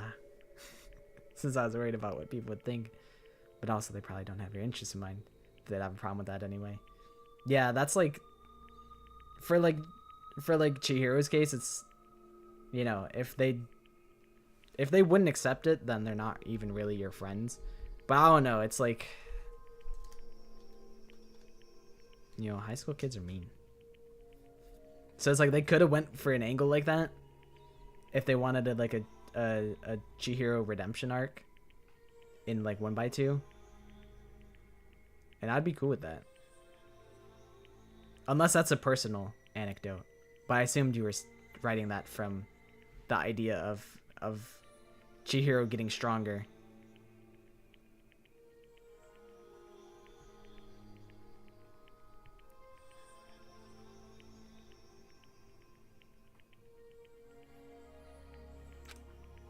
Mondo killed his own brother.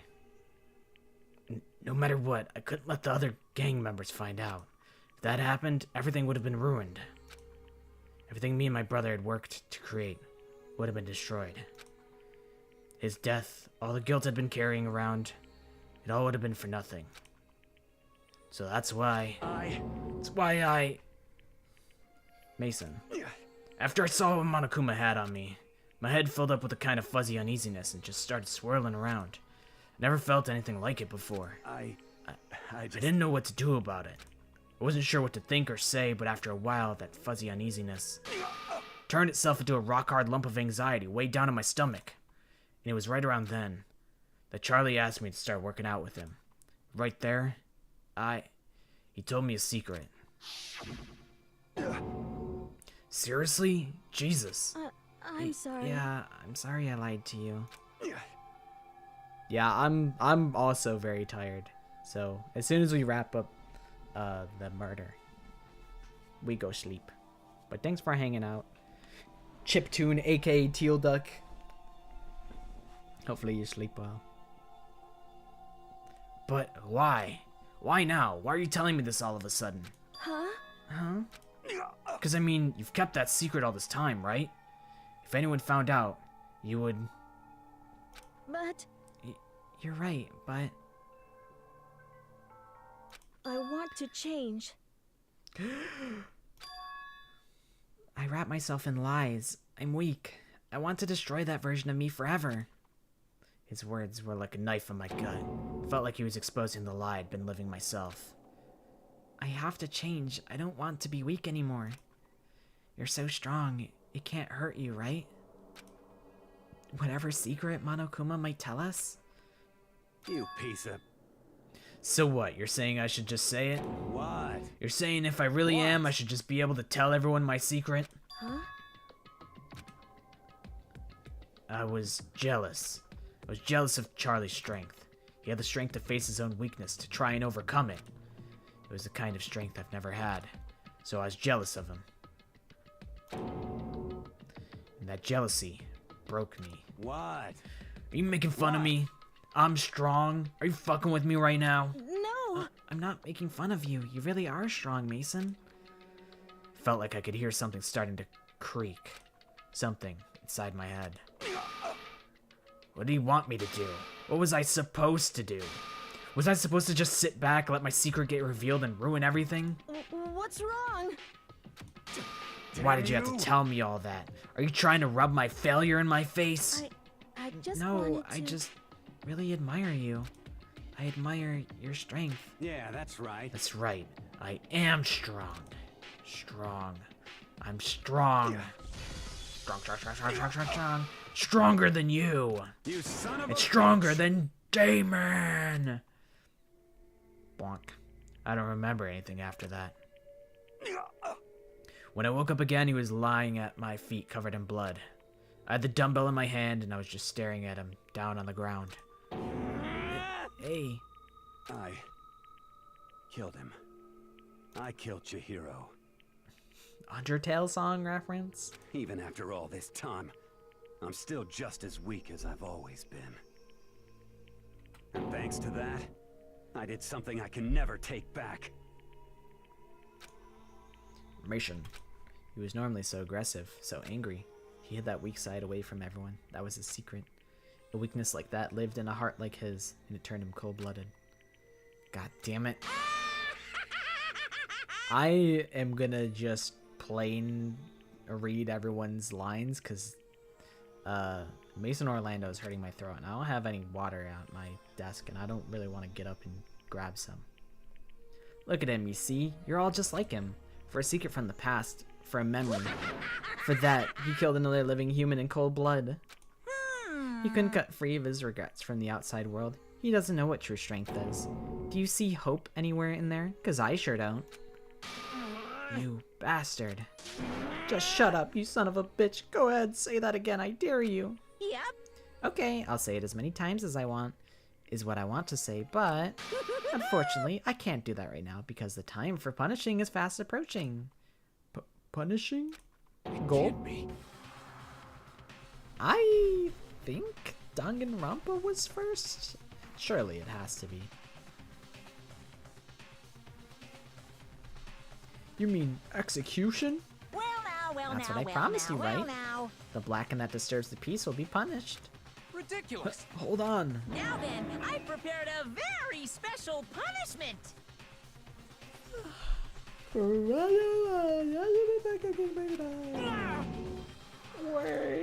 give it everything we've got. It's punishment time! Sorry, man. I couldn't keep the promise we made. From one man to another.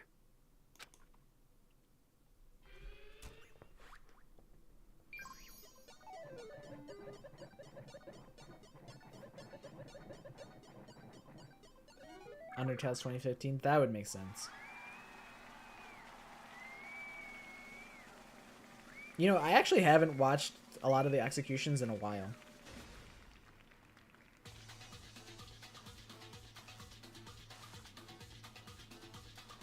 Like, I probably haven't watched this execution since I made the video about how I would escape every execution. That's probably the last time I watched this. I actually watched two people drive motorcycles in like a ball cage like this in Las Vegas when I was a little kid. It's pretty dope. Yeah, I didn't remember Monokuma having a pompadour, and now he's got a little party hat.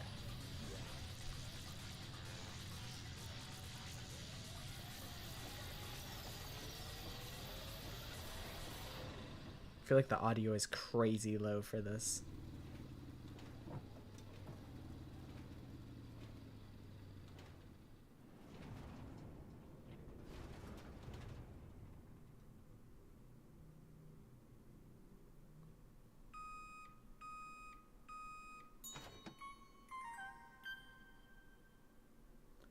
2 times the fat. Delicious for pancakes.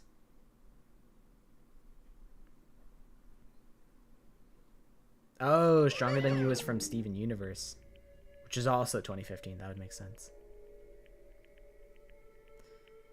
I would be down for another Spot What's Wrong Kahoot.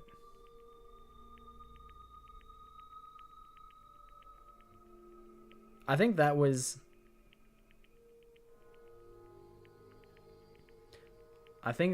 one of my coolest Kahoots that I'd done. So I wouldn't be opposed to doing it again.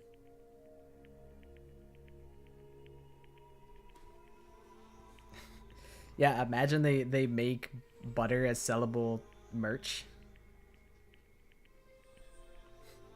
That's how that happens. Yep, that's how Mondo butter becomes a thing. That's the context for it.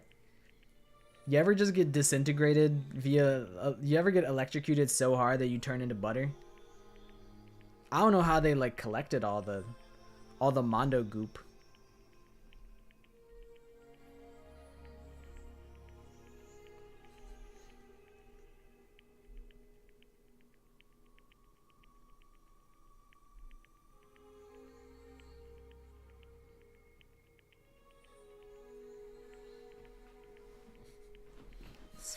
Spot what's wrong. Can you guys spot what's wrong right now? Something's wrong with the image that you're looking at on the screen. Can you tell?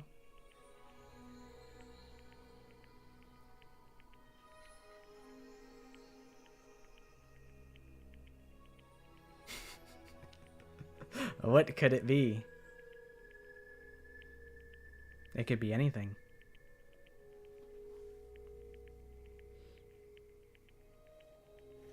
I have showed, you know, Wyvos gets the sneak peek behind the screen.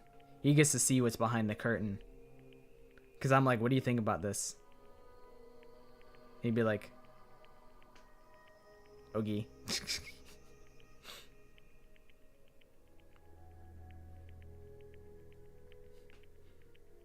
Leon's execution, and at the end, a machine beeps and shampoo pops out.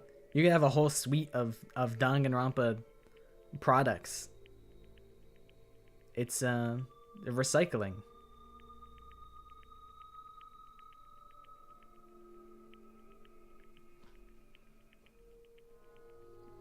If you can't tell what's wrong with this image, you'll see soon enough.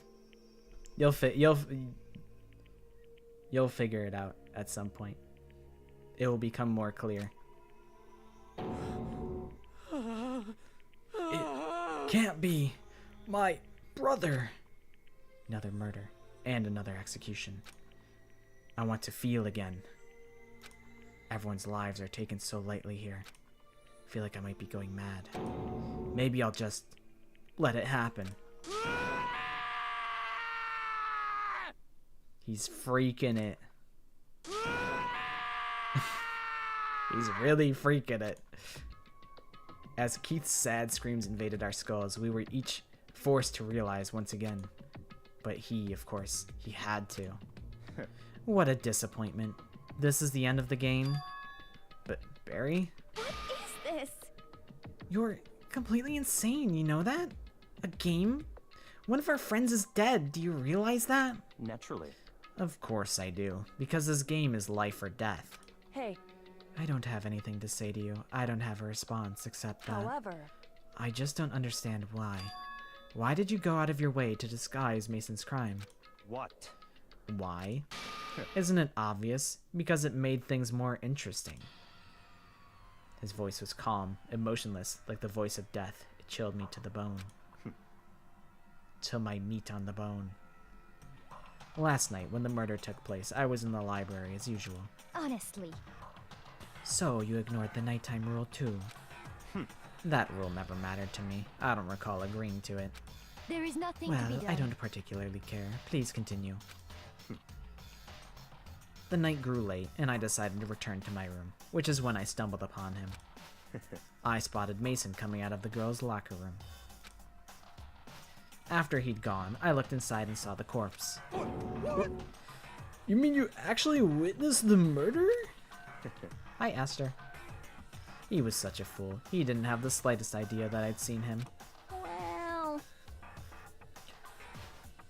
So, you're saying you knew who the culprit was from the very beginning? That's right. Indeed. But if that had been the end of it, how boring would that have been? I mean, what a waste of time to have the answer revealed right at the beginning. Which is why I decided to lend a little helping hand. I thought it would liven things up. You did all that to liven things up? I see.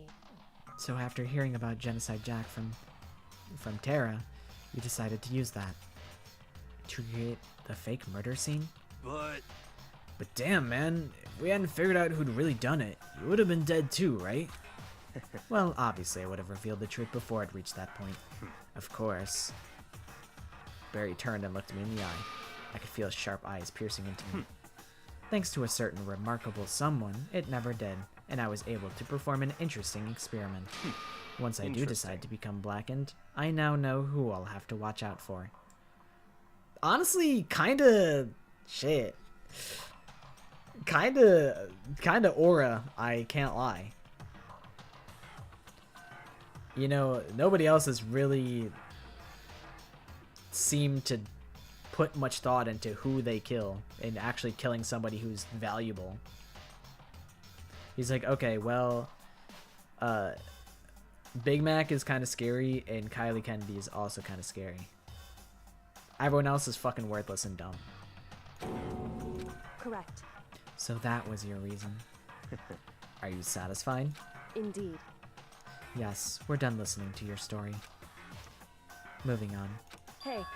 There's something I'd like to ask Morbius. What's this? Oh, I'm up next? You... You'd like to perform these elaborate executions each time, correct? My question is, why?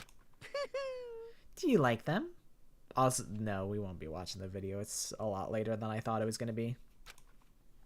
But you know, this punishment, this despair, it's not just for you. All this punishment, all this despair is my gift to mankind itself. What? You're over-exaggerating. I'm not over-exaggerating. These punishments are meant to transform all hope to despair. Damn. What do you mean? Huh? Mean? Mean? Mean? What the heck? Mean. Good grief, I don't understand why you have to pick apart every little stupid thing. Whatever, it doesn't matter. In the end, I'm going to stand alone as the victor, and then everything will be revealed to me.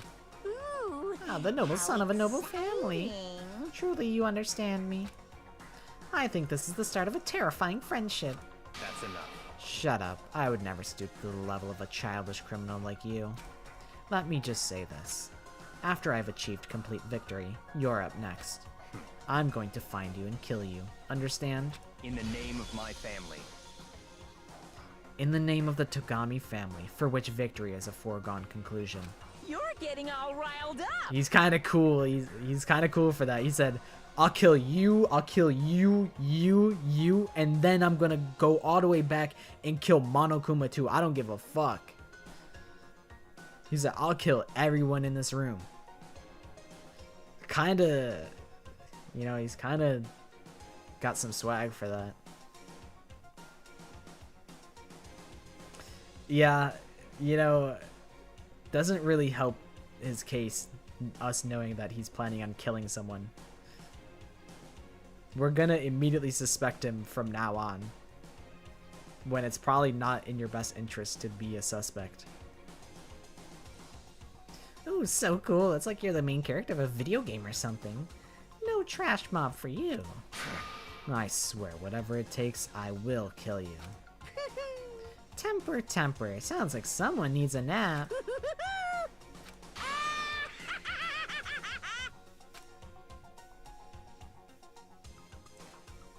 Morbius's laughter peeled across the courtroom and the curtain closed on the case of Charlie and Mason, but I knew that wasn't the end.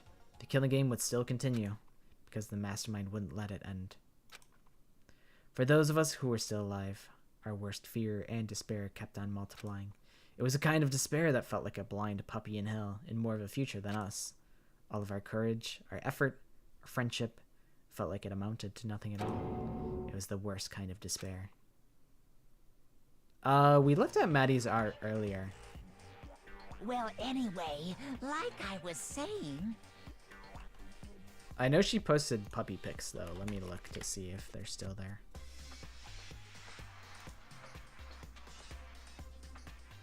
It's such a little guy. Actual little baby.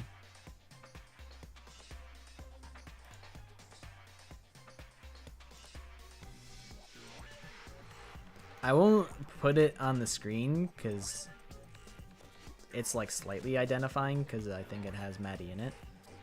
Even though it doesn't have her face, I'll still just look at it myself.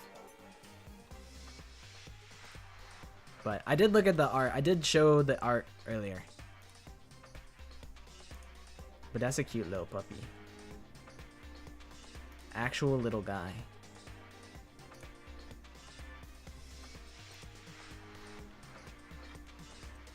I don't remember when I showed it though. Do I still have it up? I could just like real quick put it on the screen, the art. This is the piece that Maddie did for Lori. This is a little sticker she did of me. And then this is her OC. Maddie be drawn. She be drawn. Yeah, I think they came out good. Well, anyway, like I was saying, this is a spot. Yeah, a really good spot. Anyway, isn't it amazing how that girl went and killed someone before things even had a chance to get boring? Once things really get moving, it'll be like a roller coaster. There won't be any stopping it. Fear and despair charge forward at I a love speed Stitch. nothing can hope to match. I don't see the Stitch influences though.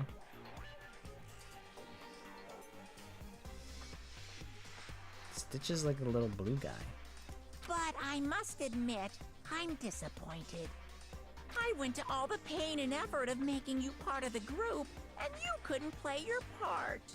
You do remember you were supposed to make the first move, right? Well, no biggie. Nothing we can do about it now, so just do your best to make things more exciting from now on, okay? After all, that's what everyone wants to see. My sister said that I could do a pretty good Stitch impression. I'm not gonna do it right now because my voice is a little hoarse. But just know, I'm Stitch from Lilo and Stitch. There's one thing there's one thing I'd like to ask you. As long as you don't want to know my measurements, fire away. Who is it? The 16th high school student, I mean. Ooh. My, you really took me by surprise there. Yeah, he's the one who set the motive. And he's the baffled that it didn't work. I mean, it never hurts to have a backup plan. I know I said you could ask anything, but...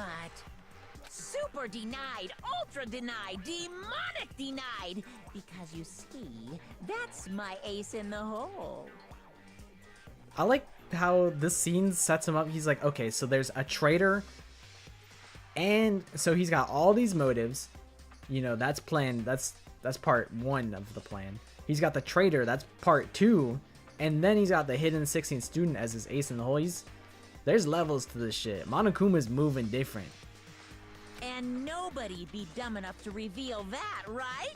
No matter how close they were to their friends.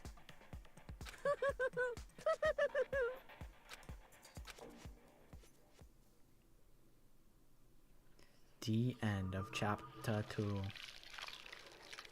It's Chiaki all along. That's what Kahoot said. 16? There's a 16th? Markiplier real? Chiaki? The one that they ripped the design off of Chihiro. I saw it in the Kahoot stream. It's all Chiaki. All the way down. Okay, splendid. We finished chapter 2. And with that, our Danganronpa stream for today comes to a close. Those other three? Oh, they left. They didn't want to play anymore, so they left. That's why they were grayed out.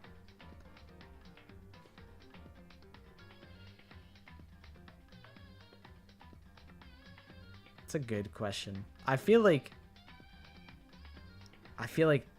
Chiaki. Also, Fuyuhiko and Nekomaru combined have a bajillion outfits too. I feel like Ryoma has more unique designs, where Chiaki's is kind of like, it's Pretty Lady. Pretty Lady 1, Pretty Lady 2, Pretty Lady 3. Chihiro Fujisaki sequel. This stream wiped me out.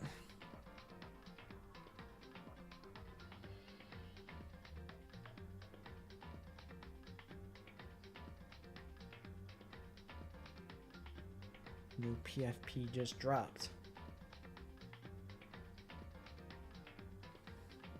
Yeah, I think watching that video back would be fun.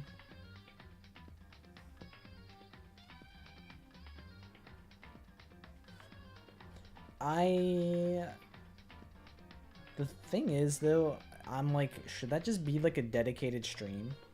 Should I just make Tuesday like a dedicated like just like watch party stream? Because I think I think the pacing is gonna be free time, BDA and investigation, and then class trial, as like those are like 3 separate streams. I'm thinking that's what I'm feeling in my bones. So I don't know if I'll be able to squeeze in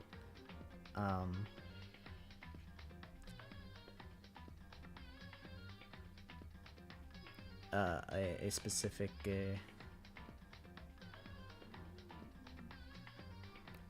I don't know if I'll be able to squeeze in like 2 hours of videos and then also get to the like close to the BDA. So I think the meta is like Tuesday dedicated watch party stream. That's kind of the vibe that I'm getting. Because I would like to watch the beta art videos. And I could probably also find some other things that I think are good watches. I'll have to do some work over the weekend.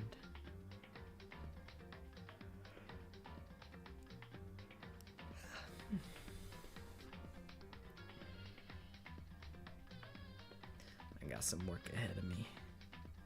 True. We could also... I'll also be open to recommendations over the course of the video. How long is the Danganronpa musical? Isn't it like 2 hours? I mean, we'll have time if we wanted to. But yeah, we will be ending stream in a minute. So if you're going to sleep, Melon, hopefully you sleep well.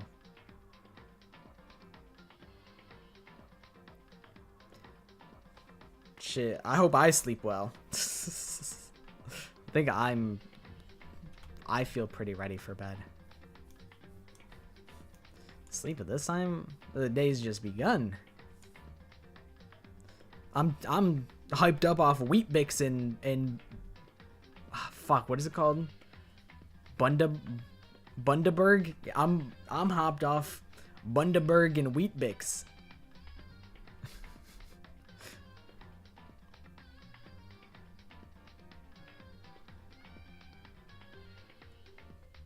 But yeah, a fun cheeky little stream. I'm pleased. Oh, now what are mallow puffs? Those just sound like Hold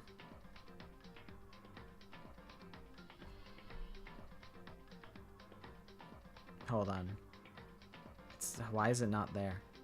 Those just sound like marshmallows. Mallow puffs? Those gotta just be marshmallows.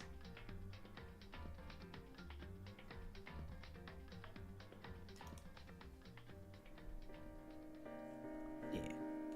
They're like s'more cookies? Okay, those probably bang. They're probably better if they're not stale.